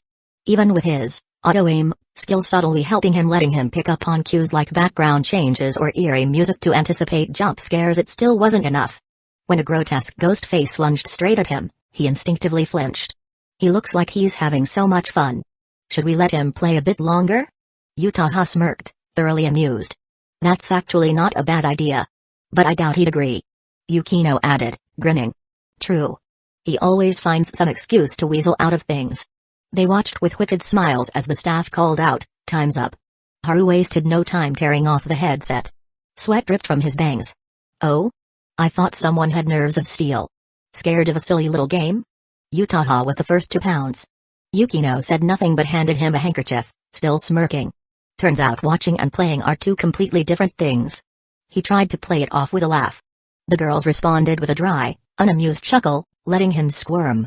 They left the VR arcade and continued shopping only to run into Haruno on the third floor of the mall. She wasn't alone, either. A group of younger people surrounded her, likely her classmates. Well, what a surprise. The three of you, shopping together? Haruno strolled over and greeted the trio casually, then immediately pulled her younger sister aside for a private chat. Yukino, knowing full well what her sister's teasing smile implied, kept her composure and said calmly, it's perfectly normal for classmates to go shopping together. Haruno just smiled sweetly without answering, the look on her face practically screaming, sure, if you say so. Meanwhile, Utaha leaned toward Haru and asked quietly, Yukinoshita's expression looks off. Any guesses what she and her sister are talking about? Probably Haruno-san teasing her again. He said knowingly he was well acquainted with Haruno's antics. Teasing? Utaha raised an eyebrow. That wasn't quite what she was expecting. She glanced over, tried reading their lips for a moment, then gave up with a sigh. I just remembered something. She tugged at his sleeve and led him a few steps away. What is it? He noticed her expression had turned oddly serious. Utaha's eyes glinted as she lowered her voice. Did you really study professional massage? I talked to Yukinoshita once, and she told me you're really good at it, like, clearly trained level good. I know a little. He said modestly. Utaha's voice took on a more suspicious tone. Just a little? Because when she mentioned it, she sounded perfectly proper. But based on my experience, I'm pretty sure she was imagining something not proper. Haru clamped his mouth shut. Yeah, this was not a topic he should entertain. But Utaha clearly hadn't just thought of this on a whim, she'd been stewing over it. Her words came faster now. Don't tell me. You use that massage too, you know. Do something to Yukinoshita? She paused right before saying that word, the implication hanging heavily in the air. Haru was honestly shocked. He didn't think she'd get this close to the truth. Still, it wasn't a conversation he was going to engage in. Not with her. Not now. Especially not when Utaha wasn't the type to be easily fooled. So instead, he threw out a completely wild line. Actually, that massage technique has a proper name. Utaha blinked. What name? Tide collar. He said, lowering his voice dramatically. Utaha muttered the name under her breath a few times, trying to make sense of it. At first, it didn't register. But then she remembered the time she had, after showing off her positions to Haru at school, gone home and tried using her fingers. And suddenly, it clicked. Her face turned bright red. You pervert. She snapped, shooting him a furious glare. Chapter 140, Yukino, what a seductive little fox. Since Haruno was out with classmates today, she didn't linger long with Haru and the others. But just before leaving, she made a phone gesture at Haru, thumb and pinky extended.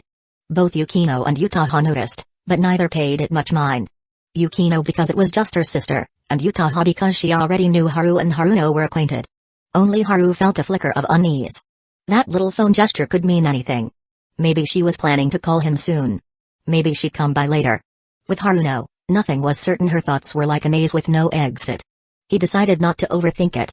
The trio skipped the rest of their wandering and headed straight home after shopping. As soon as they were inside, he swapped his shoes for slippers, put on an apron, and started washing vegetables in the kitchen. The two beautiful girls made themselves comfortable in the living room, playing with the cat. Utaha wasn't nearly as obsessed with cats as Yukino was. She just thought the fat orange jelly was kind of cute. Especially when it sauntered over, its backside swaying like a lazy drunk. If you two keep feeding it like this, it's going to turn into a walking gas tank by next year. Utaha commented, settling into the left side of the couch, eyeing Yukino with interest as the girl gently stroked the cat's fur. Yukino paused for a beat. My sister already asked me that. Oh? And how did you answer? Do you really want to know? Of course. I mean, I can already guess half the reason it's getting fat is probably your fault. Yukino wanted to argue, she really did. But unfortunately, she had no grounds to deny it. Most of the cat's snacks were bought by her. And every time, she chose the ones it liked most and bought them in generous quantities. After a few seconds of silence, she mumbled awkwardly, I've already started paying attention to how often I buy them. You'd better. Utaha said with a teasing smirk. Too fat is bad for a cat. She trailed off mid-sentence and then started giggling. Yukino, with a hint of mischief in her smile, asked, what are you laughing at? Nothing, I just suddenly thought that if you used the same enthusiasm for feeding the cat on him, he might end up being fed into a gas tank too. Utaha's smile was playful, her eyes twinkling with amusement. Yukino gave her a cold glance. I can finally confirm that you really have been infected by his stupidity. Utaha didn't mind being criticized, in fact, she smiled even more happily. This was a rare situation where she was on the winning side. Dinner was once again prepared by Haru. And when he cooked, it also meant drugging the food. As expected, the two beautiful girls were once again caught in the effects, lounging comfortably on the sofa. Here it comes. Yukino suddenly exclaimed, sitting up straight. Haru pretended not to notice. Are you going to study? I'm feeling great now. Yukino said without hesitation, getting up and heading to the bedroom. She looked back at him and added, I'll borrow your computer. He couldn't help but feel impressed. Yukino really is something else. He turned around to see the black-stockinged senior unbuttoning her collar and comfortably lying back on the sofa. Her black-stockinged legs were carelessly positioned in a rather indecent manner, and the movement even pulled up her skirt, revealing her full thighs. How are you? Haru asked, seeing she couldn't resist the effect of the buff anymore. I'm great, better than I could be. No wonder Yukino stays with you, it's just too comfortable here. Utaha mumbled lazily, her voice trailing off into muttering. He didn't say anything else, deciding to let her rest for a while. But just as he turned down the volume on the TV, he heard a rustling sound from beside him. Utaha had suddenly shot up from her lazy position and now sat straight, her back rigid. Haru was confused. Why aren't you lying down anymore? She stared at him intently. I just realized, I feel really great right now. You finally realized? He chuckled inwardly, though he asked with faint confusion, what do you mean? Utaha wouldn't look away from him. I think if I study now, I'll probably be way more efficient than usual. Haru stroked his chin thoughtfully.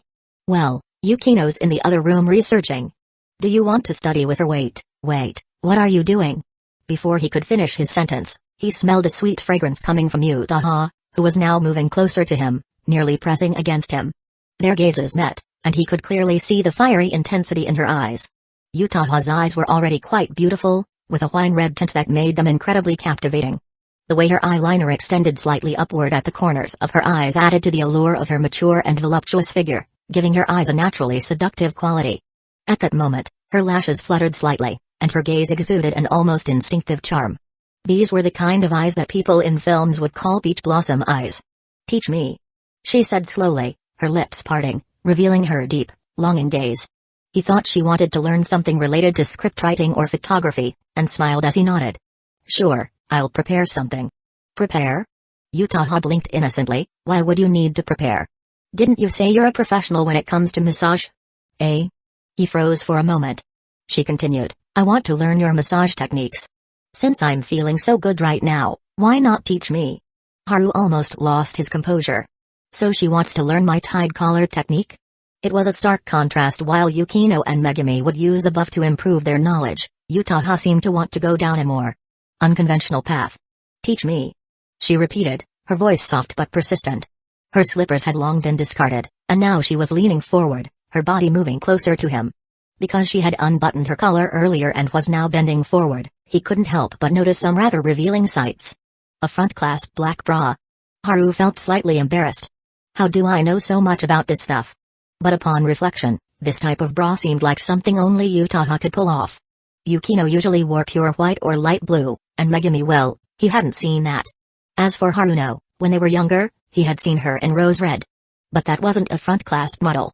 Of course, who knew what she might prefer now? Haru, at Yutaha's insistence, decided not to hold back and teach her the technique. To be fair, he was extremely thorough, explaining each step carefully while brushing up on his hypnosis skill. Yutaha quickly got into it. She was well aware that she still wanted to rest and lie down, but as Haru explained the technique, she found herself astonished by just how quickly she was learning. Teaching usually involves two phases, theoretical knowledge and practical application, right? So, doesn't that mean it's time for you to teach me some practical skills? She even knew how to think ahead. He chuckled, "Stop joking. If Yukino walks out and sees you like this, you'll just end up fighting again." "I don't care about her," Yutaha said nonchalantly, her words showing the effects of the sage's buff. After saying that, she leaned back slightly and took a relaxed, unguarded sitting posture. She lifted her leg, and the hem of her uniform skirt rose up, stretching along her black stockings to reveal her long, pale leg. The smooth, rounded thigh, covered by the stockings, gave off an almost blinding allure in that moment. Haru, calm as ever, replied, "If you really want to learn this, we can set up a time next time, and I'll teach both of you together." Yutaha's face turned a little red. "You want me and Yukino to join in together?" He rolled his eyes. "Senpai, do you have a screw loose or something?" She bit her lip but didn't answer. Instead, her slender leg stretched forward, resting it over his pants. Haru glanced down. "What's that supposed to mean?" "You must teach me," she said, then placed her other leg on top as well. He remained calm. "I'll teach you, no problem, but now is not the time for practical application." "Why not?" "Because you'll lose control." It wasn't just the effect of the buff, it was also her overconfidence. His words didn't seem to faze her at all. In fact, it seemed like she didn't even care. She muttered lightly, "I'm not the same as Yukino." Haru froze for a moment. "What do you mean?" The sudden shift in topic threw him off guard. Yutaha pressed her lips together and her eyes gleamed. "I have great self-control." He blinked. At that moment, his thoughts aligned with an emoji on his phone. They were having a normal conversation, and then suddenly, it was like driving onto the highway. He couldn't keep up. He put on a thoughtful expression. "Well then, let's just continue with the theoretical knowledge for now. We can leave the hands-on teaching for next time." Yutaha didn't insist. Though she was resisting the effects of the sage mode and really wanted to progress, her mind was still clear. She knew that if they started practicing massage now and Yukino suddenly barged in, things would definitely get awkward. Still, she didn't change her posture. Her beautiful black stocking legs rested on Haru's pants as she sat sideways on the sofa, listening attentively. When the sage mode buff finally wore off, she didn't move an inch. At that moment, Yukino emerged from the master bedroom, muttering, "Efficiency has already dropped, this is so troublesome." She walked toward the door and, without thinking, glanced into the living room. She froze. From her perspective, Yutaha had placed her legs on Haru, which was clearly an extremely suggestive posture. And she wasn't even trying to hide it. Her skirt had been pulled up quite a bit, exposing her full leg curve, nearly revealing everything.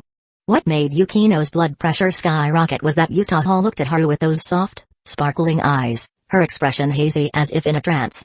Her flushed cheeks looked like peach blossoms, giving off a dreamy and alluring aura. What a seductive little fox. Yukino walked over with a cold expression. Haru, of course, noticed her presence and took the initiative to speak up. "Senpai wants to learn massage techniques from me." Yukino paused, then coldly looked at Yutaha, who was exuding seductive charm. "You're really learning, not hoping to be taught." The implication behind her words was heavy.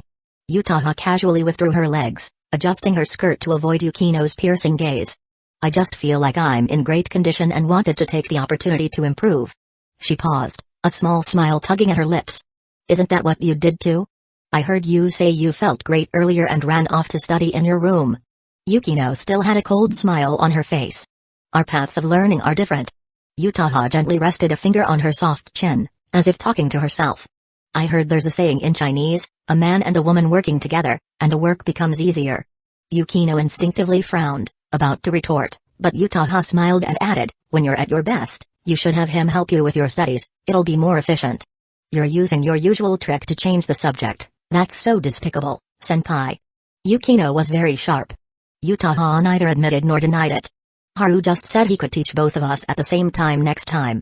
Yukino blinked, then looked over at Haru, who nodded eagerly, giving off an I'm happy to generously share my expertise vibe. Yukino gave them both an exasperated look. Are you sure this so-called teaching is legitimate? Absolutely legitimate. Haru grabbed the lifeline Yutaha tossed him. Yukino didn't bother arguing further. She walked over, scooped up the fat cat that had been lounging on the sofa, and sat back down. Yutaha secretly winked at him, as if to say, how's that? I did great, right? He couldn't help but laugh inwardly. So you were already planning how to explain things to Yukino? No wonder she insisted on having the hands-on teaching earlier, she was just setting the stage for this moment. With Yukino's aura still strong, Haru volunteered to wash the dishes and also prepare some tea and snacks for them. As soon as he left, Yukino coldly spoke up, do you want to keep being this despicable, senpai? Yutaha smiled faintly.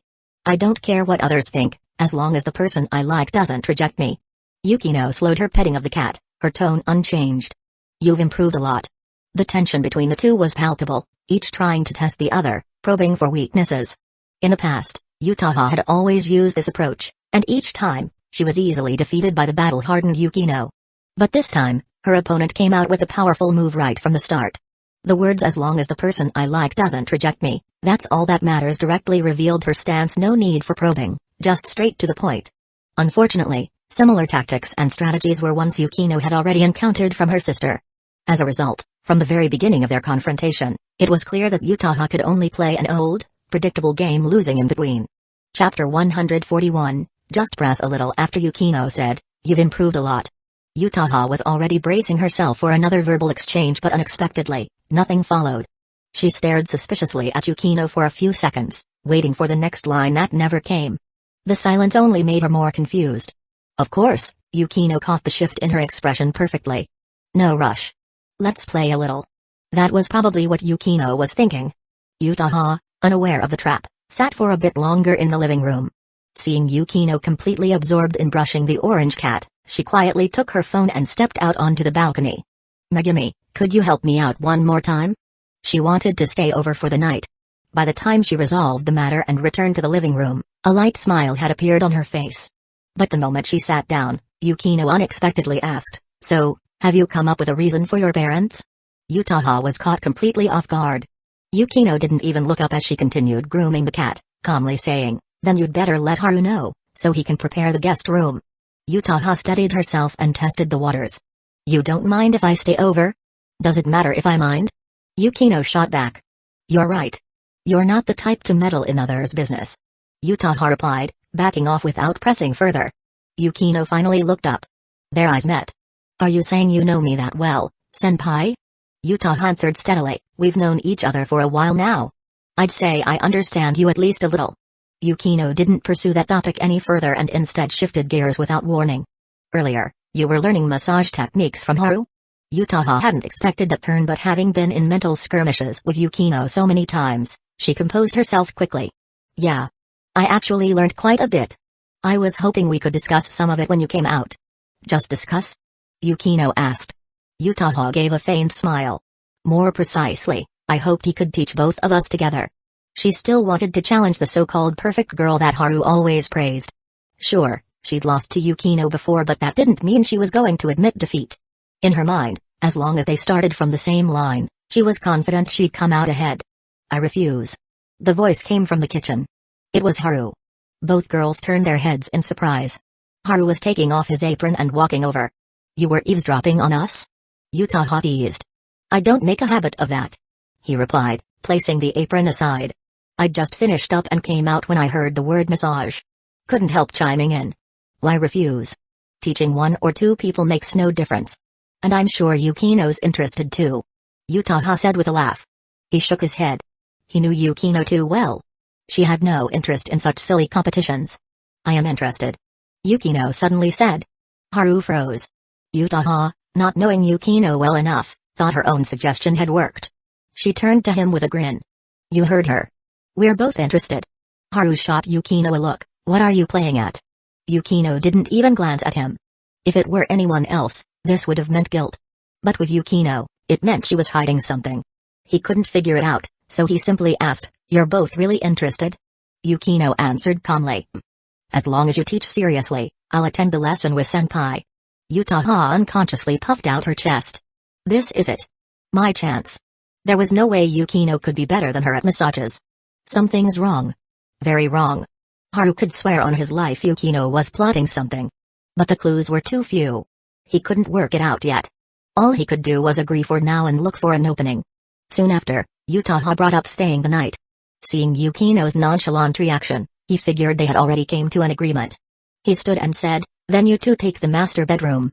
I'll sleep in the guest room. Neither of the girls objected. After prepping the room, he brought over a new set of toiletries and a bathrobe. Then Yukino asked, How much of the theory did you teach senpai? All of it, more or less. She picks things up quickly. He replied honestly. Yukino remained composed. Then she and I are about the same. You've learned too? Haru didn't recall ever teaching her. Yutaha also looked over, curious. Yukino met their gazes calmly. After you gave me that massage, I looked up a lot of material online myself. Haru blinked. So basically, you're both only missing the hands-on part. Then tonight's the perfect time. Yutaha said instantly. She was determined to prove herself. Yukino gave her a sidelong glance and nodded. Then senpai can go first. No problem. I'll go get cleaned up. Yutaha didn't hesitate. She picked up the bath kit and headed to the bathroom. The moment she left, Haru leaned toward Yukino and asked quietly, What are you up to? I want you to figure that out with your own brain. She replied. He raised his hands in frustration. You're not even giving me a hint. How am I supposed to deduce anything? Then just focus on the hands-on teaching. She said, and added, and I mean proper teaching. Don't do anything weird.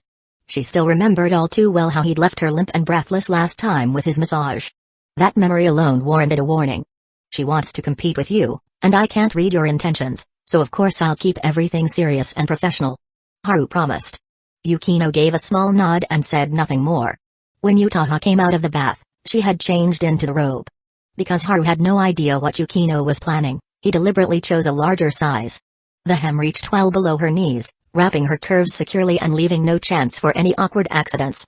That alone was proof that he had no intention of doing anything weird. This would be a proper, professional lesson. I'm ready. Let's begin. Yutaha took off her hood, letting her silky hair cascade down like a waterfall, flowing over her shoulders and neck with graceful ease. Since her hair was already clean and time was short, she didn't bother washing it. Lie down here. Haru said, rising from his seat and pointing to the wide, comfortable sofa. Yutaha obeyed without protest, a faint smile curling at her lips. By the way, since I'm the first one to experience this hands-on lesson, I'll probably end up learning more than Yukinoshita. I anticipated that already. You didn't need to point it out. Yukino replied coolly. Seeing the two had stopped bickering, Haru put on a serious face. Then, the professional session by Tokyo's King of Massage begins now. No one responded. Unfazed, he pulled up a chair and sat down on the left side of the sofa, positioning himself to start with Yutaha's legs. Yukino, meanwhile, had set down the orange cat in her lap and was now seated properly, legs together, posture upright, clearly ready to observe seriously. But beneath that composed exterior, her left hand slid discreetly to her thigh. She pulled out her phone and, with a few practice taps, started recording. She had first-hand experience with Haru's massage skills. Even if he kept everything proper and professional, the effects were still unpredictable. Despite her strong self-control and calm mind, she had completely melted under his hands. And Yutaha? There was no way she'd fare any better. This kind of once-in-a-lifetime footage, how could she not capture it? Yukino kept her expression straight, doing her best not to smirk. So the senior wants to challenge me head-on? Fine. I'll just unleash my secret weapon, Amamiya Haru. A single massage, and she's done for. She thought her movements had been perfectly concealed. Unfortunately for her, Haru had a cheat skill, auto-aim. Not only did it help him find the most pleasurable pressure points with surgical precision during a massage, it also let him observe his surroundings in ridiculous detail. When he caught a glimpse of Yukino's little maneuver, it all clicked instantly. So that's what she's after, trying to catch the senpai at her weakest. No wonder she didn't give a single hint earlier. Naturally, he didn't call her out.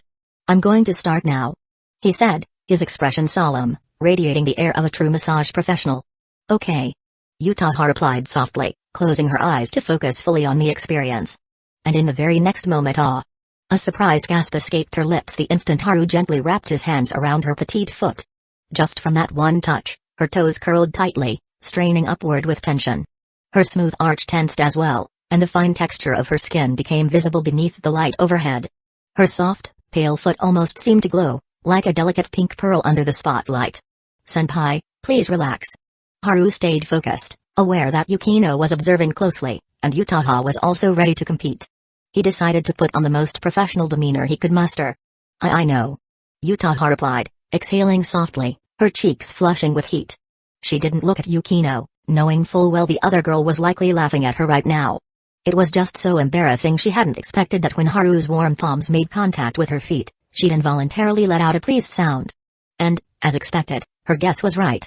Yukino's face was indeed twisted with amusement. She didn't bother to hide it. The camera from her phone, positioned just above her thigh, zoomed in on Yutaha's flushed face. How embarrassing, senpai.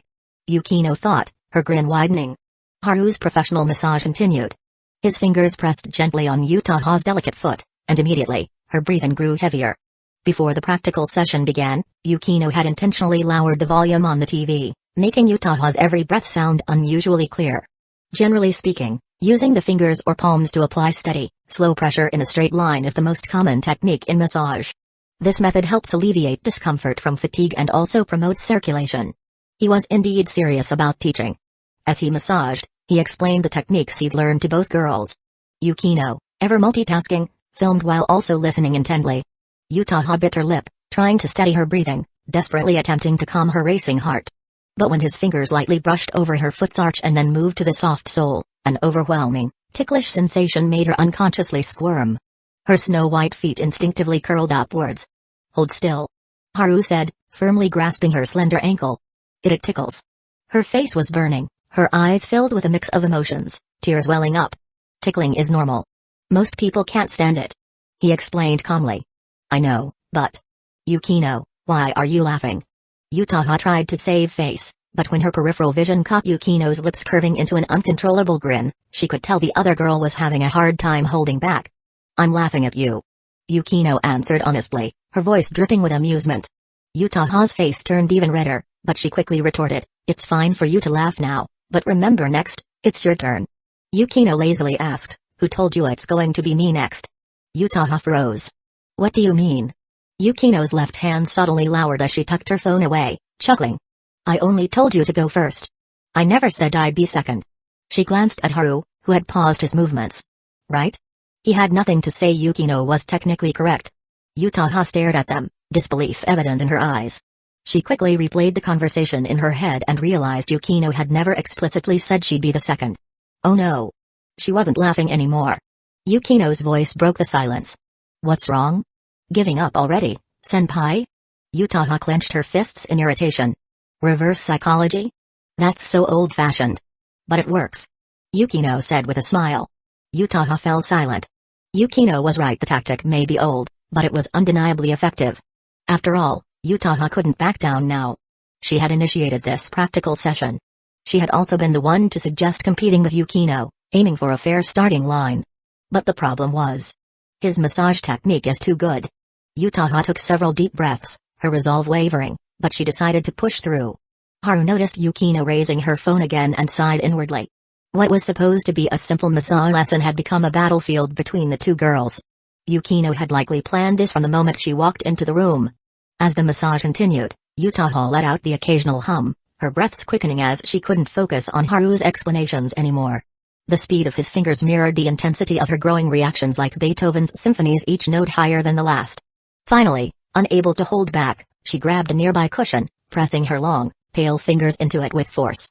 The feeling was indescribable. The initial ache from the massage melted away, replaced by a wave of blissful ease that spread through her body, as though she were soaking in a warm spring. It was comfortable and relaxing, making her want to sigh in contentment. She didn't even realize that her face was flushed, her hair slightly disheveled, and her eyes half-lidded, practically glowing with an intoxicated allure. And all of it had been captured on Yukino's phone. Chapter 142, Lip Print. The living room was quiet, with the television's volume set low. The soft, bright light bathed the three of them. Even though Yutaha appeared completely relaxed and unguarded, her charming, seductive demeanor in that moment, Haru remained undistracted. Earlier, Yukino had asked him to show her a professional, formal lesson. Well, then he would give her exactly that. Originally, this was supposed to be a two-person session, but now, with Yutaha completely dazed, let alone participating in the lesson, she could barely manage a normal conversation. After finishing the leg massage, he moved on to the next target, her waist, which would help relieve fatigue even more effectively. Compared to Yutaha's smooth, fair feet, her waist was an even more captivating area. Her leg lines were graceful, and her delicate feet were so slender they could be held with one hand. Anyone who looked would marvel at how well her legs were taken care of, rivaling Yukino's. But it was her waist and abdomen that had a completely different kind of appeal. A girl with a small, slender waist always attracted more attention. And what made it even more enticing was that Yutaha didn't just have a tiny waist. Her waist-to-hip ratio was perfect. This showed just how strict she'd been with her body management over the years. The waist of a girl always carries a hint of allure, adding to her charm. As Haru spoke softly, "Next is the waist massage, senpai." His words were gentle. Yutaha's dazed eyes fluttered slightly, and she bit her lip, her expression embarrassed yet unwilling to stop. At this point, it seemed she didn't want to quit halfway. The reason for her hesitation, whether it was because she truly wanted to complete the lesson or because she couldn't bear the pleasure of the massage, was unclear. "Senpai, can you handle it?" Yukino's voice chimed in lightly.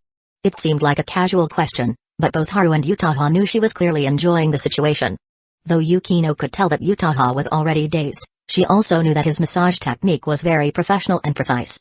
That was why she hadn't stopped him until now.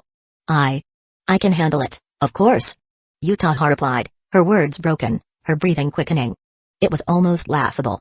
She had just said that, and yet she was still panting. Haru didn't want to look any longer, sighing, "How about we end it here for today?" "No way." X2 both beautiful girls rejected him at the same time. He wanted to complain but didn't know how to voice it. After thinking for a few seconds, he realized that Yukino probably wanted to seize this once-in-a-lifetime chance to gather as much embarrassing material about Yutaha as she could. As for the other one's intentions, only she knew for sure. In reality, Yutaha felt too embarrassed to tell Haru that she was truly enjoying the massage. The lesson was no longer important. She'd just have to act like nothing happened when Yukino confronted her later. Let her enjoy this moment of smugness for now. At this moment, a faint pink hue spread across Yutaha's face and neck.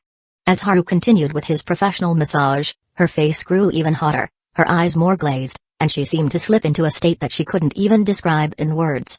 10 more minutes passed before he finally stopped, saying, "All right, today's lesson is pretty much done." Yutaha kept her eyes closed, her face flushed and radiant, oozing with seductive charm. All that filled her mind was one thought: the Tide collar is amazing. Meanwhile, Yukino, satisfied, put her phone away and said, "Thanks for your hard work." It was unclear if she was thanking Haru for the professional lesson or Yutaha for providing such embarrassing material. "Yukino, don't you want to try?" Yutaha wasn't in the mood to argue with Yukino anymore. When she asked this, there was a strong invitation in her tone. "No thanks." Yukino rejected immediately. She knew exactly how skilled his was at massaging. If she lay down, she'd probably be knocked out within minutes. She wasn't willing to take that risk and end up being the one giving Yutaha blackmail material. "Really?" Yutaha sat up, feeling completely relaxed and comfortable.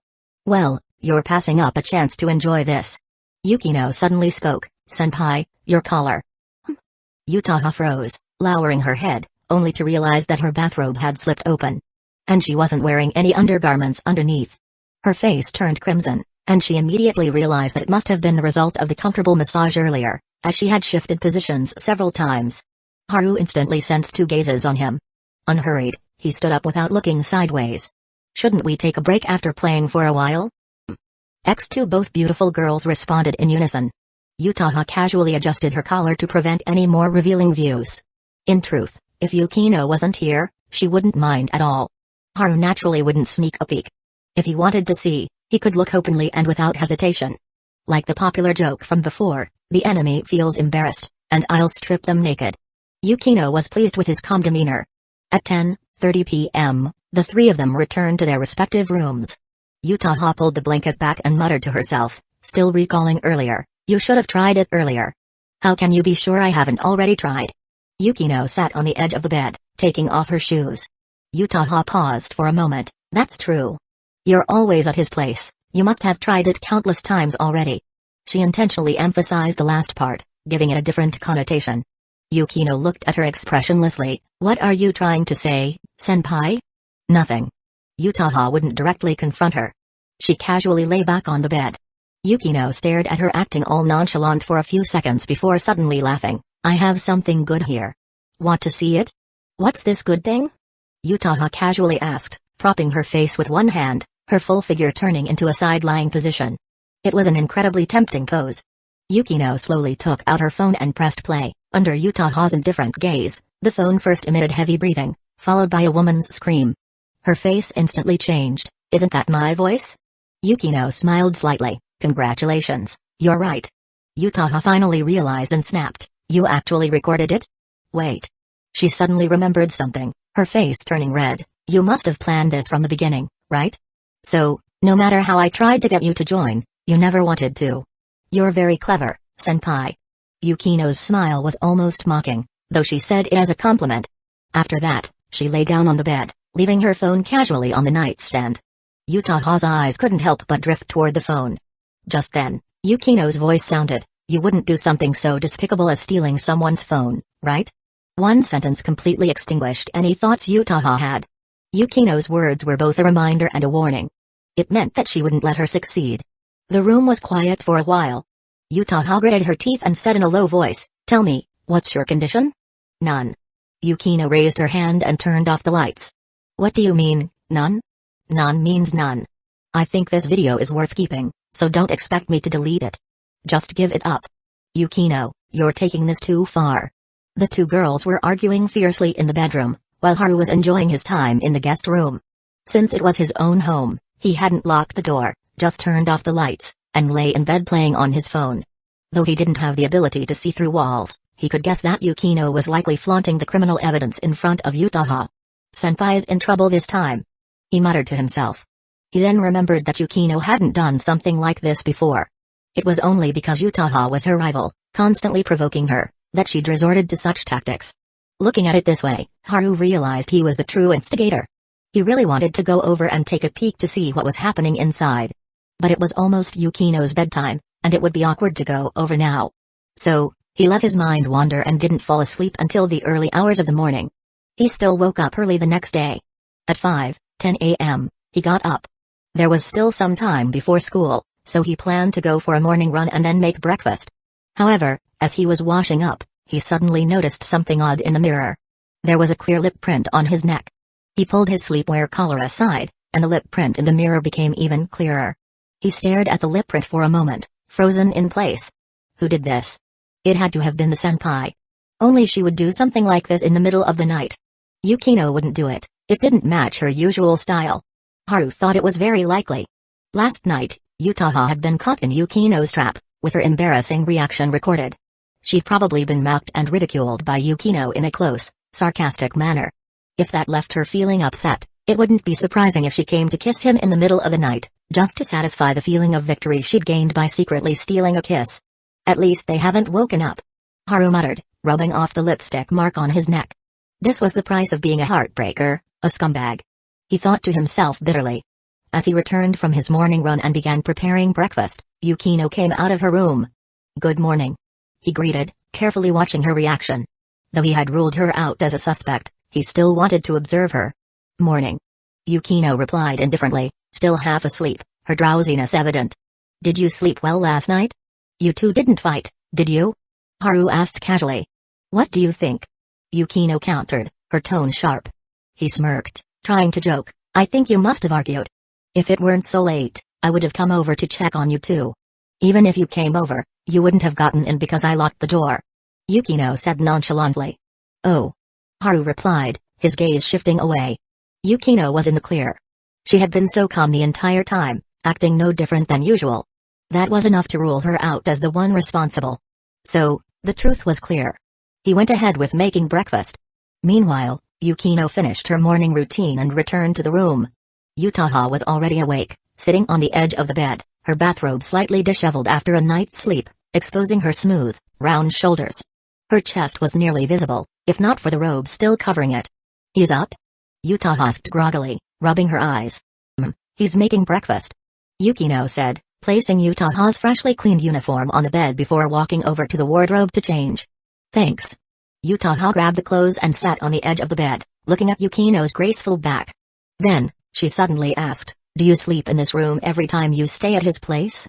Yukino froze for a moment while changing into her undergarments, before resuming as if nothing had happened. I'm not interested in discussing this with you. I don't want to discuss it either, but I have evidence. Evidence? Yukino turned instinctively, but before she could fully face Yutaha, she saw her smile slyly and hold something up. It was a strand of hair. Yukino's face reddened as she quickly turned her back. What's that? Yutaha casually teased, this hair is yours, right? Say whatever you like. Yukino replied coldly, her face growing warmer by the second. She knew it was her hair, but it wasn't just any hair. It was something else. She couldn't bring herself to say it out loud. While Yutaha went to the bathroom, Yukino quickly went over to the table, picked up the hair, and threw it in the trash. She had destroyed the evidence. The two girls eventually joined Haru in the living room for breakfast. He observed Yutaha closely, but she simply greeted him with a calm good morning and acted completely normally. Her acting has really improved, Haru thought to himself. Even after sneaking into his room at dawn, Yutaha could still behave so calmly in front of him and Yukino. This was something she would never have been able to do before. Seeing her act like nothing happened, Haru realized that he wouldn't be the one to expose the truth. At most, he'd find an opportunity in the future to tease her a bit. Time passed quickly, and it was now late October. Because he had matters to attend to at work, Haru took a leave of absence from school on Wednesday. There wasn't much going on at the company. Since High School Return of a Gangster had aired and performed well, along with the strong ratings for each drama before it, everyone was motivated and eager to find something to work on. He couldn't help but sigh at how hardworking the office workers in Japan were.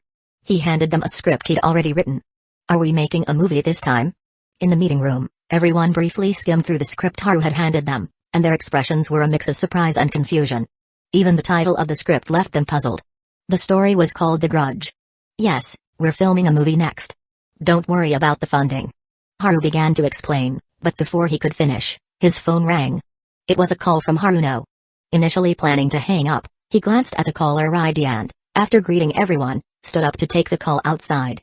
Chapter 143, Haruno wants to play. 30 minutes later, Haru met Haruno down by the front entrance. As always, she looked stunning. But today was different from her usual simple dress style. She wore a well-tailored suit skirt. A sleek black jacket clung to her upper body, and every subtle sway of her waist revealed a soft, graceful silhouette that was uniquely hers. His gaze slid down the curve of her body. On her feet were a pair of black mesh heels, elegant and airy, showing off pale, slender legs that looked almost too perfect. You took the day off today? Noticing Haru wasn't in his school uniform, Haruno made a quick guess. He nodded. Something came up last minute. Just had to take care of it. And that won't affect your studies? I'm one of the top 3 in my grade, remember? Alright, no need to show off. Haruno waved him off with a smile. Once you manage to beat Yukino, then you can brag to me all you want. She laughed again, then asked, so, are you busy now? No, I just wrapped things up. Perfect. Come shopping with me. Before he could answer, she had already closed the distance, wrapping her arm around his in a familiar, affectionate motion. It was a little too close for casual friends, but she knew how to toe the line. Not tight enough to press her chest against him, but not so distant that they'd seem like strangers. You called just to drag me out shopping? He didn't mind her closeness. After all, they'd known each other for years. They'd had even more intimate moments hugging, for example. What else would I call you for? I'm only going to school this afternoon. Come help me shop for a bit, and later, I'll take you to class. Deal? To be honest, I'd rather just stay home and game. Haru couldn't help but recall an anime he'd once seen, Haruno Wants to Play. Haru, we made a promise, remember? Haruno gave a cute little wink, playfully teasing. He ignored the act.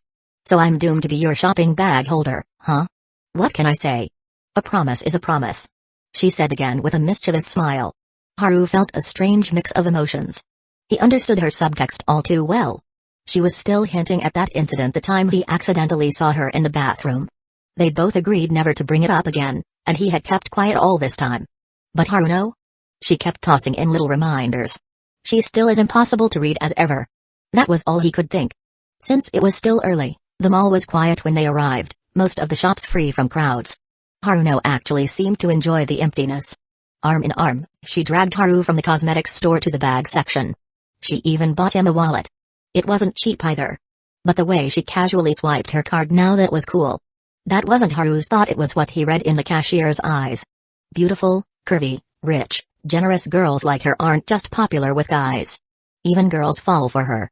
Then she dragged him into a women's clothing store. They hadn't been inside long when he noticed 3 guys sitting in the corner, all staring at their phones.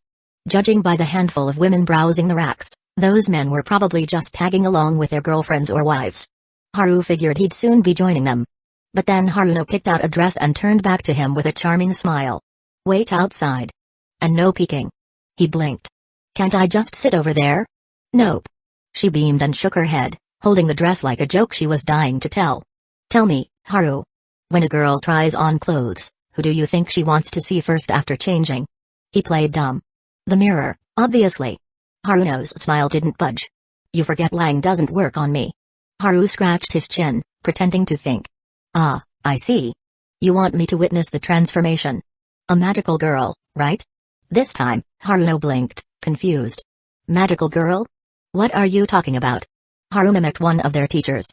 Haruno-san, you've always had top marks, haven't you? Then you should know chemistry is basically the magical arts of this world. With your grades, you totally qualify to be a magical girl. The salesgirl nearby tried hard to suppress a giggle. Haruno rolled her eyes at him. Now I'm really curious. When you say this nonsense to Yukino, how does she even respond? She usually compliments me, sincerely. He lied without blinking. Haruno let out a soft chuckle, saying nothing more. Haru smirked. You two really are sisters. Even your cold laughs sound exactly the same. Haruno disappeared into the changing room. Only then did the salesgirl finally laugh out loud. You and your girlfriend are adorable. The way you two get along, it's honestly kind of enviable. He shook his head. You got it wrong. It's her sister who's my girlfriend. Wait, seriously? But you two seem so close.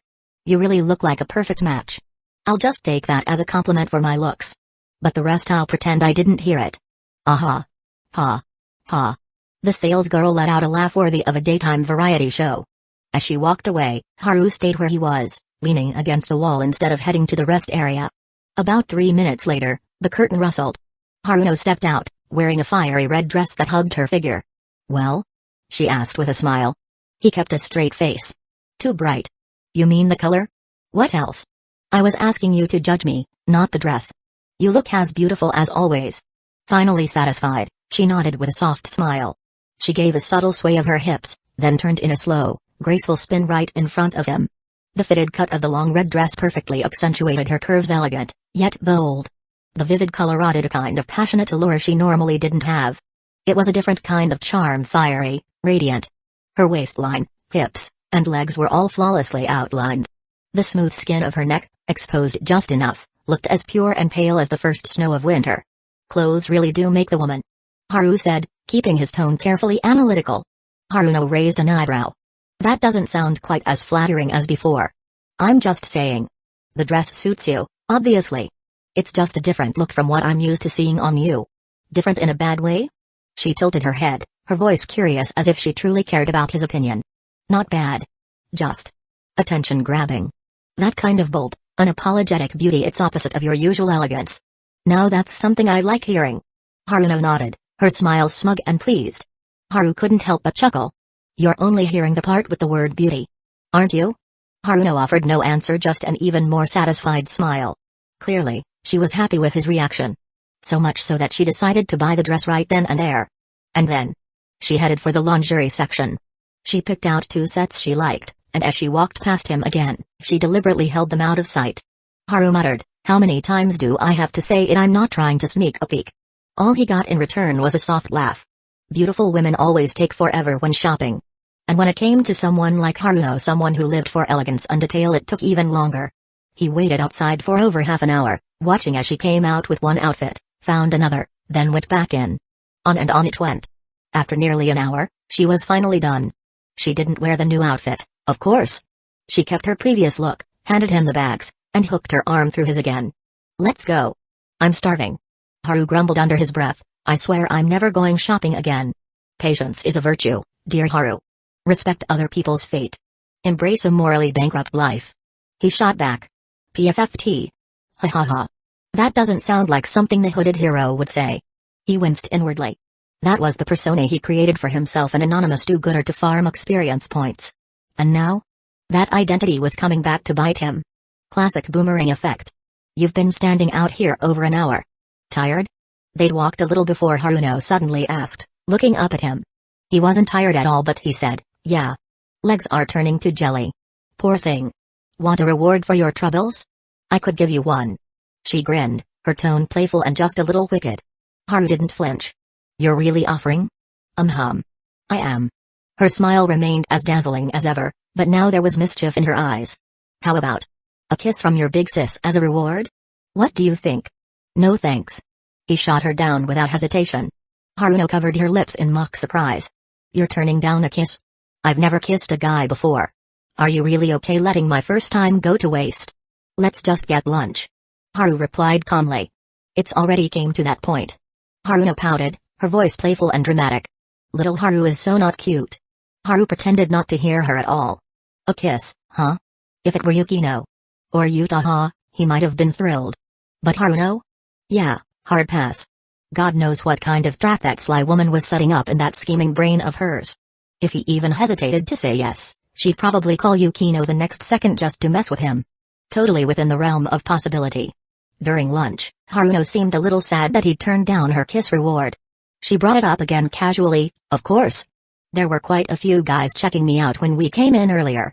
She said, as if making small talk. That's normal. You're pretty. Haru replied, not even looking up from his food. Haruno didn't get upset at the nonchalant answer. Still smiling, she went on, there are still guys sneaking glances at me. Also normal. You've got a great figure. This time, Haru didn't even try to fake interest. Haruno finally gave him a gentle knock on the head with her finger. Then, tell me specifically, which part of my body looks good? Without missing a beat, he muttered, classic hourglass figure. Haruno's smile froze, a visible question mark almost popping up above her head. Hourglass. She imagined the shape of an actual hourglass and frowned. Did he just say my body looks weird? In truth, Haru meant that smooth-esque curve, her narrow waist and the way her hips flared out below. It was hands down her most seductive feature. But right now, he was focused on eating. Explaining? Not worth the effort. Chapter 144, Haruno's thoughts after lunch. Haru continued accompanying Haruno as they strolled through the city. They passed a shopping mall, and he noticed her glancing inside several times. Thinking she might want to go in again, he said, no way, Haruno-san, you wanna shop again? If she planned to spend another hour browsing, he might as well head to the nearby arcade and wait. What's with that face? Haruno chuckled at his tone, her white teeth flashing. Relax. I'm done shopping. I still need to take you to my university later. Then she added, I just remembered something my mom said. Not long ago, someone tried to rob the gold store in there. Oh right, I saw that on the news too. Didn't they already catch the guy? Yeah, they did. I was just taking a look. While they chatted, Haru couldn't help noticing Haruno's lips. They looked glossier and more vibrant than before. He quickly realized she must have reapplied her makeup when she went to the restroom after lunch. Not surprising. Haruno was always put together, meticulous about her image. Out of everyone he knew, she probably cared the most about appearances. But once that thought crossed his mind, he remembered the lipstick mark that had been on his neck days ago. He had been paying close attention lately, and Utaha hadn't shown a hint of suspicion. Whether chatting in the clubroom or talking outside school, she acted completely normal. That alone was impressive. Her acting and mental resilience had seriously leveled up. No slip-ups even after all this time. After a while, Haruno tugged him into a car, and they actually did head to university. It wasn't class time yet, but Haruno still gave him a little campus tour, occasionally waving or responding to greetings from students passing by. Boyfriend? Oh no, he's my little sister's boyfriend. Handsome. Of course he is. My sister's got great taste, learned from the best, me. Haruno handled the gossip and nosy questions like a seasoned actress. Haru simply played along. When they reached a classroom, it was already half full. At the front stood a gray-haired male teacher giving a lecture. Must be a popular one if he could draw this many students during break. Haru followed Haruno to the back row and sat down. After listening for a moment, he realized the teacher was lecturing in French. Totally above his level. Haruno clearly knew that too. She leaned in and began whispering explanations into his ear. Her scent instantly surrounded him: shampoo, perfume, a mix of sweet and soft that tangled around his senses like a spiderweb. And ever since his physical condition had improved, his senses were sharper. That delicate fragrance felt more intense now. He had to clear his head just to focus on what she was saying. Of course, the teacher noticed. Switching languages with a sly smile, he said, I've got no problem with students bringing their boyfriends to class, but maybe keep your voices down a bit, yeah? The room erupted in soft laughter. Haru straightened up like nothing had happened. Haruno smiled and nodded politely. Got it, sir. She didn't bother explaining he was actually her sister's boyfriend. Wrong time, wrong place. Trying to explain now would just come off as suspicious and defensive. She wasn't a fan of that. Haru could tell the students' gazes shifted to him after that. More curiosity, more attention. With someone like Haruno, it wasn't surprising she'd have admirers all over campus. Within 10 seconds, Haru was sure at least 3 jealous stares were burning holes in his face. She's totally using me as a shield, huh? But he didn't mind. It wasn't a big deal. With Haruno helping interpret, he eventually realized the lecture was on Pride and Prejudice, delivered entirely in French. A while later, the teacher scanned the room with a warm gaze that stopped right on Haruno and Haru. Miss Yukinoshita, would your boyfriend mind reading a passage for us? All eyes locked onto them. Before Haruno could respond, Haru stood up with a sigh. Sorry, I don't speak French. The teacher was kind. No problem. Just read it in any language you're comfortable with. Haruno's eyes lit up. She gently tapped Haru's hand and mouthed the words, Spanish. She knew he'd studied it with Yukino. That look on your face, are you just here to stir things up? He had a hunch she just wanted to watch the show. As for whether it was to see him shine on stage, he wasn't so sure. How about I write it out instead? He didn't like reading aloud in front of crowds. The teacher nodded, still smiling. Haru didn't borrow a book from anyone. Instead, he gave Haruno a look that said, Happy now? Her smile bloomed like a flower. Under a room full of curious gazes, Haru walked to the blackboard and picked up a piece of chalk. His calm, direct manner of doing things made even the teacher pause. Everyone looked at the board, blinking. That's Spanish. Haruno said, her grin sly like a fox that had just raided the henhouse. Her eyes sparkled with pride. I'll help with the translation. I'd appreciate that. The teacher replied with surprise. Haru had acted so fast that even he hadn't seen it coming. What's more, the teacher didn't actually know Spanish himself. While Haru kept writing on the board, Haruno began translating. Vanity and pride are different things, though the words are often used synonymously. A person may be proud without being vain. Pride relates more to our opinion of ourselves, vanity to what we would have others think of us. Listening to her smooth, clear voice, Haru kept writing, but his mind was spinning. So I was wrong? Haruno was genuinely helping him stand out? But why? He paused for a moment, started a new line, and wrote, It is not others who deceive us, it is often our own vanity. Women always assume that when a man compliments them, there must be something more behind it. Haruno's voice faltered for just a second during the translation. Haru didn't miss it. Yup. She does want me in the spotlight. Now what kind of game are you playing, Haruno-san? After finishing the lines that had left a lasting mark on his memory, Haru set the chalk down. He gave a small nod to the stunned teacher, then quietly returned to his seat. The way people looked at him had clearly changed. The gazes that once burned with jealousy were now laced with something else, complicated, uncertain emotions. Haru didn't pay them any attention. Instead, he casually glanced at Haruno and froze. She was resting her face in her hands, gazing at him with a radiant smile. A smile that bloomed like fireworks. Her eyes practically sparkled like melted sugar. He immediately grew suspicious. She was definitely plotting something again. Best to play it safe, stay still and let the chaos pass. The two of them only stayed for a single class. Just to be cautious and to stop Haruno from dragging him into any more trouble, he suggested they leave early. I'm coming with you, she said without hesitation. You're skipping the rest of your classes? They're not that important anyway. That one line shut down every counter-argument Haru had prepared. They walked along the sidewalk outside the school. Haruno watched the stream of pedestrians pass by, seemingly unaware of Haru's sideways glance full of suspicion. Then, as if speaking to the wind, she murmured. You know, I've always wondered, Yukino tries so hard to catch up to you. So what does she feel when you outshine her right in front of her? He gave her a blank look. Seriously? That's what this is about? Isn't that reason enough? She turned toward him, and the breeze caught her short hair, tossing the thin bangs across her forehead and sending strands fluttering around her cheeks. With the gentle wind and the subtle smile blooming on her lips, there was something inexplicably beautiful about her in that moment. Haru couldn't help but think right now, Haruno really looked like a girl. But beneath that charming smile, what was she really thinking? Chapter 145, Utaha submitting. Please have mercy. In the end, Haru never did get the truth out of Haruno. And he was sure, absolutely sure, she hadn't been honest with him. They had known each other for over 10 years. Even if her tricks were elaborate and layered with lies and half-truths, he still knew her. At least a little. After all, their battles of wits had started way back in elementary school. He still remembered when she used the excuse "let's all go swimming together" to invite him and Yukino to the Yukinoshita family's private pool. Back then, Haruno wasn't the polished, expressionless trickster she was now. Her poker face hadn't fully developed. She was still young, her deceptions a little clumsy, her reactions still readable. So when he realized her real goal wasn't swimming, but snapping a photo of his bare butt with a camera, he struck first, pushing her into the pool while she was still strapped into her life jacket. As a bonus, he tossed her a float ring afterward. He still remembered how her cheeks flushed red with fury, while Yukino stood on the edge of the pool, stunned into silence, eyes wide in disbelief. "Hello? I'm saying goodbye here, and you're spacing out?" At the school gate, Haruno purposely spoke in a dissatisfied tone, interrupting Haru's thoughts. "I was just thinking about the past," he said, smiling nostalgically. "Oh?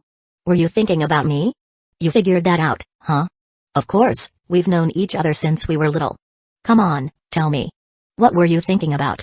I'm curious too." "About that time you tricked me into going to the pool." As soon as he said that, Haruno immediately showed an expression of regret. "That time was really unfortunate. You, of all people, showed your bad side and actually pushed me into the water." "That was clever." Haru defended himself. "If I didn't act first, I would have been the one pushed in. Who knows? You might have even taken my pants off." Haruno burst into laughter. "You remember that so clearly?" "You're right, I was planning to take a photo of you with no pants on. I was even thinking of using it to embarrass you for the rest of your life, but unfortunately, you weren't playing along." Talking about the past, her gaze softened. At least for this moment, she was no longer the faceless Haruno who wore a mask. All her emotions were sincere. Haru looked at her soft smile and laughed too. "I've always been clever. Not to brag, but that's what my mom always says." "TCH, using Auntie's words against me, huh?" After chatting for a while, the two of them parted ways. At that moment, the wind blew gently. In Haru's line of sight, Haruno's long dress swayed with the breeze, her hair fluttering in the air. Her skirt covered her calves, so there was no need to worry about any wardrobe malfunctions. On the other hand, a few girls nearby, whose skirts were shorter, squealed and hurriedly covered their skirts. Haruno, seemingly aware of the situation, pressed down her messy hair and turned to face Haru. Seeing him still standing there, she smiled gently. "You should head back soon." "All right." Haru nodded and turned to leave. This time, it was Haruno who stayed behind, watching his retreating figure. A girl who happened to know Haruno came over, holding her skirt down, and curiously asked, "Haruno, is that your boyfriend? He's much better looking than the guys who usually chase after you at the university." Haruno smiled and shook her head. "He's my sister's boyfriend." "Eh? Really? I heard he made quite a scene earlier, speaking Spanish at your encouragement, and then stayed with you at the school gate for a while. It spread that quickly?" "Of course, you're really popular." At that compliment, Haruno just smiled. Popular? It was probably because she was so meticulous in her actions at school, always keeping everything in check and doing well with people. She couldn't say that was easy. Haruno's gaze subtly shifted as she thought about how comfortable she felt around him, and a trace of regret flickered in her heart. "I should have had him stay with me a little longer."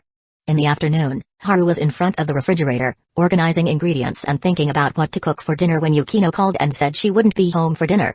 Haru casually asked, and that's when he found out that Yukino was going to visit a filming set with Utaha to observe and learn. That caught him by surprise. Just a few days ago, they had been arguing non-stop. How were they already able to go out together again? Soon after, Yukino sent a message that cleared up Haru's confusion. Yukino had sent a picture. It was a screenshot from a social media app. The conversation in the chat was between Yukino and Utaha. "Yukino, if you make me angry again, I'll consider editing that video and sending it to the photography club members. Utaha, I've been good, please spare me." Reading the contents of the picture, Haru almost laughed out loud.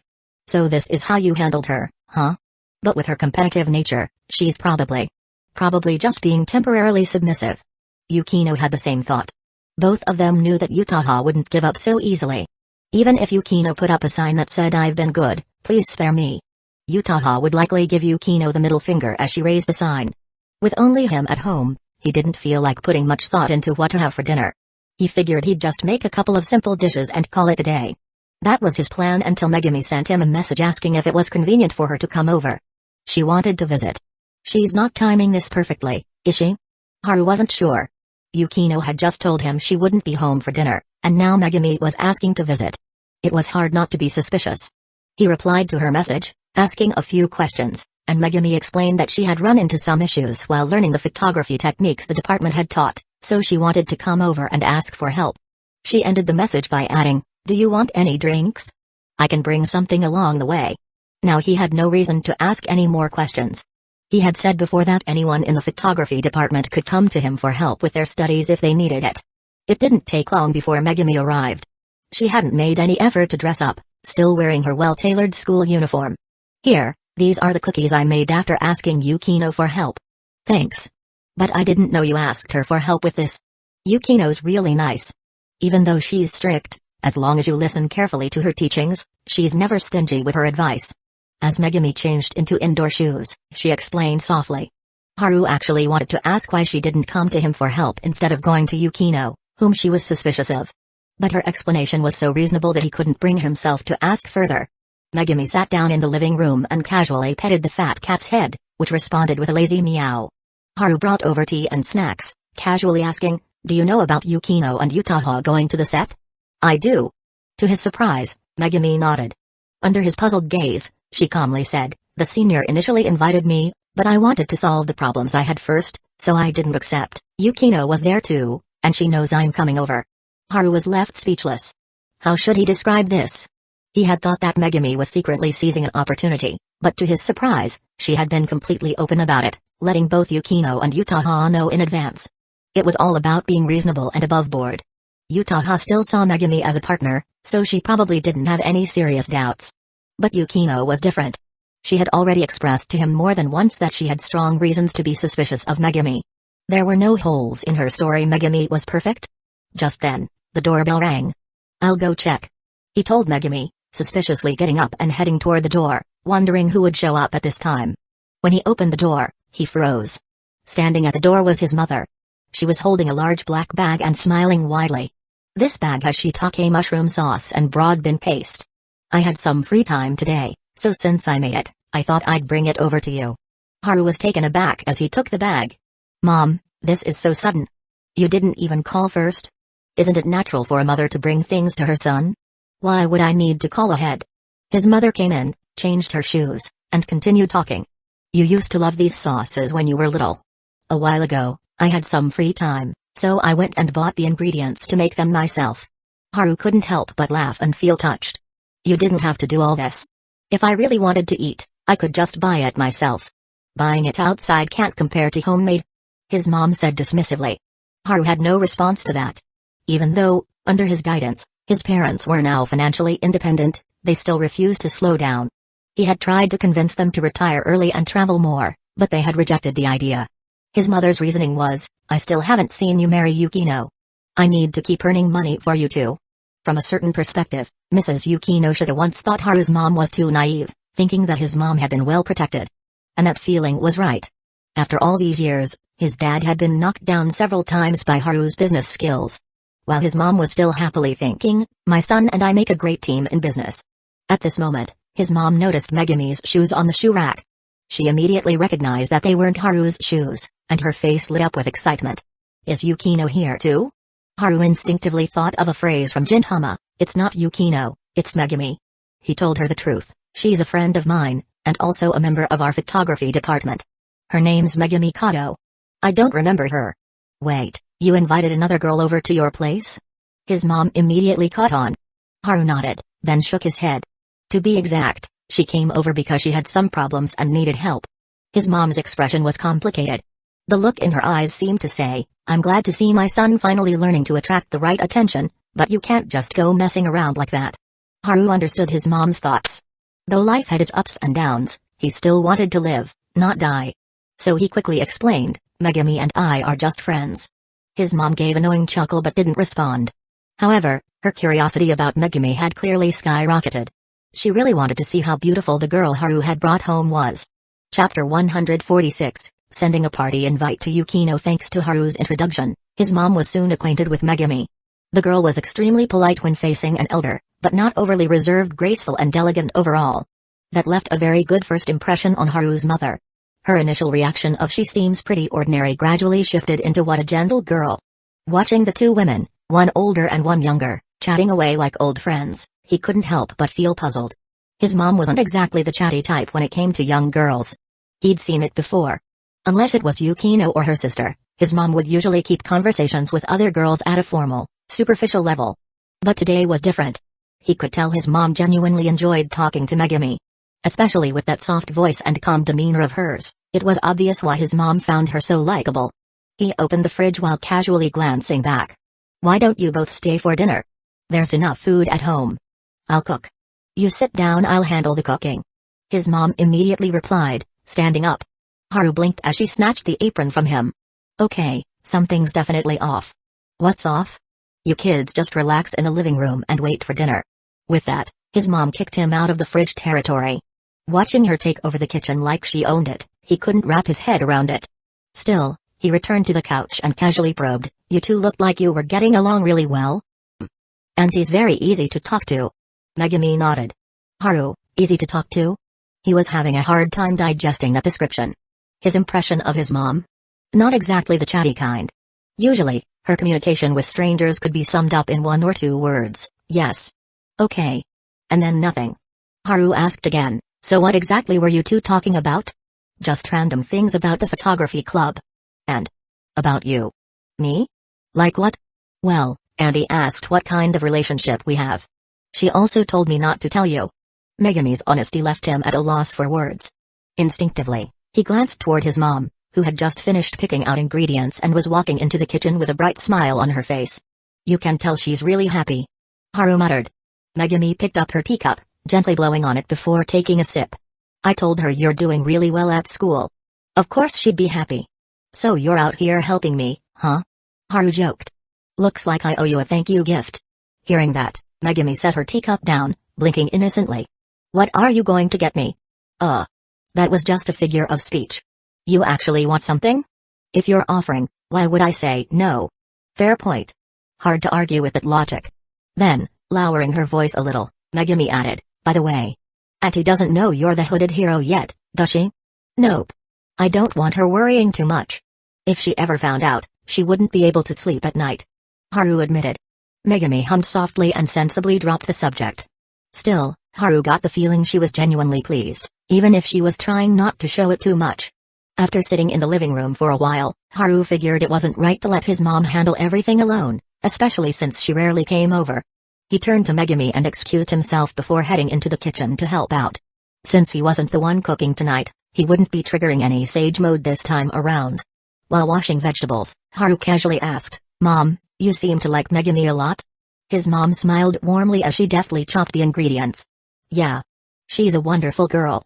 At first I thought she was pretty ordinary, but the more I talked to her, the more I noticed she's actually very pretty, and she's got a good figure too." "So that's what you were paying attention to?" Haru said, half laughing, half crying. "I'm not finished yet," she said, giving him a side eye. "I was paying attention to her character. She seems sweet and delicate, but in reality, she's elegant and sharp. A calm, intelligent girl." "That's true. Yukino said the same thing once." Haru nodded, handing her some cabbage. His mom chuckled. "You brought up Yukino on purpose, didn't you? Trying to fish for how I feel about Megumi compared to her?" "I wasn't," Haru denied immediately. "Please. You think I don't know you? I don't talk much with your generation, sure, but you're my son. Any girl who's close to you I'm going to take a serious look." Yeah, I get it. Don't brush me off." She lightly knocked him on the forehead, flicking water from her fingers onto his face. Then she continued, "Any girl willing to visit a boy's house on her own, that already says a lot. She must trust you. Otherwise, no way she'd come over." Haru sighed. "Seriously, we're just friends." "I know. I'm just saying girls like her are rare. You should treasure that friendship. When you step into society later, having someone like Megumi in your corner will be something others envy." He paused for a moment, realizing maybe he had been overthinking. His mom wasn't suspicious of him and Megumi at all, she was genuinely thinking about his future. His mom went on, "Back in middle school, you had plenty of girls who liked you. Your dad and I met a few of them too. A lot of them, just from their behavior, you could tell they grew up too sheltered. They had no idea how tough the world can be, and a lot of them lacked gratitude. She smiled, adding, "Kids like Yukino are rare. You better not piss her off like you did when you were little, or I'll take her side, you hear me?" Haru turned his head awkwardly. Yeah. No way he could tell his mom about what happened with Utaha just yet. After dinner, both Megumi and Haru's mom said their goodbyes. He saw his mom off first, then walked Megumi to the door. She seemed a little reluctant. "I actually had something else I wanted to talk to you about. But it's getting late." "What was it?" "If it's not a bad time, you can tell me." "It's nothing major. I just wanted to ask if you'd like to watch a movie together." Haru thought she meant going out to the theater and quickly waved it off. "Let's skip today. We can invite everyone and go another time." Going to the movies alone with Megumi? Yeah, no way he was agreeing to that. Invite everyone. Megumi's eyes showed a flicker of disappointment. But she quickly caught on he had misunderstood. She didn't try to explain. On the way home, she couldn't help but remember that last time when the four of them watched a movie together. No way she could let that happen again. Otherwise, it'd be another round of girls lining up to change their underwear. Around 6 p.m., Yukino came home. Haru, looking very much the house husband, went to greet her. "How was it? Did you have fun?" "We weren't having fun, we were studying." Yukino corrected him immediately, bending down to change her shoes. Still, there was a hint of excitement in her voice. "We learned a lot. Professional film crews are on a whole different level. There's so much we can pick up from them. Well, it's their job, after all." Yukino entered the living room with a bright smile, scooping up the orange cat and gently stroking its soft fur. "So, how did your talk with Kato go?" "About the same as usual." Haru replied honestly. She said the senpai is considering her for the lead role in her script, so she came to ask for some advice. Yukino, still petting the chubby cat, nodded with satisfaction. "That sounds about right. Senpai also asked me to play one of the supporting roles." Haru chuckled. "Sounds like a fair trade. After all, it was Yukino who had chosen Utaha to play the lead in the previous project." "You could see it that way," Yukino said, "but I haven't agreed yet. Honestly, I prefer working behind the scenes rather than being in front of the camera." As she spoke, her gaze drifted toward the dining table, and landed on a familiar jar of doubanjian. The lid had clearly been opened, and the sauce inside had noticeably been used. Her eyes widened in surprise. "Did Auntie come by?" Haru was even more shocked. "How did you know?" "That brand of doubanjian, Auntie specifically bought it. She actually mailed me a batch yesterday," Yukino said calmly. Hearing this, Haru felt a little wronged. "So I'm not even her first priority? I come after you?" Yukino laughed happily. "Isn't that perfectly normal? Auntie always said I am the cutest girl." She said it so confidently, without even a hint of embarrassment, that Haru couldn't help but smile to himself. He was already used to this. Then Yukino seemed to realize something. "Wait, that means Auntie met Kato today?" "Yeah, but don't get the wrong idea," Haru quickly added. "It's not like a meeting the parents situation or anything." Yukino shot him a sharp look. "When did I ever say that?" Then she fell into thought, murmuring to herself.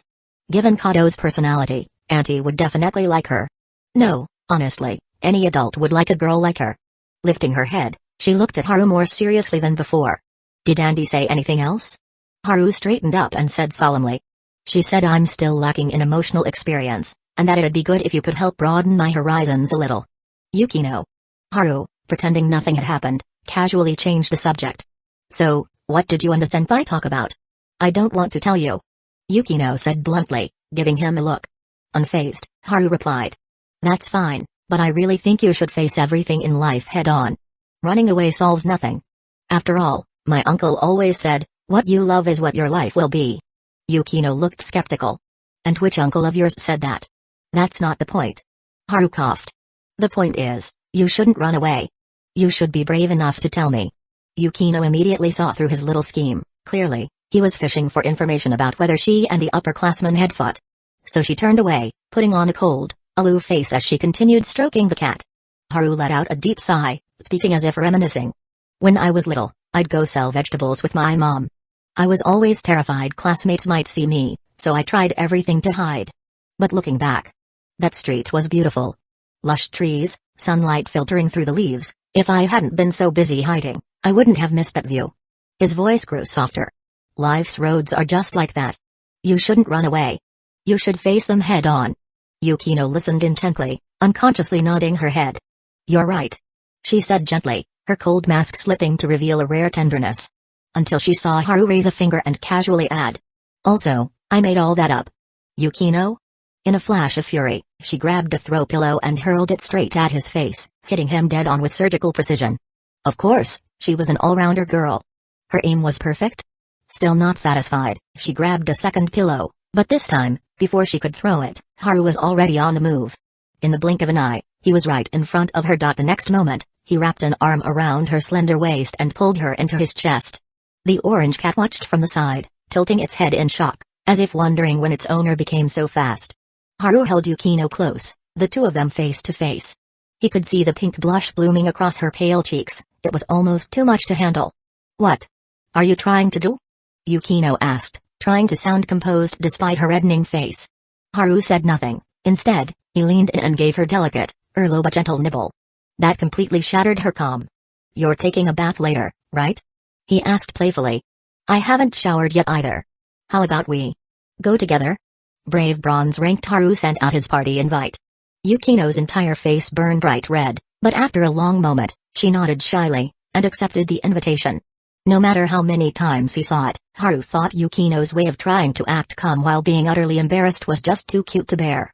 Without giving her a chance to reconsider, he swept her up in his arms and carried her straight toward the bathroom. When the water finally started running into the tub, Yukino, still blushing madly, tugged his sleeve. "We didn't bring any clothes. There are clean towels," Haru said, pointing to a neatly stacked pile by the wall. Yukino's face grew even hotter. Her gaze was full of suspicion. "You didn't plan this from the start, did you?" "I swear I didn't." Haru laughed. "It was a spontaneous decision. Though technically," he added with a grin, "if you want to be precise, it was spontaneous with a little bit of seeing beauty in the middle." After putting her down, Haru was about to wait for the bathtub to fill before undressing, but Yukino suddenly reached out and began undoing his buttons. Her face flushed bright red, but her voice stayed cool and steady. "Let's rinse off first before we get in." Haru blinked, caught off guard. "What's gotten into you?" Yukino, cheeks burning, still managed to reply calmly. "You said you needed more emotional experience, right? So, are you scared now?" She went straight for the attack. Haru smiled. Of course he wasn't scared. He immediately raised his arms, cooperating as Yukino helped him take off his shirt, all while staying perfectly still. Yukino couldn't help but frown a little. "What are you doing?" Haru put on an even more innocent face. "Aren't you going to wash my back for me?" Shameless, and proud of it. Yukino gave him a look that was half exasperated, half amused. In the end, she let out a soft sigh and said, "Turn around, and take off your pants yourself." Haru obediently did as he was told. Behind him, he heard the faint rustle of fabric. She was undressing too,